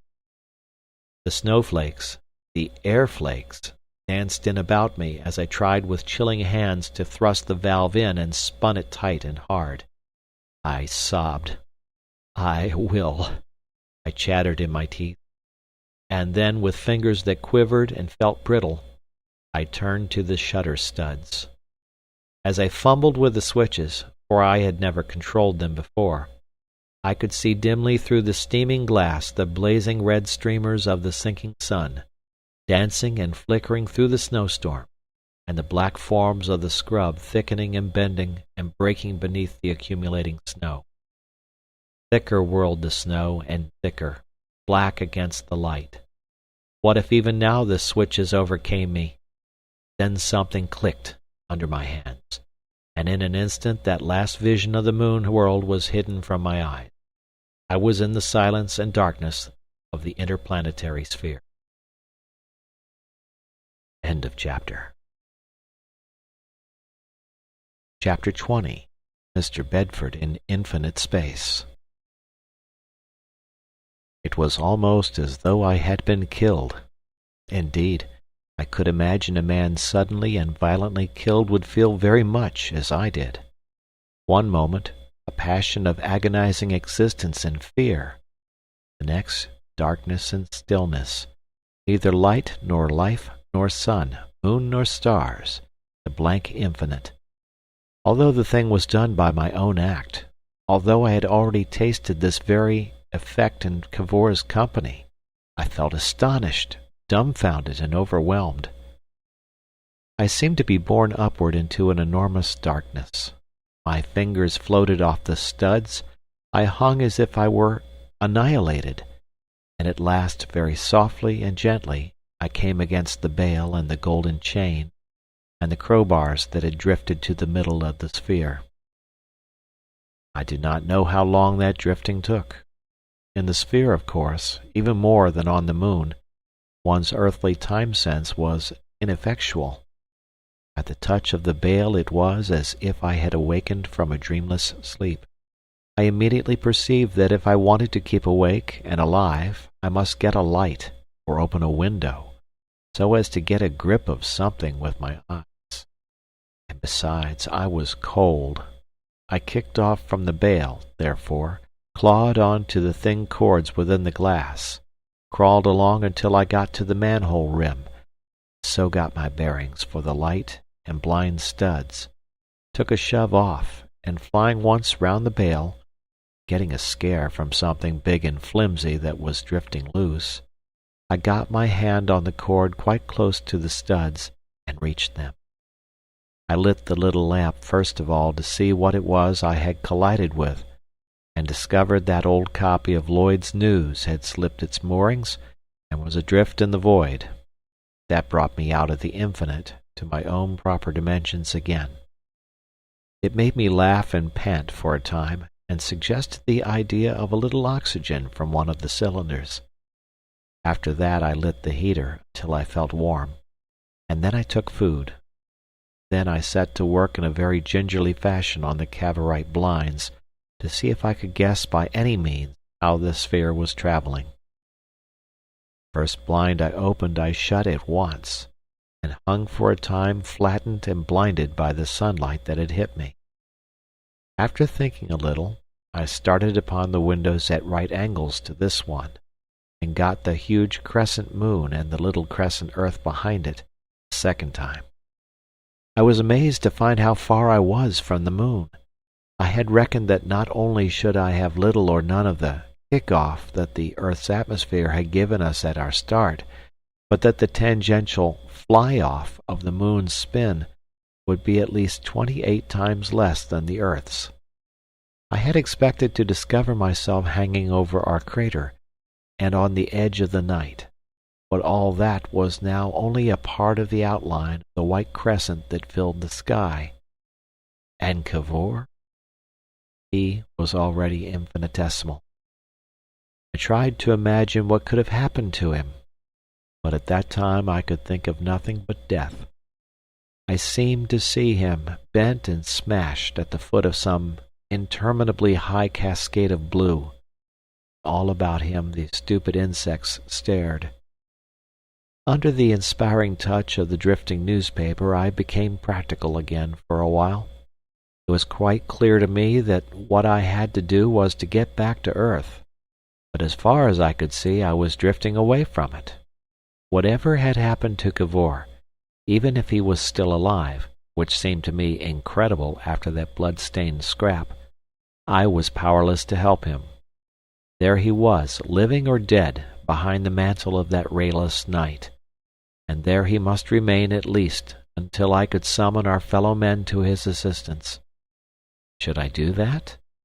Something of the sort I had in my mind, to come back to Earth if it were possible, and then as mature consideration might determine, either to show and explain the sphere to a few discreet persons, and act with them, or else to keep my secret, sell my gold, obtain weapons, provisions, and an assistant, and return with these advantages to deal on equal terms with the flimsy people of the moon, to rescue Cavor, if that were still possible, and at any rate to procure a sufficient supply of gold to place my subsequent proceedings on a firmer basis. But that was hoping far. I had first to get back. I set myself to decide just exactly how the return to Earth could be contrived. As I struggled with that problem, I ceased to worry about what I should do when I got there. At last my only care was to get back. I puzzled out at last that my best chance would be to drop back towards the moon as near as I dared in order to gather velocity, then to shut my windows and fly behind it, and when I was past, to open my earthward windows and so get off at a good pace homeward. But whether I should ever reach the earth by that device, or whether I might not simply find myself spinning about it in some hyperbolic or parabolic curve or other, I could not tell. Later I had a happy inspiration, and by opening certain windows to the moon, which had appeared in the sky in front of the earth, I turned my course aside so as to head off the earth, which it had become evident to me I must pass behind without some such expedient. I did a very great deal of complicated thinking over these problems, for I am no mathematician, and in the end I am certain it was much more my good luck than my reasoning that enabled me to hit the earth. Had I known then, as I know now, the mathematical chances there were against me, I doubt if I should have troubled even to touch the studs to make any attempt. And having puzzled out what I considered to be the thing to do, I opened all my moonward windows and squatted down. The effort lifted me for a time some feet or so into the air, and I hung there in the oddest way, and waited for the crescent to get bigger and bigger until I felt I was near enough for safety. Then I would shut the windows, fly past the moon with the velocity I had got from it, if I did not smash upon it, and so go on towards the earth. And that is what I did. At last I felt my moonward start was sufficient. I shut out the sight of the moon from my eyes, and in a state of mind that was, I now recall, incredibly free from anxiety or any distressful quality, I sat down to begin a vigil in that little speck of matter in infinite space that would last until I should strike the earth. The heater had made the sphere tolerably warm, and the air had been refreshed by the oxygen, and except for that faint congestion of the head that was always with me while I was away from the earth, I felt entire physical comfort. I had extinguished the light again, lest it should fail me in the end. I was in darkness, save for the earth shine and the glitter of the stars below me. Everything was so absolutely silent and still that I might indeed have been the only being in the universe. And yet, strangely enough, I had no more feeling of loneliness or fear than if I had been lying in bed on earth. Now, this seems all the stranger to me, since during my last hours in that crater of the moon, the sense of my utter loneliness had been an agony. Incredible as it will seem, this interval of time that I spent in space has no sort of proportion to any other interval of time in my life. Sometimes it seemed as though I sat through immeasurable eternities like some god upon a lotus leaf, and again as though there was a momentary pause as I leaped from moon to earth. In truth, it was altogether some weeks of earthly time. But I had done with care and anxiety, hunger or fear, for that space. I floated, thinking with a strange breadth and freedom of all that we had undergone, and of all my life and motives, and the secret issues of my being. I seemed to myself to have grown greater and greater, to have lost all sense of movement, to be floating amidst the stars, and always the sense of earth's littleness and the infinite littleness of my life upon it was implicit in my thoughts. I can't profess to explain the things that happened in my mind. No doubt they could all be traced directly or indirectly to the curious physical conditions under which I was living. I set them down here just for what they are worth, and without any comment. The most prominent quality of it was a pervading doubt of my own identity. I became, if I may so express it, dissociate from Bedford. I looked down on Bedford as a trivial, incidental thing with which I chanced to be connected. I saw Bedford in many relations, as an ass or as a poor beast, where I had hitherto been inclined to regard him with a quiet pride as a very spirited or rather forcible person. I saw him not only as an ass, but as the son of many generations of asses. I reviewed his school days and his early manhood, and his first encounter with love, very much as one might review the proceedings of an ant in sand. Something of that period of lucidity I regret still hangs about me, and I doubt if I shall ever recover the full-bodied self-satisfaction of my early day. But at the time, the thing was not in the least painful, because I had that extraordinary persuasion that, as a matter of fact, I was no more Bedford than I was anyone else, but only a mind floating in the still serenity of space. Why should I be disturbed about this Bedford's shortcomings? I was not responsible for him or them. For a time I struggled against this really very grotesque delusion. I tried to summon the memory of vivid moments, of tender or intense emotions to my assistance. I felt that if I could recall one genuine twinge of feeling, the growing severance would be stopped. But I could not do it. I saw Bedford rushing down Chancery Lane, hat on the back of his head, coat-tails flying out, en route for his public examination. I saw him dodging and bumping against, and even saluting, other similar little creatures in that swarming gutter of people. Me? I saw Bedford that same evening in the sitting-room of a certain lady, and his hat was on the table beside him, and it wanted brushing badly, and he was in tears. Me? I saw him with that lady in various attitudes and emotions. I never felt so detached before.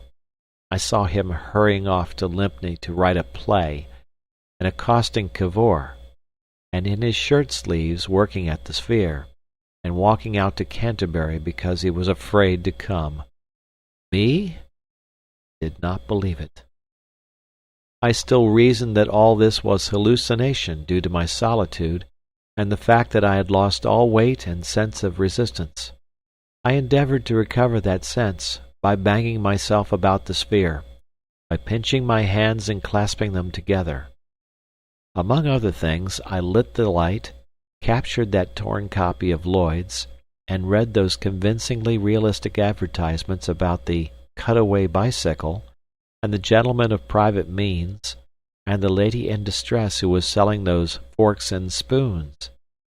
There was no doubt they existed surely enough, and, said I, this is your world, and you are Bedford, and you are going back to live among things like that for all the rest of your life. But the doubts within me could still argue, it is not you that is reading, it is Bedford, but you are not Bedford, you know. That's just where the mistake comes in. Confound it, I cried. If I am not Bedford, what am I?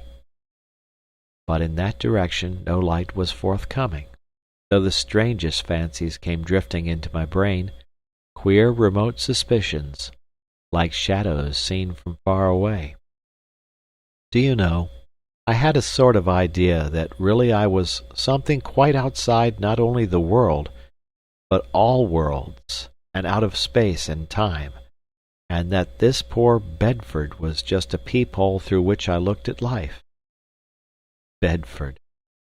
However I disavowed him, there I was most certainly bound up with him, and I knew that wherever or whatever I might be, I must needs feel the stress of his desires, and sympathize with all his joys and sorrows until his life should end. And with the dying of Bedford, what then? Enough of this remarkable phase of my experiences.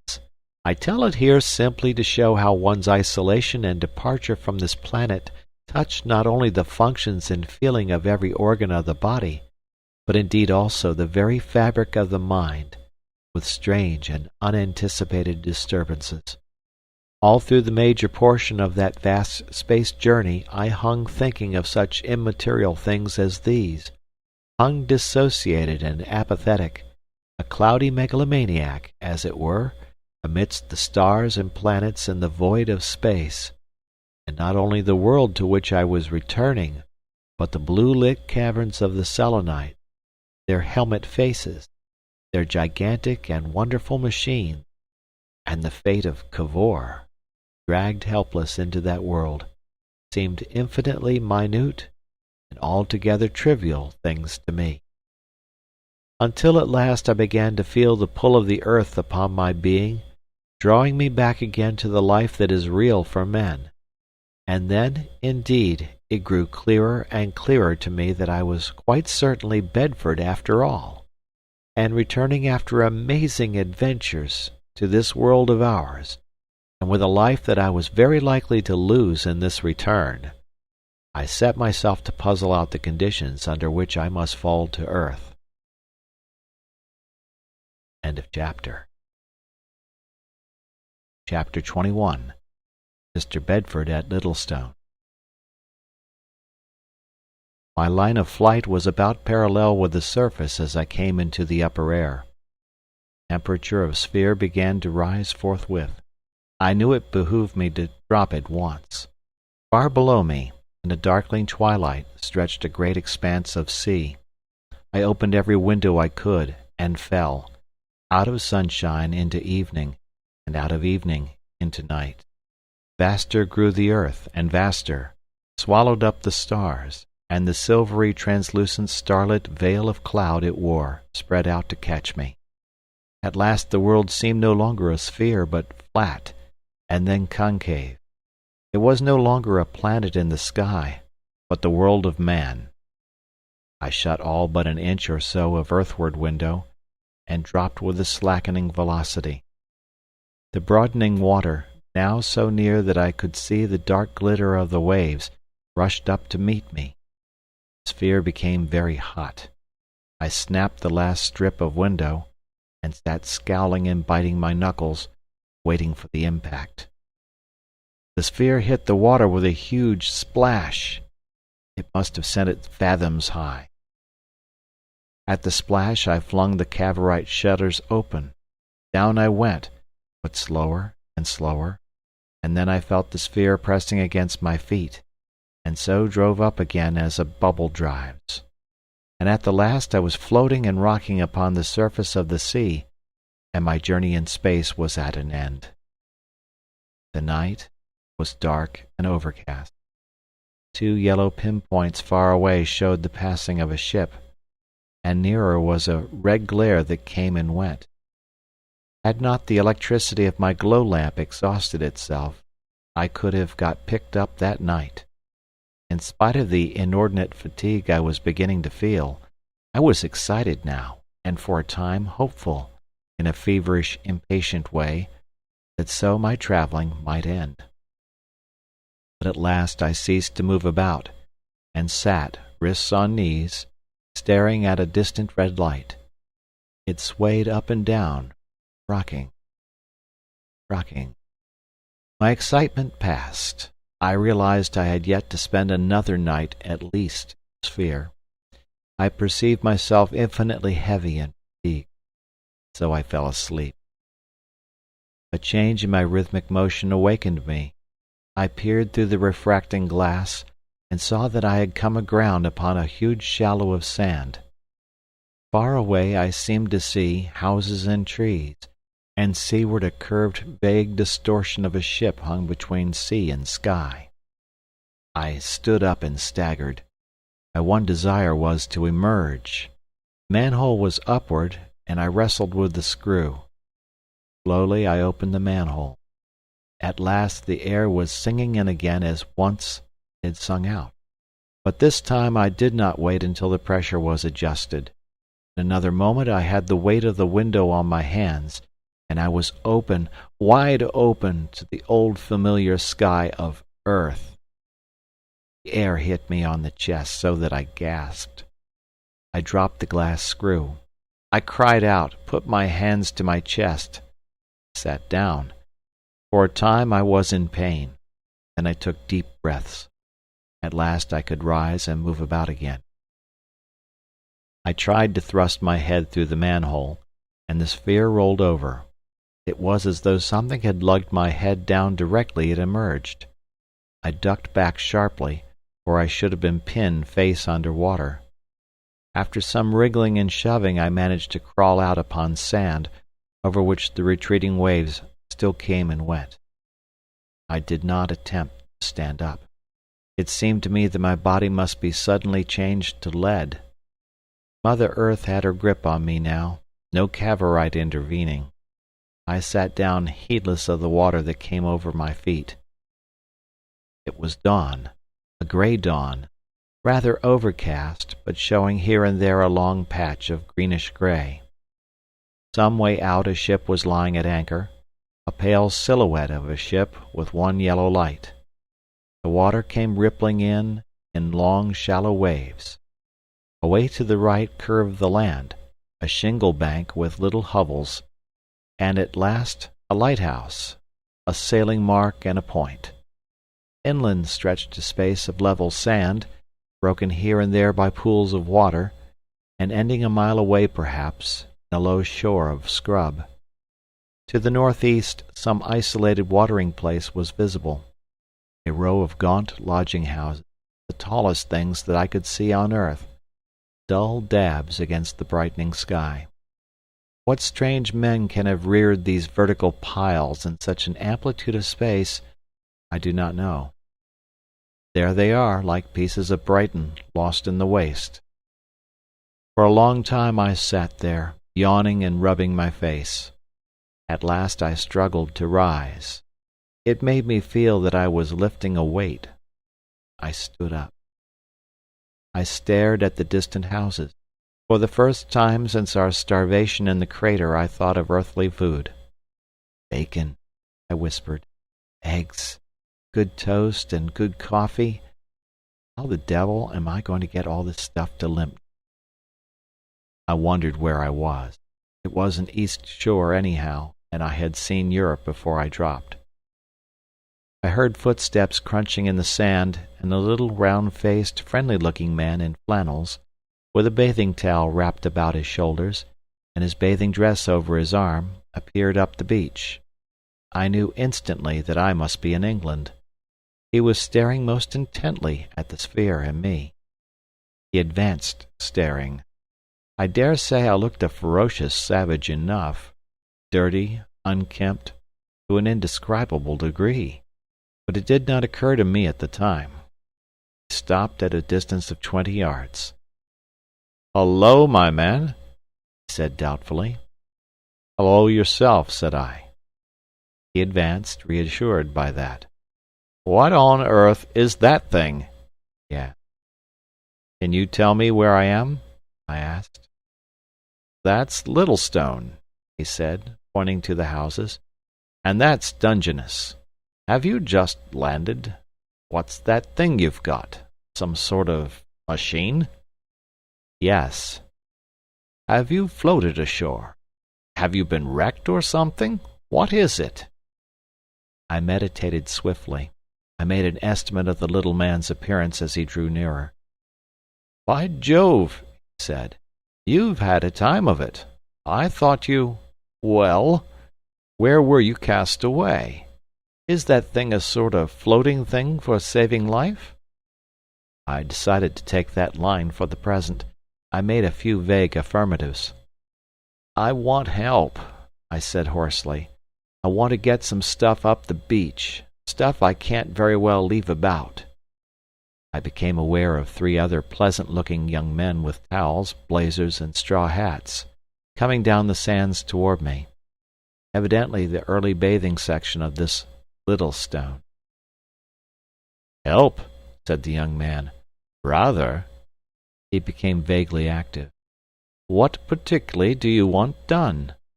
He turned round and gesticulated. The 3 young men accelerated their pace. In a minute they were there about me, plying me with questions I was indisposed to answer. "I'll tell all that later," I said. "I'm dead beat. I'm a rag." "Come up to the hotel," said the foremost little man. "We'll look after that thing there." I hesitated. "I can't," I said. "In that sphere there's 2 big bars of gold." They looked incredulously at one another, then at me with a new inquiry. I went to the sphere, stooped, crept in. Presently they had the Selenites' crowbars and the broken chain before them. If I had not been so horribly fagged I could have laughed at them. It was like kittens round a beetle. They didn't know what to do with the stuff. The fat little man stooped and lifted the end of one of the bars, and then dropped it with a grunt. Then they all did. "It's lead. Or gold," said one. "Oh, it's gold," said another. "Gold right enough," said the third. Then they all stared at me, and then they all stared at the ship lying at anchor. "I say," cried the little man, "but where did you get that?" I was too tired to keep up a lie. "I got it in the moon." I saw them stare at one another. "Look here," said I. "I'm not going to argue now. Help me carry these lumps of gold up to the hotel. I guess, with rest, 2 of you can manage one. And I'll trail this chain thing. And I'll tell you more when I've had some food." "And how about that thing?" "It won't hurt there," I said. "Anyhow, confound it, it must stop there now. If the tide comes up it will float all right." And in a state of enormous wonderment these young men most obediently hoisted my treasures on their shoulders, and with limbs that felt like lead I headed a sort of procession towards that distant fragment of sea-front. Halfway there we were reinforced by 2 awe-stricken little girls with spades, and later a lean little boy with a penetrating sniff appeared. He was, I remember, wheeling a bicycle, and he accompanied us at a distance of about 100 yards on our right flank, and then I suppose gave us up as uninteresting, mounted his bicycle and rode off over the level sands in the direction of the sphere. I glanced back after him. "He won't touch it," said the stout young man reassuringly, and I was only too willing to be reassured.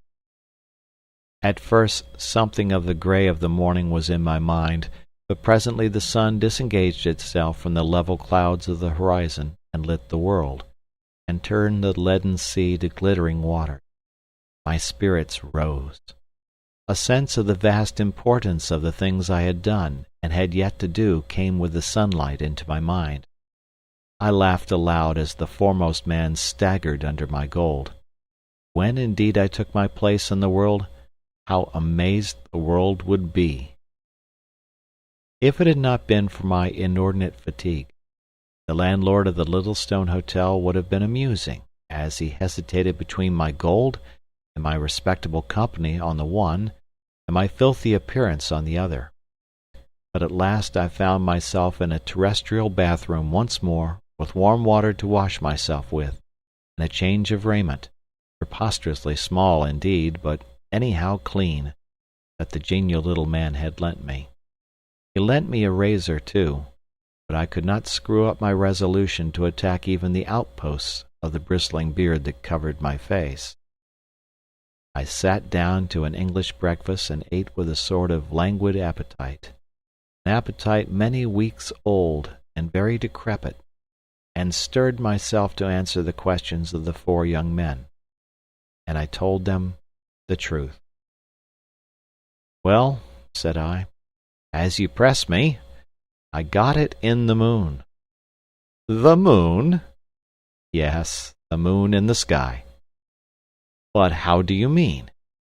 "What I say, confound it!"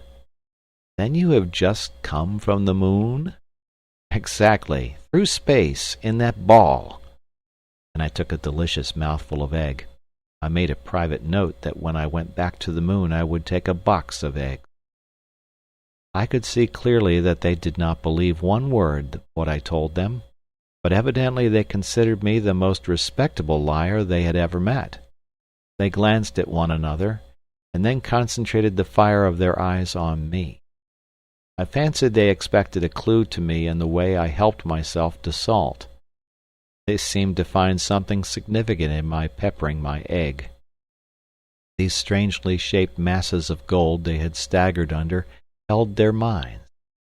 There the lumps lay in front of me, each worth thousands of pounds, and as impossible for anyone to steal as a house or a piece of land. As I looked at their curious faces over my coffee cup, I realized something of the enormous wilderness of explanations into which I should have to wander to render myself comprehensible again. "You don't really mean—" began the youngest young man, in the tone of one who speaks to an obstinate child.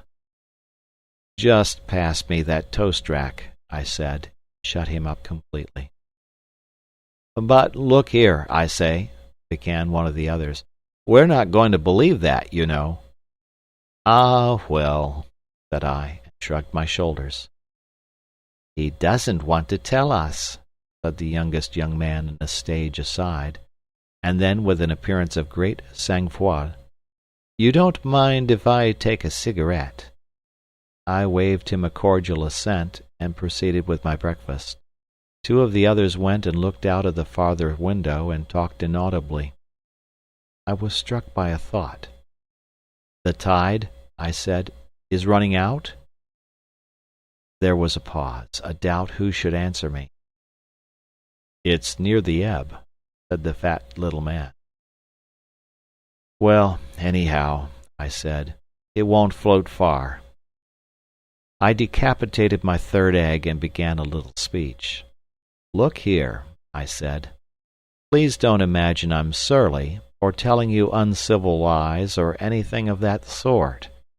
I'm forced almost to be a little short and mysterious. I can quite understand this is as queer as it can be, and that your imaginations must be going it. I can assure you, you're in at a memorable time. But I can't make it clear to you now. It's impossible. I give you my word of honor I've come from the moon. That's all I can tell you. All the same, I'm tremendously obliged to you, you know. Tremendously. I hope that my manner hasn't in any way given you offense."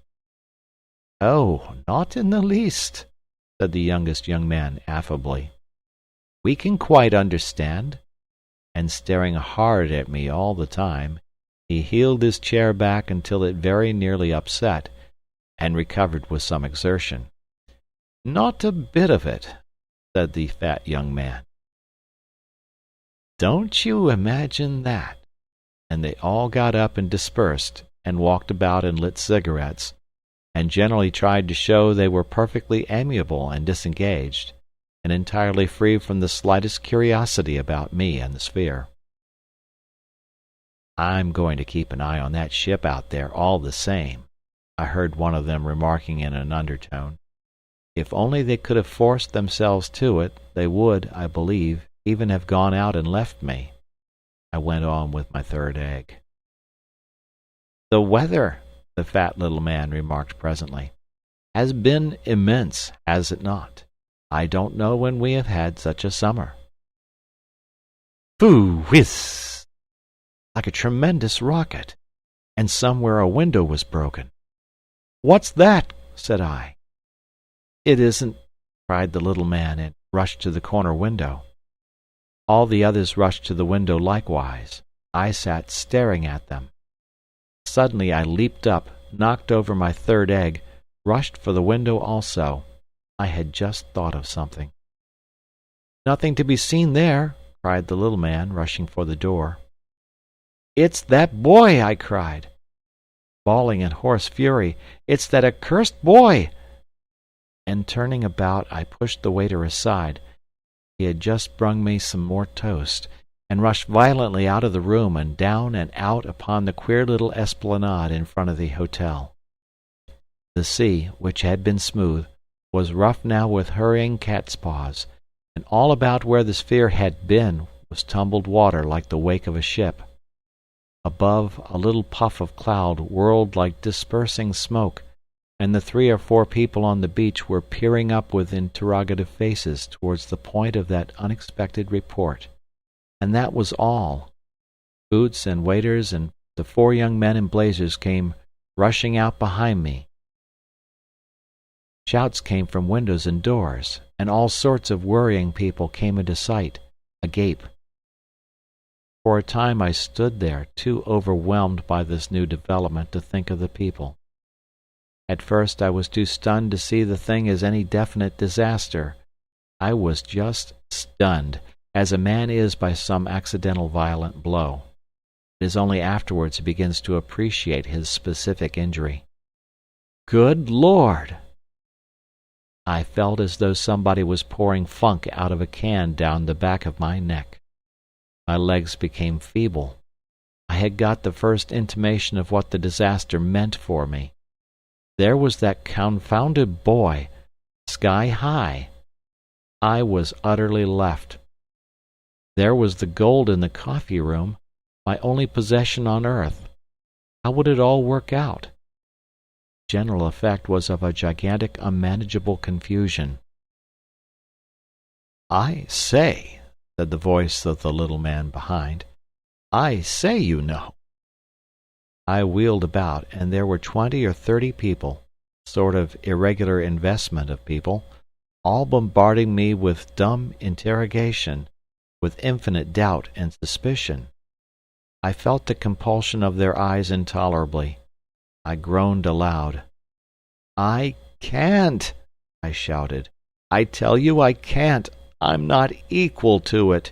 You must puzzle and be damned to you!" I gesticulated convulsively.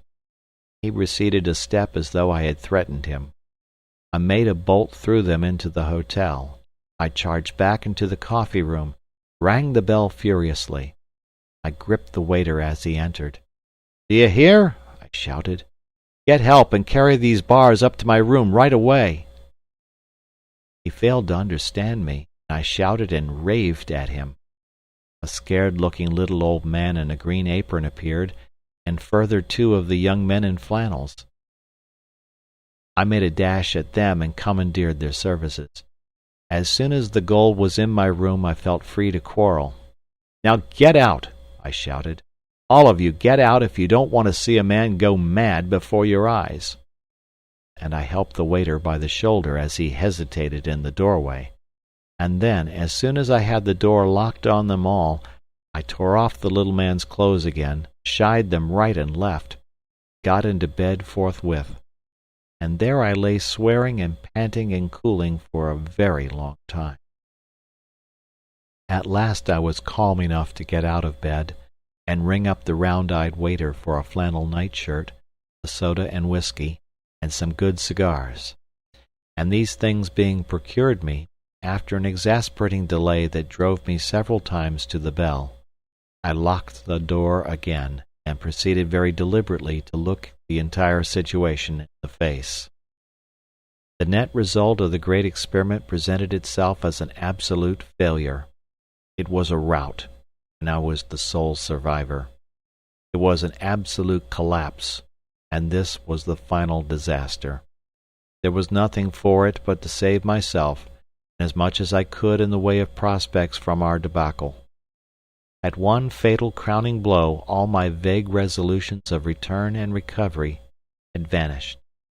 My intention of going back to the moon, of getting a sphere full of gold, and afterwards of having a fragment of Cavorite analyzed and so recovering the great secret, perhaps finally even of recovering Cavor's body, all these ideas vanished altogether.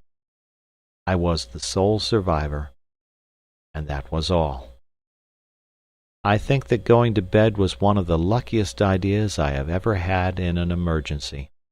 I really believe I should either have got loose-headed or done some indiscreet thing. But there, locked in and secure from all interruptions, I could think out the position and all its bearings and make my arrangements at leisure. Of course, it was quite clear to me what had happened to the boy. He had crawled into the sphere, meddled with the studs, shut the Cavorite windows, and gone up. It was highly improbable he had screwed the manhole stopper, and even if he had, chances were 1,000 to 1 against his getting back. It was fairly evident that he would gravitate with my bales to somewhere near the middle of the sphere and remain there, and so cease to be a legitimate terrestrial interest, however remarkable he might seem to the inhabitants of some remote quarter of space. I very speedily convinced myself on that point, and as for any responsibility I might have in the matter, the more I reflected upon that, the clearer it became that if only I kept quiet about things, I need not trouble myself about that. If I was faced by sorrowing parents demanding their lost boy, I had merely to demand my lost sphere, or ask them what they meant. At first I had had a vision of weeping parents and guardians and all sorts of complications. But now I saw that I simply had to keep my mouth shut, and nothing in that way could arise. And indeed, the more I lay and smoked and thought, the more evident became the wisdom of impenetrability. It is within the right of every British citizen, provided he does not commit damage nor indecorum, to appear suddenly wherever he pleases, and as ragged and filthy as he pleases, and with whatever account of virgin gold he sees fit to encumber himself, and no one has any right at all to hinder and detain him in this procedure. I formulated that at last to myself, and repeated it over as a sort of private Magna Charta of my liberty. Once I had put that issue on one side, I could take up and consider in an equable manner certain considerations I had scarcely dared to think of before, namely, those arising out of the circumstances of my bankruptcy. But now, looking at this matter calmly and at leisure, I could see that if only I suppressed my identity by a temporary assumption of some less well-known name, and if I retained the 2 months' beard that had grown upon me, the risk of any annoyance from the spiteful creditor to whom I had already alluded became very small indeed. From that to a definite course of rational worldly action was plain sailing. It was all amazingly petty, no doubt, but what was there remaining for me to do? Whatever I did, I was resolved that I would keep myself level and right side up. I ordered up writing materials, and addressed a letter to the New Romney Bank, the nearest, the waiter informed me, telling the manager I wished to open an account with him, and requesting him to send 2 trustworthy persons, properly authenticated, in a cab with a good horse to fetch some hundredweight of gold with which I happened to be encumbered. I signed the letter Blake, which seemed to me to be a thoroughly respectable sort of name. This done, I got a Folkestone blue book, picked out an outfitter, and asked him to send a cutter to measure me for a dark tweed suit, ordering at the same time a valise, dressing bag, brown boots, shirts, hat to fit, and so forth, and from a watchmaker I also ordered a watch. And these letters being dispatched, I had up as good as lunch as the hotel could give, and then lay smoking a cigar, as calm and ordinary as possible, until in accordance with my instructions 2 duly authenticated clerks came from the bank and weighed and took away my gold, after which I pulled the clothes over my ears in order to drown any knocking, and went very comfortably to sleep. I went to sleep. No doubt it was a prosaic thing for the first man back from the moon to do, and I can imagine that the young and imaginative reader will find my behavior disappointing.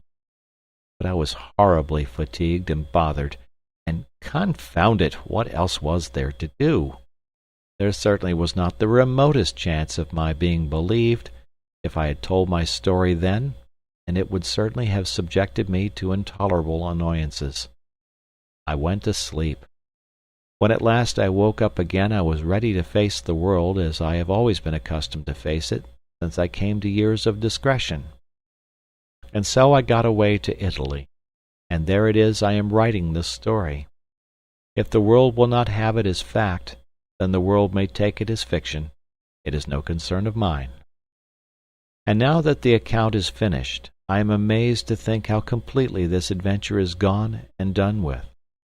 Everybody believes that Cavor was a not very brilliant scientific experimenter who blew up his house and himself at Lympne, and they explain the bang that followed my arrival at Littlestone by a reference to the experiments with explosives that are going on continually at the government establishment of Lydd, 2 miles away.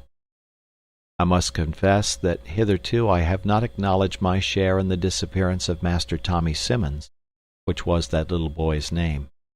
That perhaps may prove a difficult item of corroboration to explain away. They account for my appearance in rags with 2 bars of indisputable gold upon the Littlestone beach in various ingenious ways. It doesn't worry me what they think of me.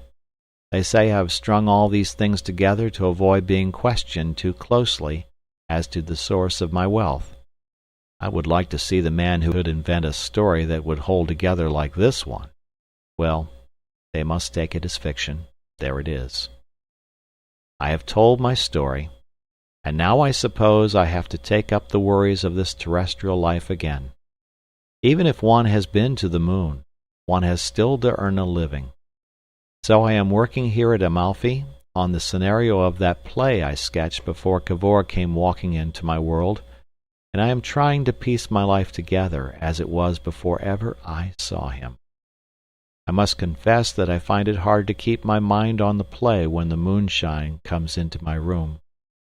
It is full moon here, and last night I was out on the pergola for hours, staring away at the shining blankness that hides so much. Imagine it. Tables and chairs, and trestles and bars of gold. Confound it! If only one could hit on that Cavorite again. But a thing like that doesn't come twice in a life. Here I am, a little better off than I was at Lympne, and that is all. And Cavor has committed suicide in a more elaborate way than any human being ever did before. So the story closes as finally and completely as a dream.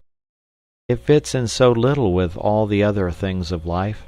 So much of it is so utterly remote from all human experience, the leaping, the eating, the breathing, and these weightless times, that indeed there are moments when, in spite of my moon gold, I do more than half believe myself that the whole thing was a dream. End of chapter. Chapter 22. The astonishing communication of Mr. Julius Wendigee. When I had finished my account of my return to the earth at Littlestone, I wrote "The End," made a flourish, and threw my pen aside, fully believing that the whole story of the first men in the moon was done. Not only had I done this, but I had placed my manuscript in the hands of a literary agent, had permitted it to be sold, had seen the greater portion of it appear in the Strand magazine, and was setting to work again upon the scenario of the play I had commenced at Lympne before I realized that the end was not yet.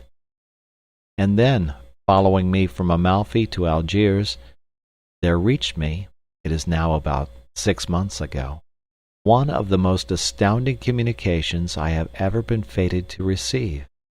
Briefly, it informed me that Mr. Julius Wendigy, a Dutch electrician, who has been experimenting with certain apparatus akin to the apparatus used by Mr. Tesla in America, in the hope of discovering some method of communication with Mars, was receiving day by day a curiously fragmentary message in English, which was indisputably emanating from Mr. Cavor in the moon. At first I thought the thing was an elaborate practical joke by one who had seen the manuscript of my narrative. I answered Mr. Wendigy jestingly, but he replied in a manner that put such suspicion altogether aside, and in a state of inconceivable excitement I hurried from Algiers to the little observatory upon the Monte Rosa in which he was working. In the presence of his record and his appliances, and above all of the messages from Cavor that were coming to hand, my lingering doubts vanished. I decided at once to accept a proposal he made to me, to remain with him, assisting him to take down the record from day to day, and endeavoring with him to send a message back to the moon.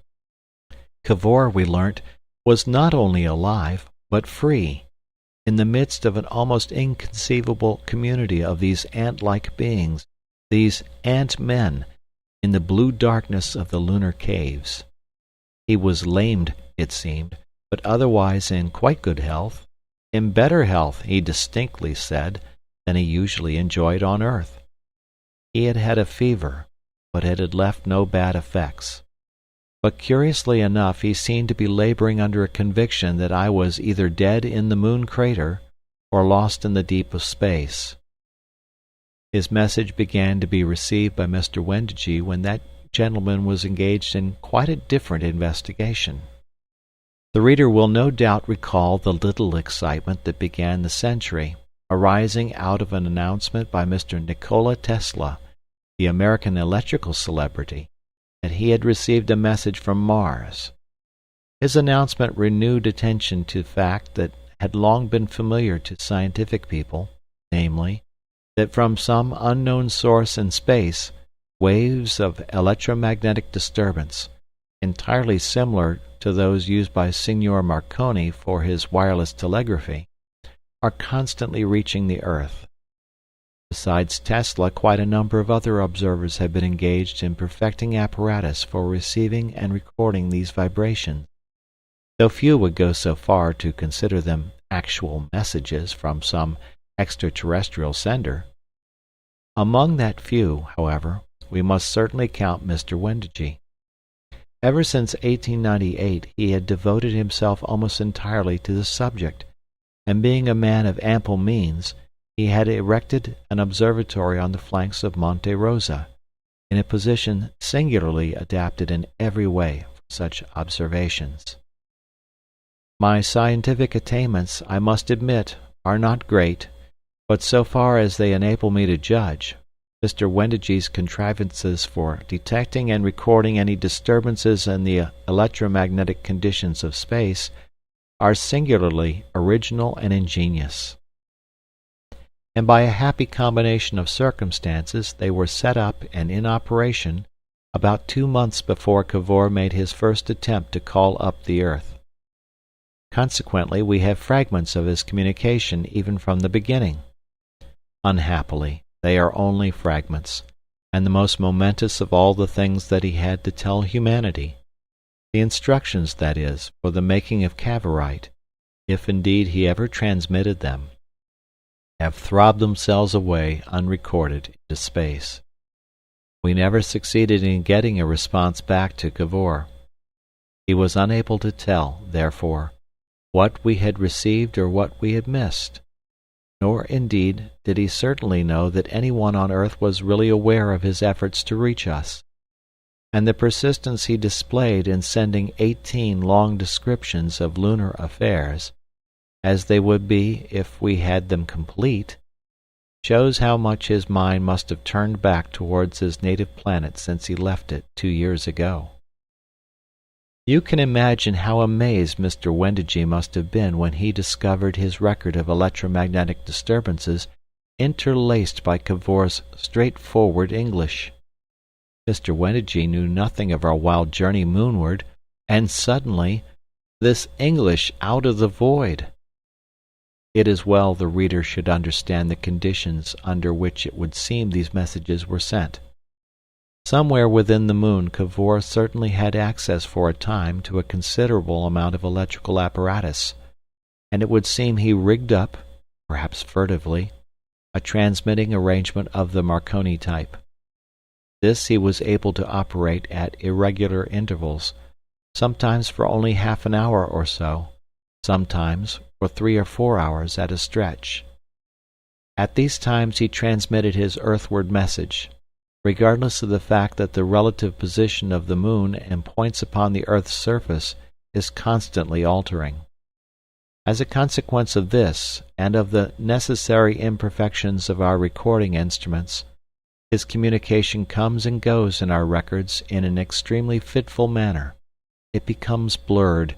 It fades out in a mysterious and altogether exasperating way. And added to this is the fact that he was not an expert operator. He had partly forgotten, or never completely mastered, the code in general use, and as he became fatigued he dropped words and misspelt in a curious manner. Altogether we have probably lost quite half of the communications he made, and much we have is damaged, broken, and partly effaced. In the abstract that follows, the reader must be prepared, therefore, for a considerable amount of break, hiatus, and change of topic.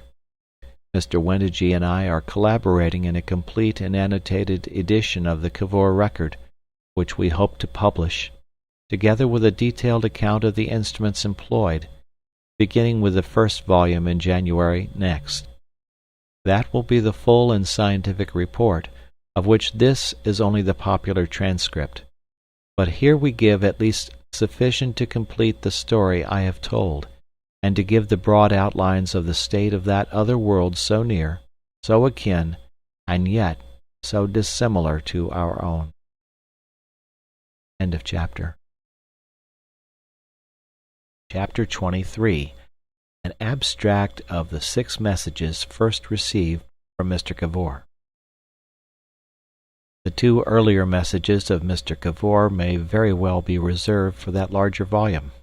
They simply tell, with greater brevity and with a difference in several details that is interesting, but not of any vital importance, the bare facts of the making of the sphere and our departure from the world. Throughout, Cavor speaks of me as a man who is dead, but with a curious change of temper as he approaches our landing on the moon. "Poor Bedford," he says of me, and "this poor young man," and he blames himself for inducing a young man, by no means well equipped for such adventures, to leave a planet on which he was indisputably fitted to succeed, on so precarious a mission. I think he underrates the part my energy and practical capacity played in bringing about the realization of his theoretical sphere. "We arrived," he says, "no more account of our passage through space than if we had made a journey of common occurrence in a railway train." And then he becomes increasingly unfair to me. Unfair indeed to an extent I should not have expected in a man trained in the search for truth. Looking back over my previously written account of these things, I must insist that I have been altogether juster to Cavor than he has been to me. I have extenuated little and suppressed nothing, but his account is, It speedily became apparent that the entire strangeness of our circumstances and surroundings, great loss of weight, attenuated but highly oxygenated air, consequent exaggeration of the results of muscular effort, rapid development of weird plants from obscure spores, lurid sky, was exciting my companion unduly. On the moon his character seemed to deteriorate. He became impulsive, rash, and quarrelsome. In a little while his folly in devouring some gigantic vesicles and his consequent intoxication led to our capture by the Selenites, before we had had the slightest opportunity of properly observing their ways.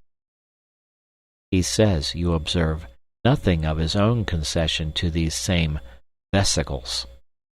And he goes on from that point to say that we came to a difficult passage with them, and Bedford, mistaking certain gestures of theirs, pretty gestures they were, gave way to a panic violence.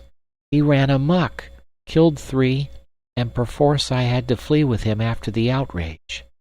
Subsequently we fought with a number who endeavored to bar our way, and slew 7 or 8 more.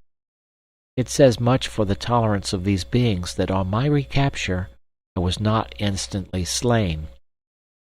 We made our way to the exterior and separated in the crater of our arrival, to increase our chances of recovering our sphere. But presently I came upon a body of Selenites, led by 2 who were curiously different, even in form. Any of these we had seen hitherto, with larger heads and smaller bodies, and much more elaborately wrapped about. And after evading them for some time, I fell into a crevasse, cut my head rather badly, and displaced my patella, and finding crawling very painful, decided to surrender, if they would still permit me to do so. This they did, and perceiving my helpless condition, carried me with them again into the moon. And of Bedford I have heard or seen nothing more, no, nor, so far as I can gather, any Selenite. Either the night overtook him in the crater, or else, which is more probable, he found the sphere, and desiring to steal a march upon me, made off with it, only, I fear, to find it uncontrollable, and to meet a more lingering fate in outer space. And with that, Cavor dismisses me and goes on to more interesting topics. I dislike the idea of seeming to use my position as his editor to deflect his story in my own interest, but I am obliged to protest here against the turn he gives these occurrences. He said nothing about that gasping message on the blood-stained paper in which he told, or attempted to tell, a very different story. The dignified self-surrender is an altogether new view of the affair that has come to him, I must insist, since he began to feel secure among the lunar people.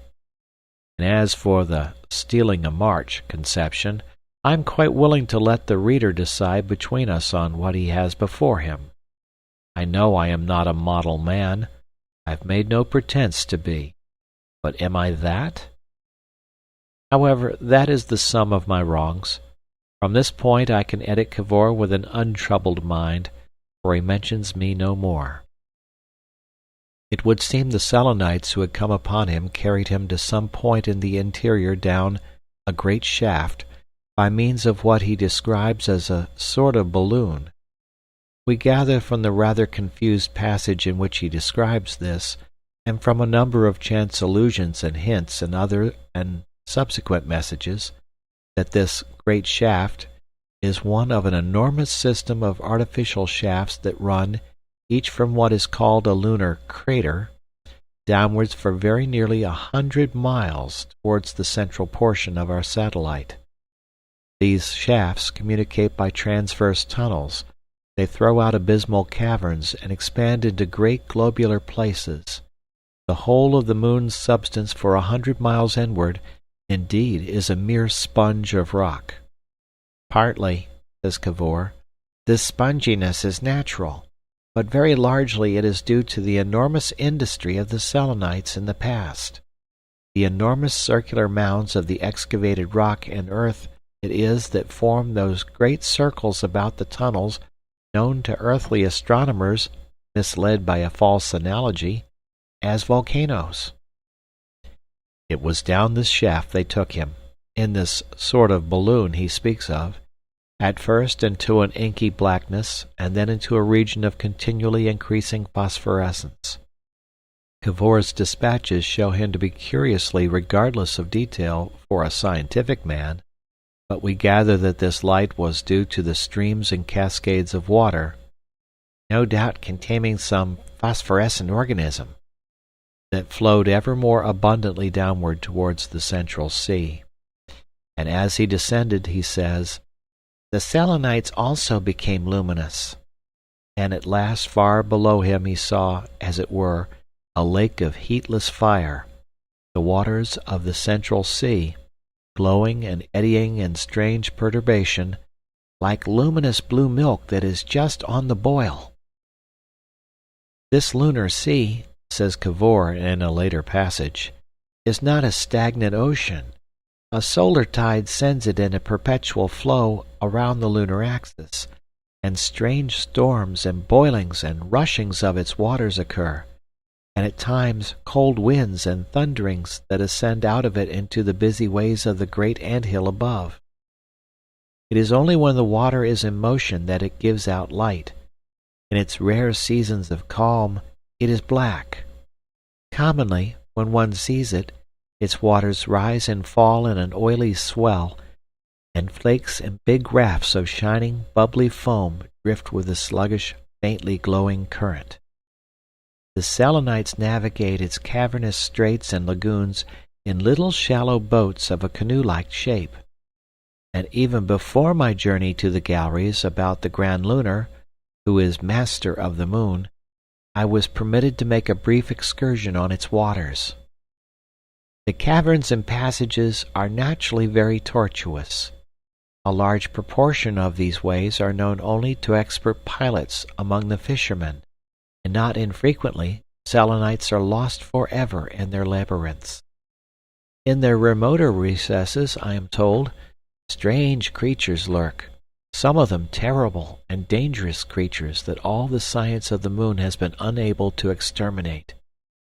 There is particularly the rapha, an inextricable mass of clutching tentacles that one hacks to pieces only to multiply, and the tsi, a darting creature that is never seen, so subtly and suddenly does it slay.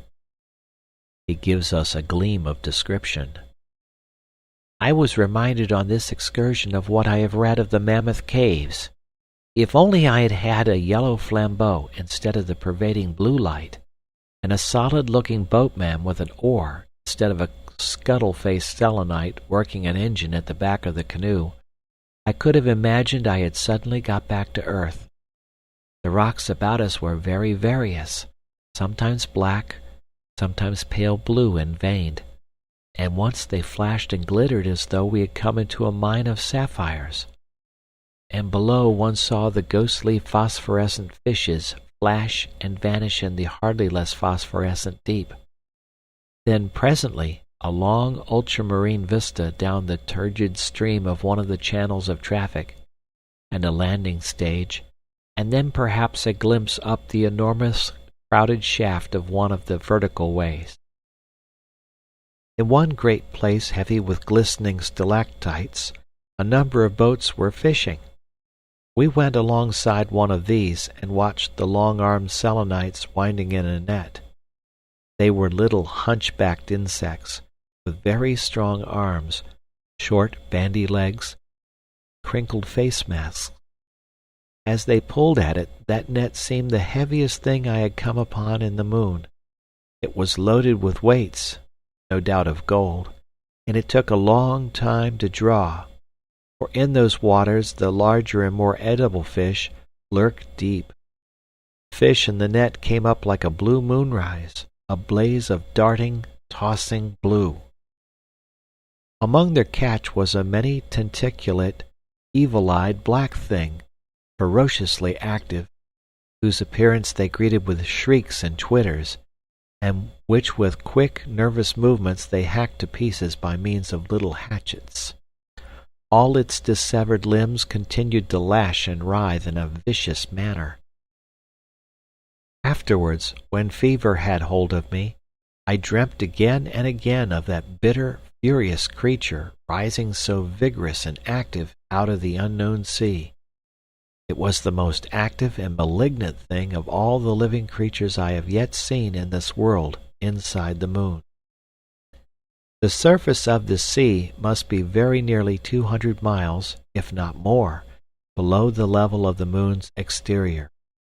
All the cities of the moon lie, I learnt, immediately above the central sea, in such cavernous spaces and artificial galleries as I have described, and they communicate with the exterior by enormous vertical shafts, which open invariably in what are called by earthly astronomers the craters of the moon. The lid covering one such aperture I had already seen during the wanderings that had preceded my capture. Upon the condition of the less central portion of the moon I have not yet arrived at very precise knowledge. There is an enormous system of caverns in which the mooncalves shelter during the night, and there are abattoirs and the like. In one of these it was that I and Bedford fought with the Selenite butchers, and I have since seen balloons laden with meat descending out of the upper dark.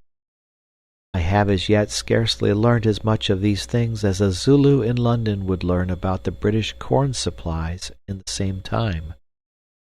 It is clear, however, that these vertical shafts and the vegetation of the surface must play an essential role in ventilating and keeping fresh the atmosphere of the moon.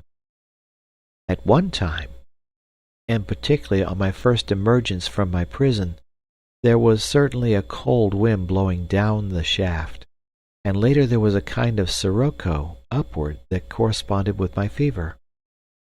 For at the end of about 3 weeks I fell ill of an indefinable sort of fever, and in spite of sleep and the quinine tabloids that very fortunately I had brought in my pocket, I remained ill and fretting miserably, almost to the time when I was taken into the presence of the Grand Lunar, who is master of the moon.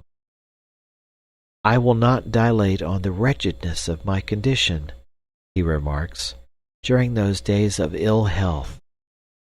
And he goes on with great amplitude with details I omit here. My temperature, he concludes, kept abnormally high for a long time, and I lost all desire for food. I had stagnant waking intervals, and sleep tormented by dreams, and at one phase I was, I remember, so weak as to be earth-sick and almost hysterical. I longed almost intolerably for color to break the everlasting blue. He reverts again presently to the topic of this sponge-caught lunar atmosphere.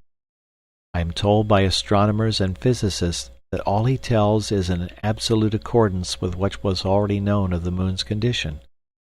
Had earthly astronomers had the courage and imagination to push home a bold induction, says Mr. Wendigee, they might have foretold almost everything that Cavor has to say of the general structure of the moon. They know now pretty certainly that moon and earth are not so much satellite and primary, as smaller and greater sisters, made out of one mass, consequently made of the same material. And since the density of the moon is only 3/5 that of the earth, there can be nothing for it but that she is hollowed out by a great system of caverns. There was no necessity, said Mr. Jabez Flap, F.R.S., that most entertaining exponent of the facetious side of the star, that we should ever have gone to the moon to find out such easy inferences, and points the pun with an allusion to Gruyère. But he certainly might have announced his knowledge of the hollowness of the moon before. And if the moon is hollow, then the apparent absence of air and water is, of course, quite easily explained. The sea lies within at the bottom of the caverns, and the air travels through the great sponge of galleries, in accordance with simple physical laws. The caverns of the moon on the whole are very windy places. As the sunlight comes round the moon, the air in the outer galleries on that side is heated, its pressure increases, some flows out on the exterior and mingles with the evaporating air of the craters, where the plants remove its carbonic acid, while the greater portion flows round through the galleries to replace the shrinking air of the cooling side that the sunlight has left. There is, therefore, a constant eastward breeze in the air of the outer galleries, and an upflow during the lunar day up the shafts, complicated, of course, very greatly by the varying shape of the galleries and the ingenious contrivances of the Selenite mind. End of chapter. Chapter 24. The Natural History of the Selenites. The messages of Cavor from the 6th up to the 16th are for the most part so much broken, and they abound so in repetitions, that they scarcely form a consecutive narrative. They will be given in full, of course, in the scientific report, but here it will be far more convenient to continue simply to abstract and quote as in the former chapter. We have subjected every word to a keen critical scrutiny, and my own brief memories and impressions of lunar things have been of inestimable help in interpreting what would otherwise have been impenetrably dark. And, naturally, as living beings, our interest centers far more upon the strange community of lunar insects in which he was living, it would seem, as an honored guest, than upon the mere physical condition of their world. I have already made it clear, I think, that the Selenites I saw resembled man in maintaining the erect attitude, and in having 4 limbs, and I have compared the general appearance of their heads and the jointing of their limbs to that of insects. I have mentioned, too, the peculiar consequence of the smaller gravitation of the moon on their fragile slightness. Cavor confirms me upon all these points.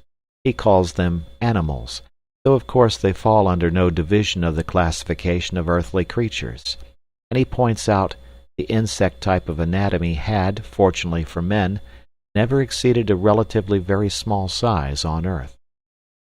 The largest terrestrial insects, living or extinct, do not, as a matter of fact, measure 6 inches in length, but here, against the lesser gravitation of the moon, a creature certainly as much an insect as vertebrate seems to have been able to attain to human and ultra-human dimensions. He does not mention the ant, but throughout his allusions the ant is continually being brought before my mind in its sleepless activity, in its intelligence and social organization, in its structure, and more particularly in the fact that it displays, in addition to the 2 forms, the male and the female form, that almost all other animals possess, a number of other sexless creatures, workers, soldiers, and the like, differing from one another in structure, character, power, and use, and yet all members of the same species. For these Selenites, also, have a great variety of forms. Of course they are not only colossally greater in size than ants, but also, in Cavor's opinion at least, in intelligence, morality, and social wisdom are they colossally greater than men. And instead of the 4 or 5 different forms of ant that are found, there are almost innumerably different forms of Selenite. I had endeavored to indicate the very considerable difference observable in such Selenites of the outer crust as I happened to encounter. The differences in size and proportions were certainly as wide as the differences between the most widely separated races of men. But such differences as I saw paid absolutely to nothing in comparison with the huge distinctions of which Cavor tells. It would seem the exterior Selenites I saw were, indeed, mostly engaged in kindred occupations, moon-calf herds, butchers, fleshers, and the like. But within the moon, practically unsuspected by me, there are, it seems, a number of other sorts of Selenite, differing in size, differing in the relative size of part to part, differing in power and appearance, and yet not different species of creatures, but only different forms of one species, and retaining through all their variations a certain common likeness that marks their specific unity. The moon is, indeed, a sort of vast ant-hill, only, Instead of there being only 4 or 5 sorts of ants, there are many hundred different sorts of Selenite, and almost every gradation between one sort and another. It would seem the discovery came upon Cavor very speedily. I infer rather than learn from his narrative that he was captured by the mooncalf herds under the direction of these other Selenites who have larger brain cases, heads, and very much shorter legs. Finding he would not walk even under the goad, they carried him into darkness, crossed a narrow plank-like bridge that may have been the identical bridge I had refused, and put him down in something that must have seemed at first to be some sort of lift. This was the balloon. It had certainly been absolutely invisible to us in the darkness, and what had seemed to me a mere plank walking into the void was really, no doubt, the passage of the gangway. In this he descended towards constantly more luminous caverns of the moon. At first they descended in silence, save for the twitterings of the Selenites, and then into a stir of windy movement.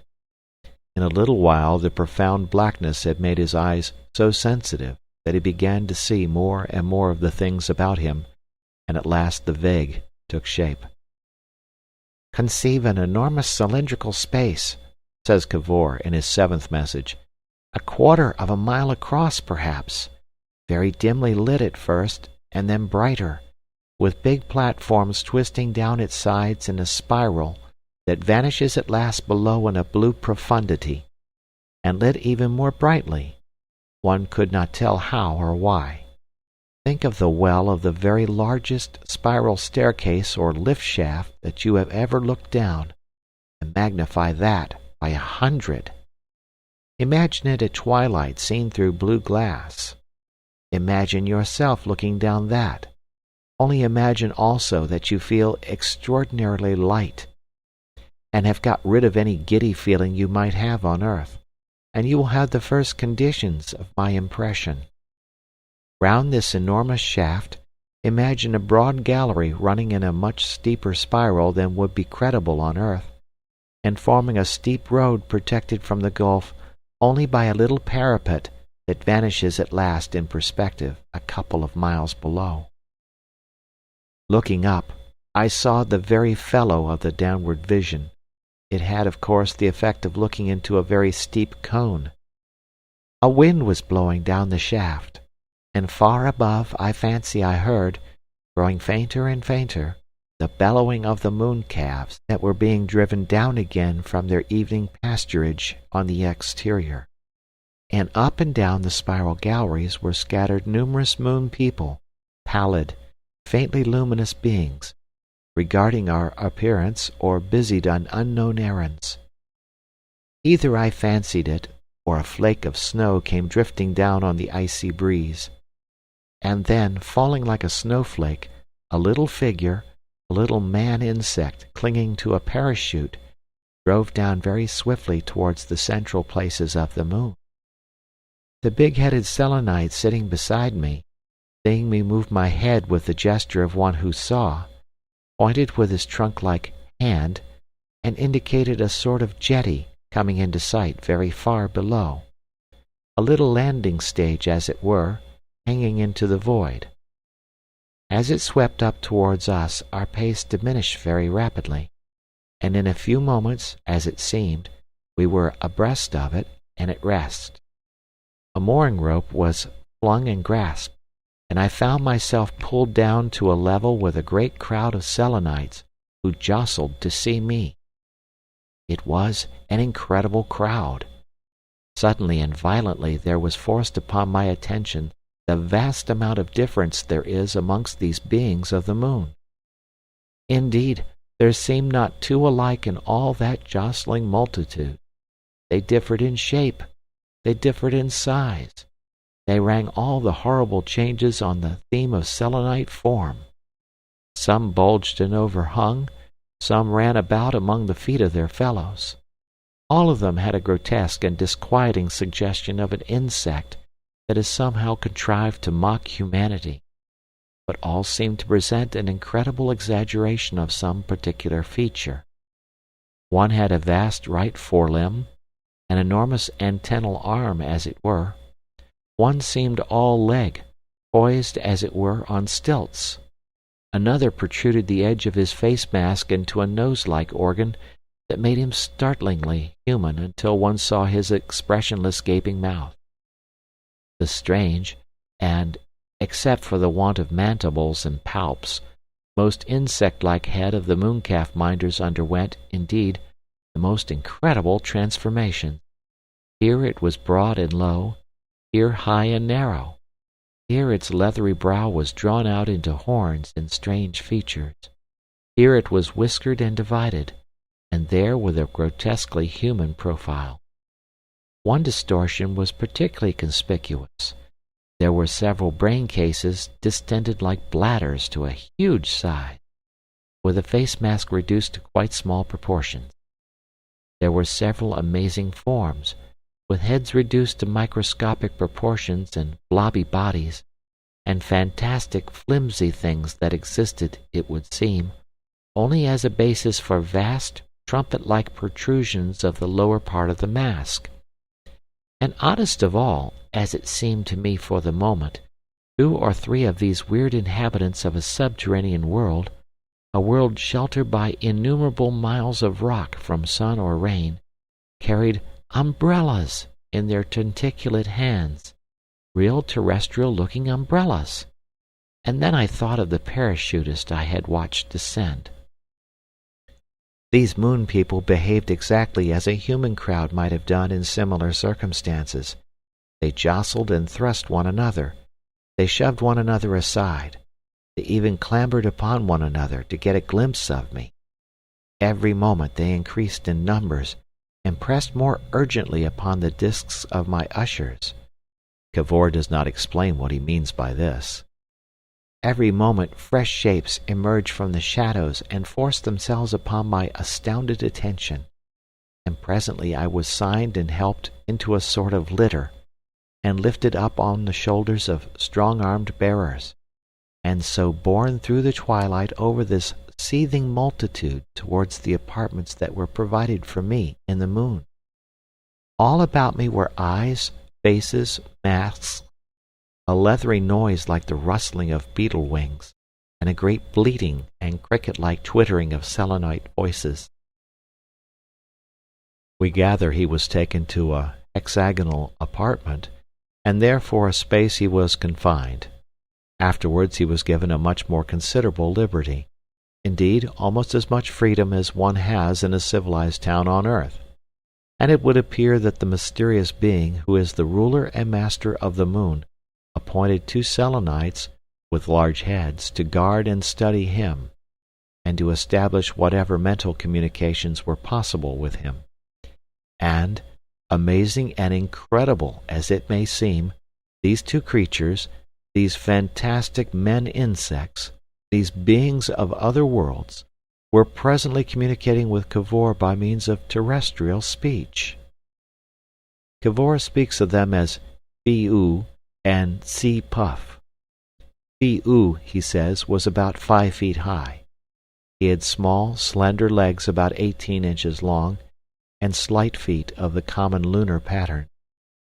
On these balanced a little body, throbbing with the pulsations of his heart.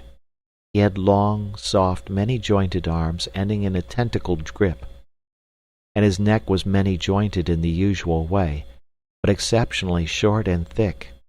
His head, says Cavor, apparently alluding to some previous description that has gone astray in space, is of the common lunar type, but strangely modified. The mouth has the usual expressionless gape, but it is unusually small and pointing downward, and the mask is reduced to the size of a large flat nose flap. On either side are the little eyes. The rest of the head is distended into a huge globe, and the chitinous leathery cuticle of the mooncalf herds thins out to a mere membrane, through which the pulsating brain movements are distinctly visible. He is a creature, indeed, with a tremendously hypertrophied brain, and with the rest of his organism both relatively and absolutely dwarfed. In another passage, Cavor compares the back view of him to Atlas supporting the world. Sea Puff, it seems, was a very similar insect, but his face was drawn out to a considerable length, and the brain hypertrophy being in different regions, his head was not round, but pear-shaped, with the stalk downward. There were also litter carriers, lopsided beings with enormous shoulders, very spidery ushers, and a squat foot attendant in Cavor's retinue.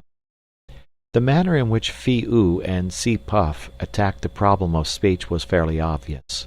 They came into this hexagonal cell in which Cavor was confined, and began imitating every sound he made, beginning with a cough. He seems to have grasped their intention with great quickness, and to have begun repeating words to them and pointing to indicate the application. The procedure was probably always the same. Phi-oo would attend to Cavor for a space, then point also and say the word he had heard. The first word he mastered was man, and the second mooni, which Cavor on the spur of the moment seems to have used instead of selenite for the moon race. As soon as Phi-oo was assured of the meaning of a word, he repeated it to Sea Puff, who remembered it infallibly. They mastered over 100 English nouns at their first session. Subsequently, it seems they brought an artist with them to assist the work of explanation, with sketches and diagrams, Cavor's drawings being rather crude. He was, says Cavor, a being with an active arm and an arresting eye, and he seemed to draw with incredible swiftness.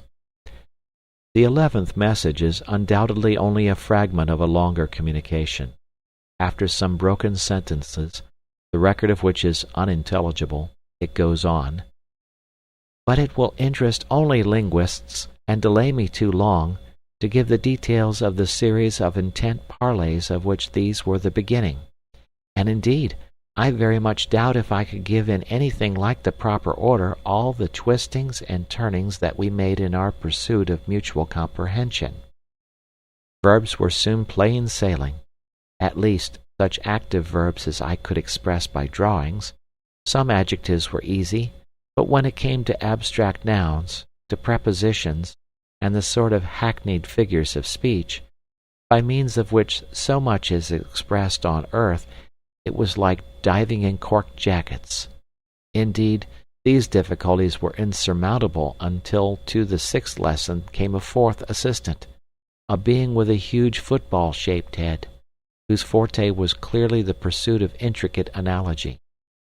He entered in a preoccupied manner, stumbling against a stool, and the difficulties that arose had to be presented to him with a certain amount of clamor and hitting and pricking, before they reached his apprehension. But once he was involved, his penetration was amazing. Whenever there came a need of thinking beyond Phi-oo's by no means limited scope, this prolate-headed person was in request, but he invariably told the conclusion to Sea Puff, in order that it might be remembered. Sea Puff was ever the arsenal for facts, and so we advanced again. It seemed long and yet brief, a matter of days, before I was positively talking with these insects of the moon. Of course, at first it was an intercourse infinitely tedious and exasperating, but imperceptibly it has grown to comprehension, and my patience has grown to meet its limitations. Phi-oo it is who does all the talking. He does it with a vast amount of meditative provisional ms, and has caught up one or two phrases, if I may say, if you understand, and beads all his speech with them. Thus he would discourse. Imagine him explaining his artists. If I may say, draw. Eat little, drink little, draw. Love draw. No other thing. Hate all who do not draw like him. Angry. Hate all who draw like him better. Hate most people. Hate all who do not think all world for to draw. Angry. All things mean nothing to him. Only draw. He like you. if you understand. New thing to draw. Ugly. Striking. Eh? He, turning to see Puff. Love remember words. Remember wonderful more than any. Think no. Draw no. Remember. Say. Here he referred to his gifted assistant for a word. Histories. All things. He hear once. Say ever. It is more wonderful to me than I dreamt that anything ever could be again to hear, in this perpetual obscurity, these extraordinary creatures, for even familiarity fails to weaken the inhuman effect of their appearance, continually piping a nearer approach to coherent earthly speech, asking questions, giving answers. I feel that I am casting back to the fable-hearing period of childhood again, when the ant and the grasshopper talked together, and the bee judged between them. And while these linguistic exercises were going on, Cavor seems to have experienced a considerable relaxation of his confinement. The first dread and distrust our unfortunate conflict aroused is being, he said, continually effaced by the deliberate rationality of all I do. I am now able to come and go as I please, or I am restricted only for my own good. So it is I have been able to get at this apparatus, and assisted by a happy find among the material that is littered in this enormous store cave, I have contrived to dispatch these messages. So far not the slightest attempt has been made to interfere with me in this, though I have made it quite clear to Phi-oo that I am signaling to the earth. You talk to other? He asked, watching me. Others, said I. Others, he said. Oh, yes, men? And I went on transmitting. Cavor was continually making corrections in his previous accounts of the Selenites as fresh facts flowed upon him to modify his conclusions, and accordingly one gives the quotations that follow with a certain amount of reservation.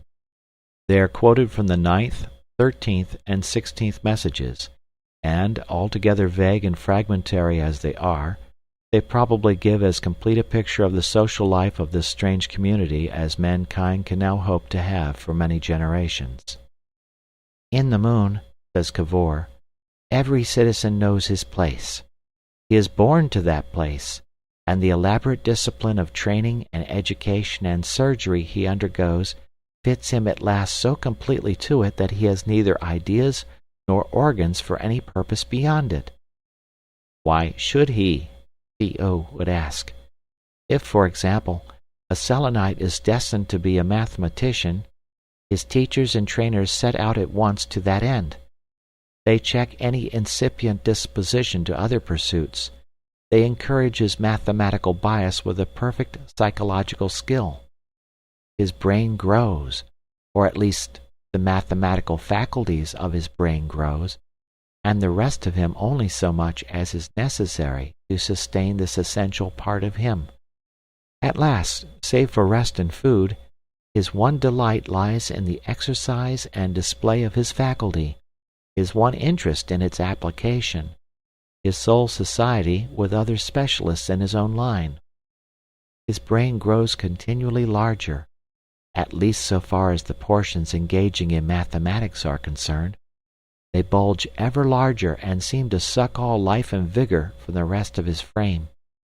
His limbs shrivel, his heart and digestive organs diminish, his insect face is hidden under its bulging contours.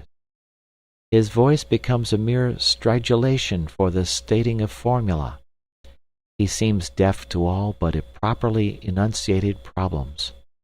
The faculty of laughter, save for the sudden discovery of some paradox, is lost to him. His deepest emotion is the evolution of a novel computation, and so he attains his end.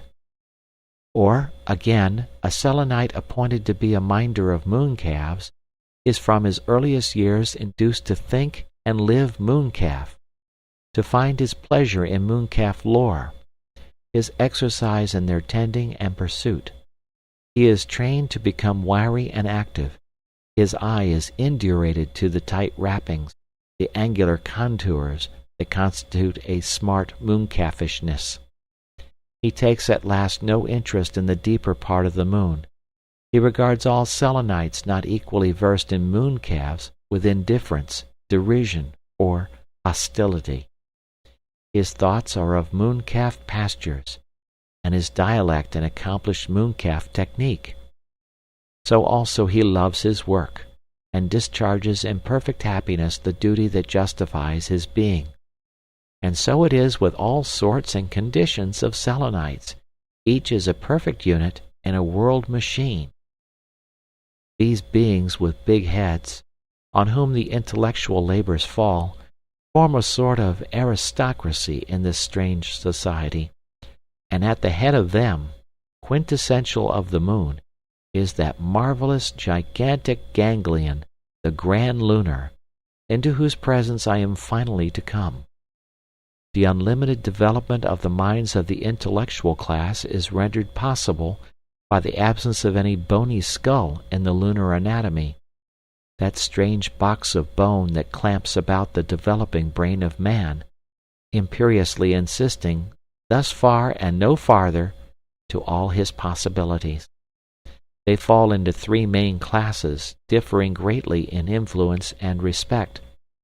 There are administrators, of whom Phi-U is one, Selenites of considerable initiative and versatility, responsible each for a certain cubic content of the moon's bulk. The experts like the football-headed thinker, who are trained to perform certain special operations, and the erudite, who are the repositories of all knowledge. To the latter class belongs Si Puff, the first lunar professor of terrestrial languages. With regard to these latter, it is a curious little thing to note that the unlimited growth of the lunar brain has rendered unnecessary the invention of all those mechanical aids to brain work which have distinguished the career of man. There are no books, no records of any sort, no libraries or inscriptions. All knowledge is stored in distended brains, such as the honey ants of Texas store honey in their distended abdomens. The lunar Somerset House and the lunar British Museum Library are collections of living brains.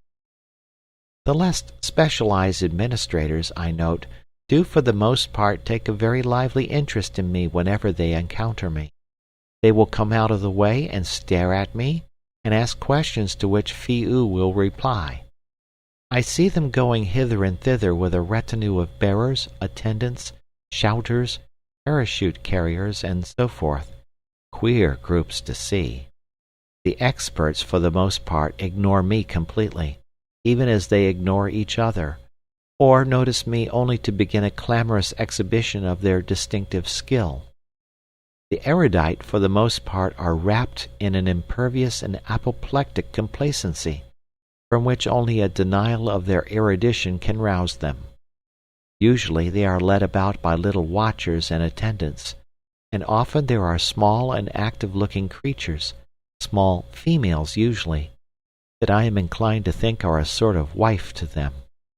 But some of the profounder scholars are altogether too great for locomotion, and are carried from place to place in a sort of sedan tub, wobbling jellies of knowledge that enlist my respectful astonishment. I have just passed one in coming to this place, where I am permitted to amuse myself with these electrical toys. A vast, shaven, shaky head, bald and thin-skinned, carried on his grotesque stretcher.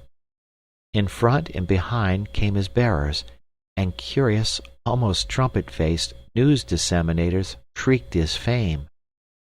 I have already mentioned the retinues that accompany most of the intellectuals, ushers, bearers, valets, extraneous tentacles and muscles, as it were, to replace the abortive physical powers of these hypertrophied minds. Porters almost invariably accompany them.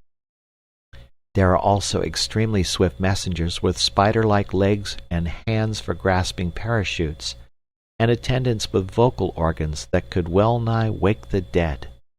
Apart from their controlling intelligence, These subordinates are as inert and helpless as umbrellas in a stand. They exist only in relation to the orders they have to obey, the duties they have to perform. The bulk of these insects, however, who go to and fro upon the spiral ways, who fill the ascending balloons and drop past me clinging to flimsy parachutes are, I gathered, of the operative class. Machine hands, indeed, some of these are in actual nature. It is not a figure of speech. The single tentacle of the mooncalf herd is profoundly modified for clawing, lifting, guiding. The rest of them no more than necessary subordinate appendages to these important mechanisms, have enormously developed auditory organs, some whose work lies in delicate chemical operations project a vast olfactory organ. Others again have flat feet for treadles with ankylosed joints, and others, who I have been told are glass blowers, seem mere lung bellows. But every one of these common Selenites I have seen at work is exquisitely adapted to the social need it meets. Fine work is done by fined-down workers, amazingly dwarfed and neat. Some I could hold in the palm of my hand. There is even a sort of turnspit Selenite, very common, whose duty and only delight is to apply motive power for various small appliances. And to rule over these things and order any erring tendency there might be in some aberrant natures are the most muscular beings I have seen in the moon, a sort of lunar police, who must have been trained from their earliest years to give a perfect respect and obedience to the swollen heads. The making of these various sorts of operative must be a very curious and interesting process. I am very much in the dark about it, but quite recently I came upon a number of young Selenites confined in jars from which only the four limbs protruded, who were being compressed to become machine-minders of a special sort. The extended hand in this highly developed system of technical education is stimulated by irritants and nourished by injection, while the rest of the body is starved. P.U., unless I misunderstood him, explained that in the earliest stages these queer little creatures are apt to display signs of suffering in their various cramped situations, but they easily become indurated to their lot, and he took me on to where a number of flexible-minded messengers were being drawn out and broken in. It is quite unreasonable, I know, but such glimpses of the educational methods of these beings affect me disagreeably. I hope, however, that may pass off, and I may be able to see more of this aspect of their wonderful social order. That wretched-looking hand tentacle sticking out of its jar seemed to have a sort of limp appeal for lost possibilities. It haunts me still, although, of course, it really is in the end a far more humane proceeding than our earthly method of leaving children to grow into human beings and then making machines of them. Quite recently, too, I think it was on the 11th or 12th visit I made to this apparatus, I had a curious light upon the lives of these operatives. I was being guided through a short cut hither, instead of going down the spiral, and by the keys to the central sea. From the devious windings of a long, dark gallery, we emerged into a vast, low cavern, pervaded by an earthy smell, and as things go in this darkness, rather brightly lit. The light came from a tumultuous growth of livid fungoid shapes, some indeed singularly like our terrestrial mushrooms, but standing as high or higher than a man. "Moonies eat these?" said I to Phi-oo. "Yes, fond." "Goodness me!" I cried. "What's that?" My eye had just caught the figure of an exceptionally big and ungainly Selenite lying motionless among the stems, face downward. We stopped. "Dead?" I asked, for as yet I had seen no dead in the moon, and I have grown curious. "No," exclaimed Phi-oo. "Him worker. No work to do. Get little drink then. Make sleep. Till we him want. What good him wake, eh?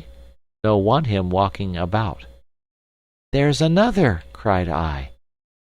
And indeed all that huge extent of mushroom ground was, I found, peppered with these prostrate figures sleeping under an opiate until the moon had need of them. There were scores of them of all sorts, and we were able to turn over some of them, and examine them more precisely than I had been able to previously. They breathed noisily at my doing so, but did not wake. One I remember very distinctly. He left a strong impression, I think, because some trick of the light and of his attitude was strongly suggestive of a drawn-up human figure. His forelimbs were long, delicate tentacles. He was some kind of refined manipulator, and the pose of his slumber suggested a submissive suffering. No doubt it was a mistake for me to interpret his expression in that way, but I did. And as Phi Oo rolled him over into the darkness among the livid fleshiness again, I felt a distinctly unpleasant sensation, although as he rolled, insect in him was confessed. It simply illustrates the unthinking way in which one acquires habits of feeling. To drug the worker one does not want, and toss him aside, is surely far better than to expel him from his factory to wander starving in the streets. In every complicated social community there is necessarily a certain intermittency of employment for all specialized labor, and in this way the trouble of an unemployed problem is altogether anticipated. And yet, so unreasonable are even scientifically trained minds, I still do not like the memory of those prostrate forms amidst those quiet, luminous arcades of fleshy growth, and I avoid that short-cut in spite of the inconveniences of the longer, more noisy, and more crowded alternative. My alternative route takes me round by a huge shadowy cavern, very crowded and clamorous, and here it is I see peering out of the hexagonal openings of a sort of honeycomb wall, or parading a large open space behind, or selecting the toys and amulets made to please them by the dainty tentacled jewelers who work in kennels below, the mothers of the moon world, the queen bees, as it were, of the hive. They are noble-looking beings, fantastically and sometimes quite beautifully adorned, with a proud carriage, and, save for their mouths, almost microscopic heads. Of the condition of the moon sexes, marrying and giving in marriage, and of birth and so forth among the Selenites, I have as yet been able to learn very little. With the steady progress of Phi Oo in English, however, my ignorance will no doubt as steadily disappear. I am of opinion that, as with the ants and bees, there is a large majority of the members in this community of the neuter sex. Of course on earth in our cities there are now many who never live that life of parentage which is the natural life of man.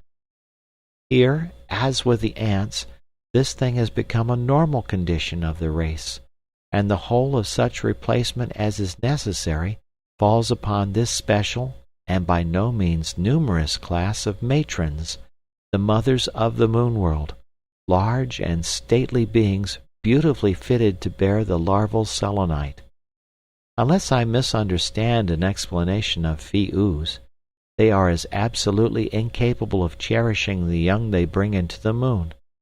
Periods of foolish indulgence alternate with moods of aggressive violence, and as soon as possible the little creatures, who are quite soft and flabby and pale-colored, are transferred to the charge of celibate females, woman workers as it were, who in some cases possess brains of almost masculine dimensions.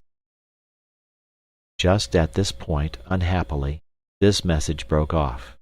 Fragmentary and tantalizing as the matter constituting this chapter is, it does nevertheless give a vague, broad impression of an altogether strange and wonderful world, a world with which our own may have to reckon we know not how speedily. This intermittent trickle of messages, this whispering of a record needle in the stillness of the mountain slopes, is the first warning of such a change in human conditions as mankind has scarcely imagined heretofore.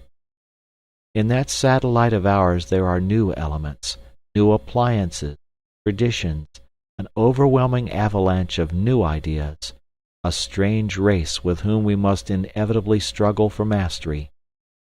Gold as common as iron or wood. End of chapter. Chapter 25. The Grand Lunar. The penultimate message describes, with occasionally elaborate detail, the encounter between Cavor and the Grand Lunar, who is the ruler or master of the moon. Cavor seems to have sent most of it without interference, but to have been interrupted in the concluding portion. The second came after an interval of a week. The first message begins, "At last I am able to resume this." It then becomes illegible for a space and after a time resumed in mid-sentence. The missing words of the following sentence are probably "the crowd." There follows quite clearly, "Grew ever denser as we drew near the palace of the Grand Lunar, if I may call a series of excavations a palace.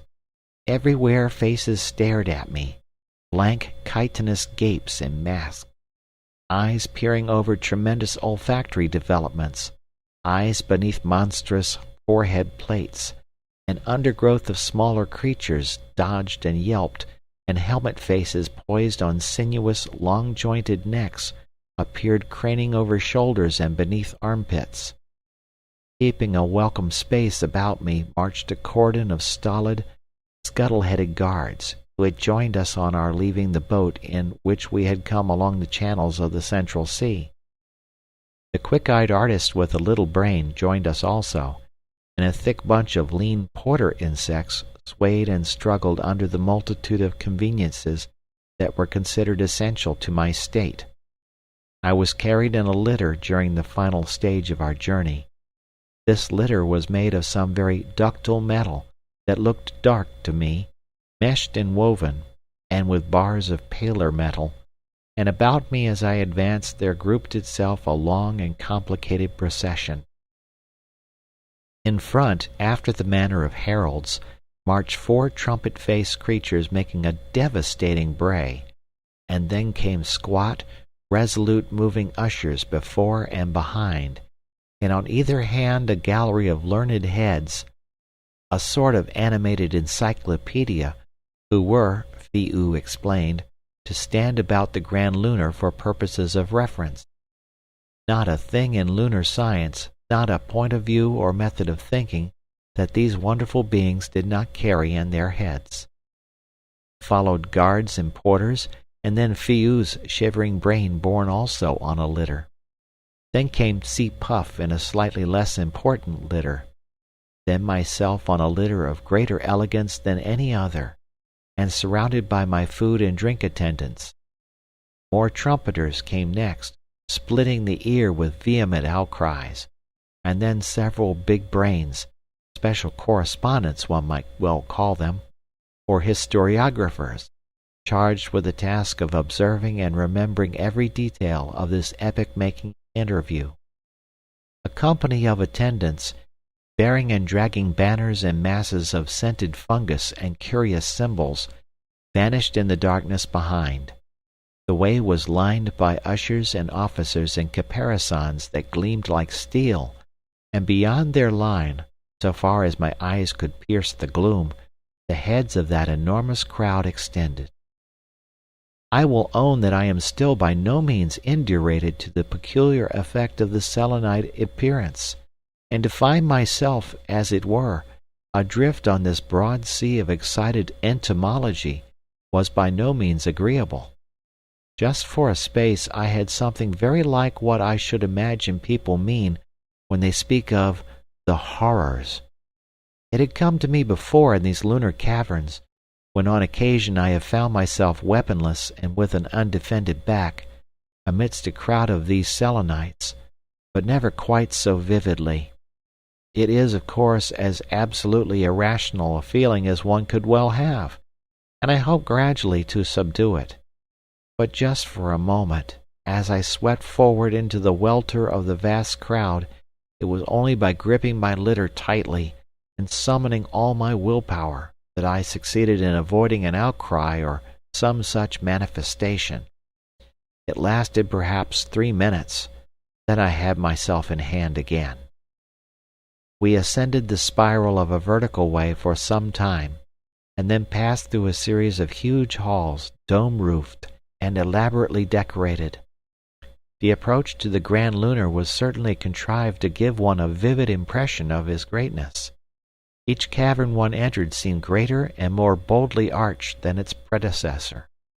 This effect of progressive size was enhanced by a thin haze of faintly luminescent blue incense that thickened as one advanced, and robbed even the nearer figures of clearness.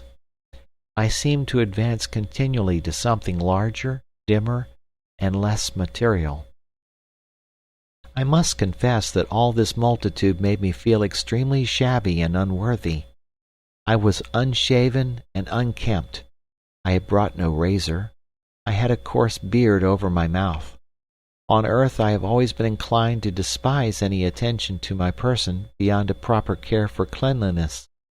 But under the exceptional circumstances in which I found myself, representing, as I did, my planet and my kind, and depending very largely upon the attractiveness of my appearance for a proper reception, I could have given much for something a little more artistic and dignified than the husks I wore.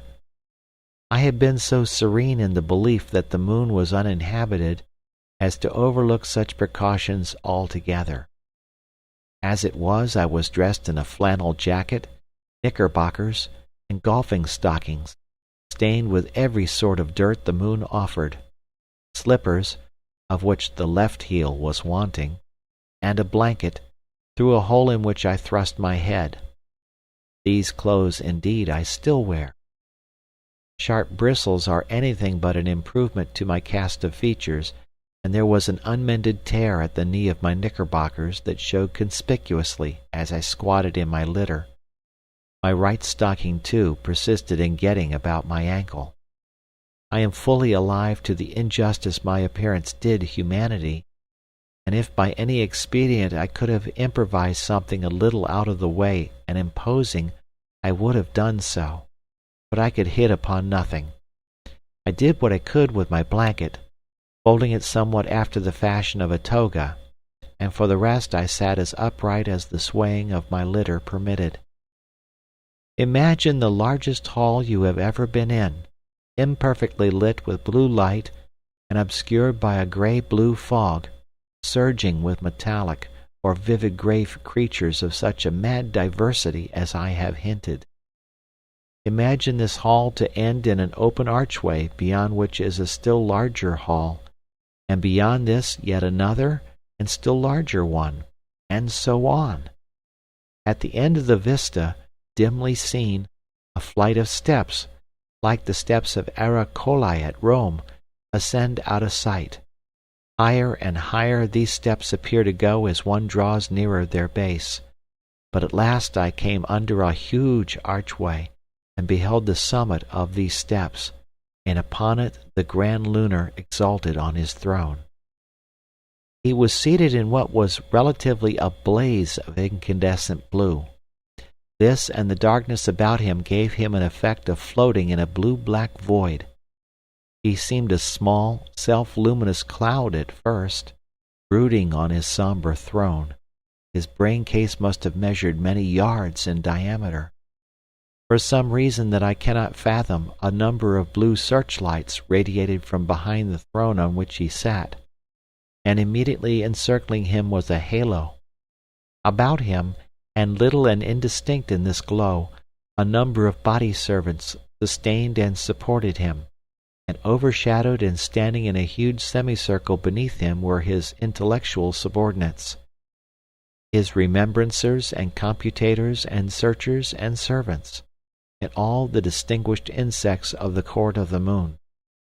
Still lower stood ushers and messengers, and then all down the countless steps of the throne were guards, and at the base enormous, various, indistinct, vanishing at last into an absolute black, a vast swaying multitude of the minor dignitaries of the moon.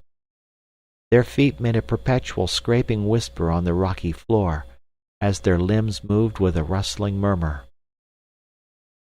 As I entered the penultimate hall, the music rose and expanded into an imperial magnificence of sound, and the shrieks of the news-bearers died away. I entered the last and greatest hall. My procession opened out like a fan. My ushers and guards went right and left, and the 3 litters bearing myself and Phi-oo and Tsi-puff marched across a shiny darkness of floor to the foot of the giant stairs. Then began a vast throbbing hum that mingled with the music. The 2 Selenites dismounted, but I was bidden remain seated, I imagine as a special honor. The music ceased, but not that humming, and by a simultaneous movement of 10,000 respectful heads, my attention was directed to the enhaloed supreme intelligence that hovered above me. At first, as I peered into the radiating glow, this quintessential brain looked very much like an opaque, featureless bladder with dim, undulating ghosts of convolutions writhing visibly within. Then, beneath its enormity, and just above the edge of the throne, one saw with a start minute elfin eyes peering out of the glow. No face, but eyes, as if they peered through holes. At first I could see no more than these 2 staring little eyes, and then below I distinguished the little dwarfed body and its insect-jointed limbs shriveled and white. The eyes stared down at me with a strange intensity, and the lower part of the swollen globe was wrinkled. Ineffectual-looking little hand tentacles steadied this shape on the throne. It was great. It was pitiful. One forgot the hall and the crowd. I ascended the staircase by jerks. It seemed to me that this darkly glowing brain case above us spread over me, and took more and more of the whole effect into itself as I drew nearer. The tiers of attendants and helpers grouped about their master seemed to dwindle and fade into the night. I saw that shadowy attendants were busy spraying that great brain with a cooling spray, and patting and sustaining it. For my own part, I sat gripping my swaying litter and staring at the grand lunar, unable to turn my gaze aside. And at last, as I reached a little landing that was separated only by 10 steps or so from the supreme seat, the woven splendor of the music reached a climax and ceased. I was left naked, as it were, in that vastness, beneath the still scrutiny of the grand lunar's eyes. He was scrutinizing the first man he had ever seen. My eyes dropped at last from his greatness to the ant figures in the blue mist about him, and then down the steps to the masked Selenites, still and expectant in their thousands, packed on the floor below. Once again an unreasonable horror reached out towards me, and passed. After the pause came the salutation. I was assisted from my litter, and stood awkwardly while a number of curious and no doubt deeply symbolical gestures were vicariously performed for me by 2 slender officials. The encyclopedic galaxy of the learned that had accompanied me to the entrance of the last hall appeared 2 steps above me and left and right of me, in readiness for the grand lunar's need, and Phi-oo's pale brain placed itself about halfway up to the throne, in such a position as to communicate easily between us without turning his back on either the grand lunar or myself. Tsi-puff took up position behind him. Dexterous ushers sidled sideways towards me, keeping a full face to the presence. I seated myself Turkish fashion, and Phi-oo and Tsi-puff also knelt down above me. There came a pause. The eyes of the nearer court went from me to the grand lunar and came back to me, and a hissing and piping of expectation passed across the hidden multitudes below, and ceased. that humming ceased. For the first and last time in my experience, the moon was silent. I became aware of a faint, wheezy noise. The Grand Lunar was addressing me. It was like the rubbing of a finger upon a pane of glass. I watched him attentively for a time, and then glanced at the alert Phi-oo.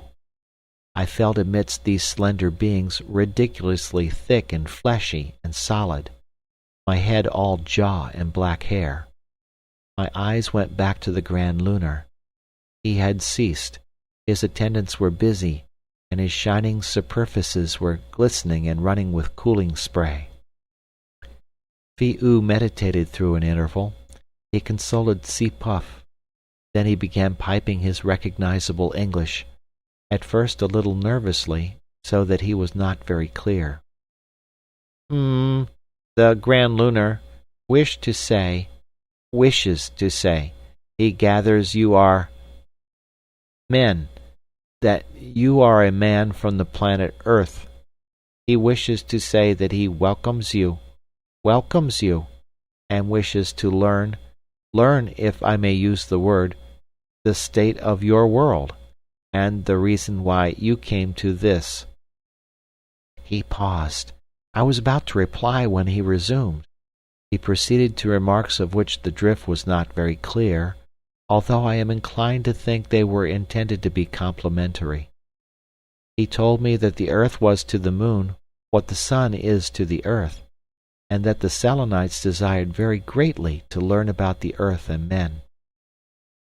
He then told me, no doubt in compliment also, the relative magnitude and diameter of earth and moon, and the perpetual wonder and speculation with which the Selenites had regarded our planet. I meditated with downcast eyes, and decided to reply that men too had wondered what might lie in the moon, and had judged it dead, little reckoning of such magnificence as I had seen that day. The Grand Lunar, in token of recognition, caused his long blue rays to rotate in a very confusing manner, and all about the great hall ran the pipings and whisperings and rustlings of the report of what I had said.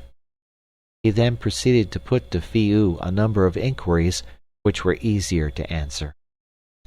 He understood, he explained, that we lived on the surface of the earth, that our air and sea were outside the globe. The latter part, indeed, he already knew from his astronomical specialists. He was very anxious to have more detailed information of what he called this extraordinary state of affairs, for from the solidity of the earth there had always been a disposition to regard it as uninhabitable. He endeavored first to ascertain the extremes of temperature to which we earth beings were exposed. He was deeply interested by my descriptive treatment of clouds and rain. His imagination was assisted by the fact that the lunar atmosphere in the outer galleries of the night side is not infrequently very foggy. He seemed inclined to marvel that we did not find the sunlight too intense for our eyes, and was interested in my attempt to explain that the sky was tempered to a bluish color through the refraction of the air, though I doubt if he clearly understood that. I explained how the iris of the human eyes can contract the pupil and save the delicate internal structure from the excess of sunlight, and was allowed to approach within a few feet of the presence in order that this structure might be seen. This led to a comparison of the lunar and terrestrial eyes. The former is not only excessively sensitive to such light as men can see, but it can also see heat, and every difference in temperature within the moon renders objects visible to it. The iris was quite a new organ to the Grand Lunar. For a time he amused himself by flashing his rays into my face and watching my pupils contract. As a consequence, I was dazzled and blinded for some little time. But in spite of that discomfort, I found something reassuring by insensible degrees in the rationality of this business of question and answer. I could shut my eyes, think of my answer, and almost forget that the Grand Lunar has no face. When I had descended again to my proper place, Grand Lunar asked how we sheltered ourselves from heat and storms, and I expounded to him the arts of building and furnishing. Here we wandered into misunderstandings and cross purposes, due largely, I must admit, to the looseness of my expression. For a long time I had great difficulty in making him understand the nature of a house. To him and his attendant Selenites it seemed, no doubt, the most whimsical thing in the world that men should build houses when they might descend into excavation, and an additional complication was introduced by the attempt I made to explain that men had originally begun their homes in caves, and that they were now taking their railways and many establishments beneath the surface. Here I think a desire for intellectual completeness betrayed me. There was also a considerable tangle due to an equally unwise attempt on my part to explain about mines. Dismissing this topic at last in an incomplete state, the Grand Lunar inquired what we did with the interior of our globe. A tide of twittering and piping swept into the remotest corners of that great assembly when it was at last made clear that we men know absolutely nothing of the contents of the world upon which the immemorial generations of our ancestors had been evolved. 3 times had I to repeat that of all the 4,000 miles of distance between the earth and its center, men knew only to the depth of a mile, and that very vaguely. I understood the Grand Lunar to ask why had I come to the moon, seeing we had scarcely touched our own planet yet, but he did not trouble me at that time to proceed to an explanation, being too anxious to pursue the details of this mad inversion of all his ideas. He reverted to the question of weather, and I tried to describe the perpetually changing sky, and snow, and frost and hurricanes. "But when the night comes," he asked, "is it not cold?" I told him it was colder than by day. "And does not your atmosphere freeze?" I told him not, that it was never cold enough for that, because our nights were so short. "Not even liquefy?" I was about to say no, but then it occurred to me that one part at least of our atmosphere, the water vapor of it, does sometimes liquefy and form dew, and sometimes freezes and forms frost, a process perfectly analogous to the freezing of all the external atmosphere of the moon during its longer night. I made myself clear on this point, and from that the Grand Lunar went on to speak with me of sleep. For the need of sleep that comes so regularly every 24 hours to all things is part also of our earthly inheritance. On the moon they rest only at rare intervals, and after exceptional exertions. Then I tried to describe to him the soft splendors of a summer night, and from that I passed to a description of those animals that prowl by night and sleep by day. I told him of lions and tigers, and here it seemed as though we had come to a deadlock. For, save in their waters, there are no creatures in the moon not absolutely domestic and subject to his will, and so it has been for immemorial years. They have monstrous water creatures, but no evil beasts, and the idea of anything strong and large existing outside in the night is very difficult for them. The record here is too broken to transcribe for the space of perhaps 20 words or more. He talked with his attendants, as I suppose, upon the strange superficiality and unreasonableness of man who lives on the mere surface of a world, a creature of waves and winds, all the chances of space, who cannot even unite to overcome the beasts that prey upon his kind, and yet who dares to invade another planet. During this aside I sat thinking, and then at his desire I told him of the different sorts of men. He searched me with questions. "And for all sorts of work you have the same sort of men. But who thinks? Who governs?" I gave him an outline of the democratic method. When I had done, he ordered cooling sprays upon his brow, and then requested me to repeat my explanation, conceiving something had miscarried. "Do they not do different things, then?" said Fiu. "Some, I admitted, were thinkers, and some officials.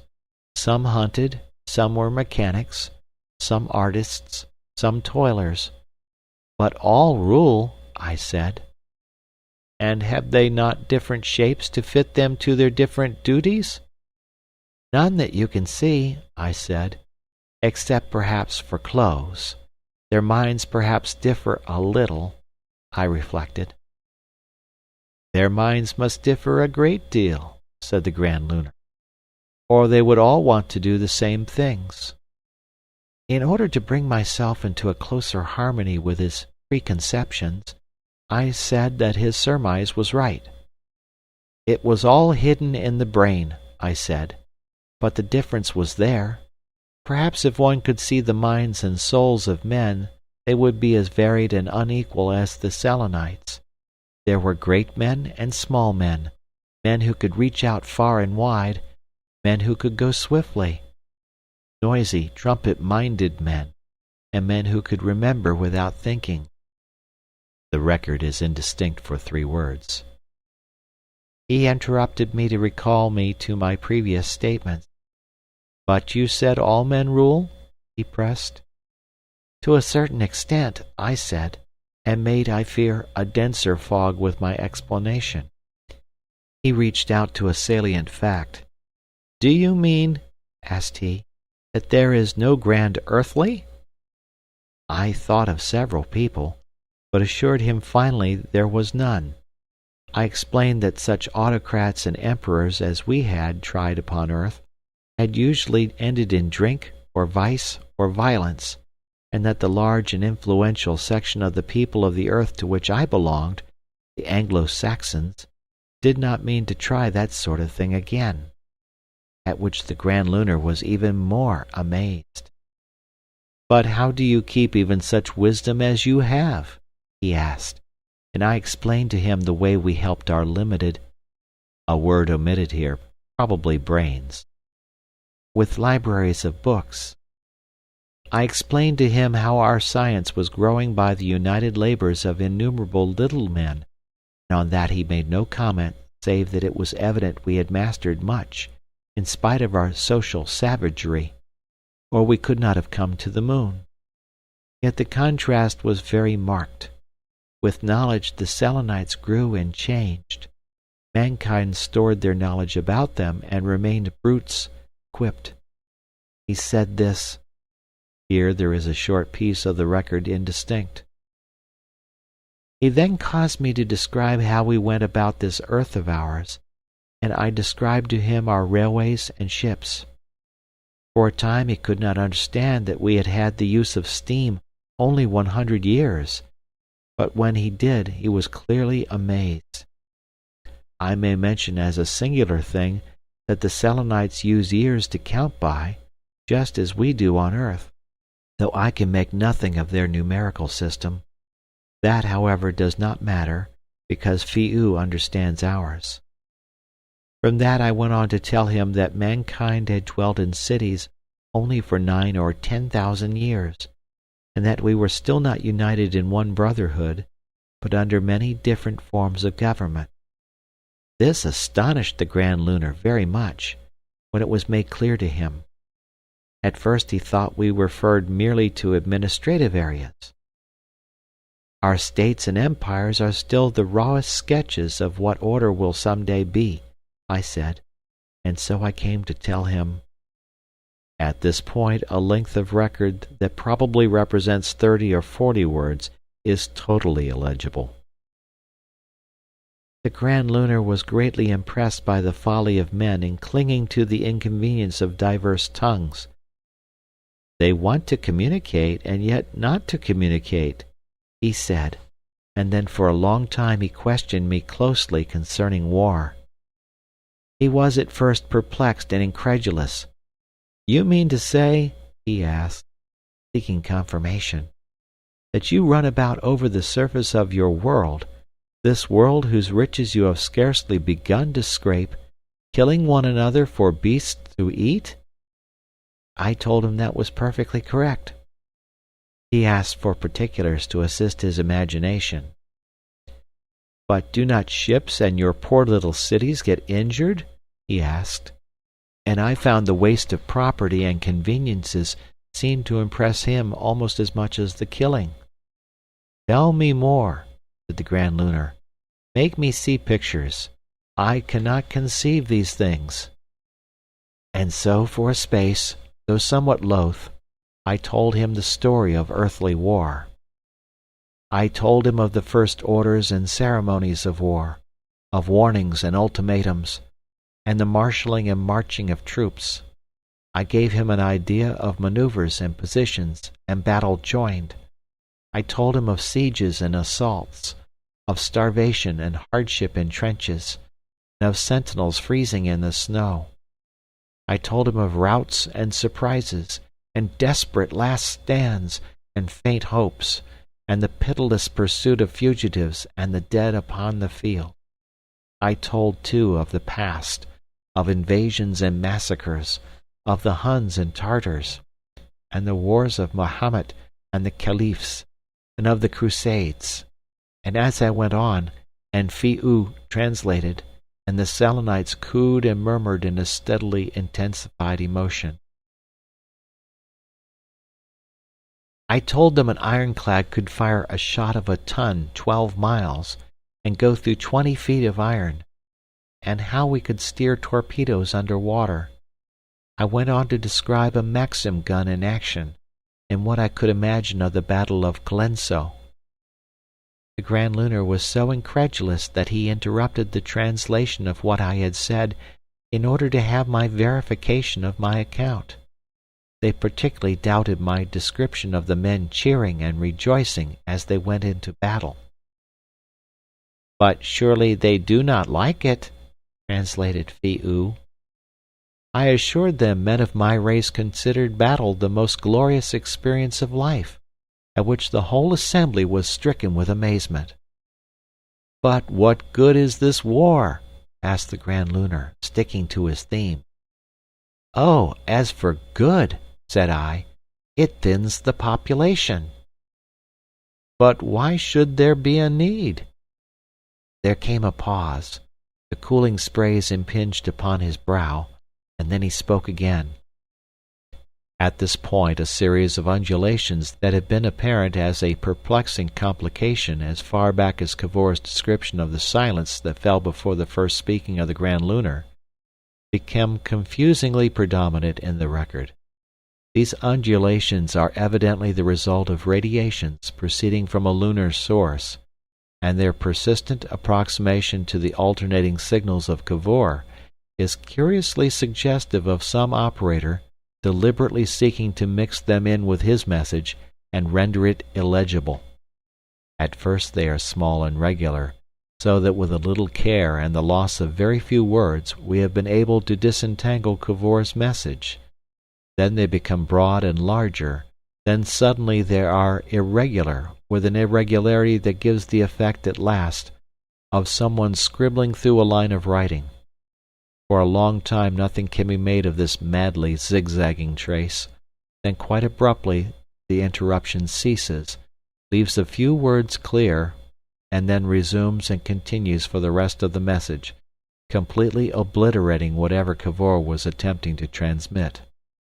Why, if this is indeed a deliberate intervention, the Selenites should have preferred to let Cavor go on transmitting his message in happy ignorance of their obliteration of its record, when it was clearly quite in their power and much more easy and convenient for them to stop his proceedings at any time, is a problem to which I can contribute nothing.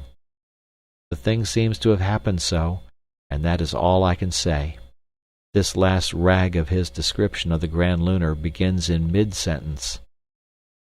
"Interrogated me very closely upon my secret.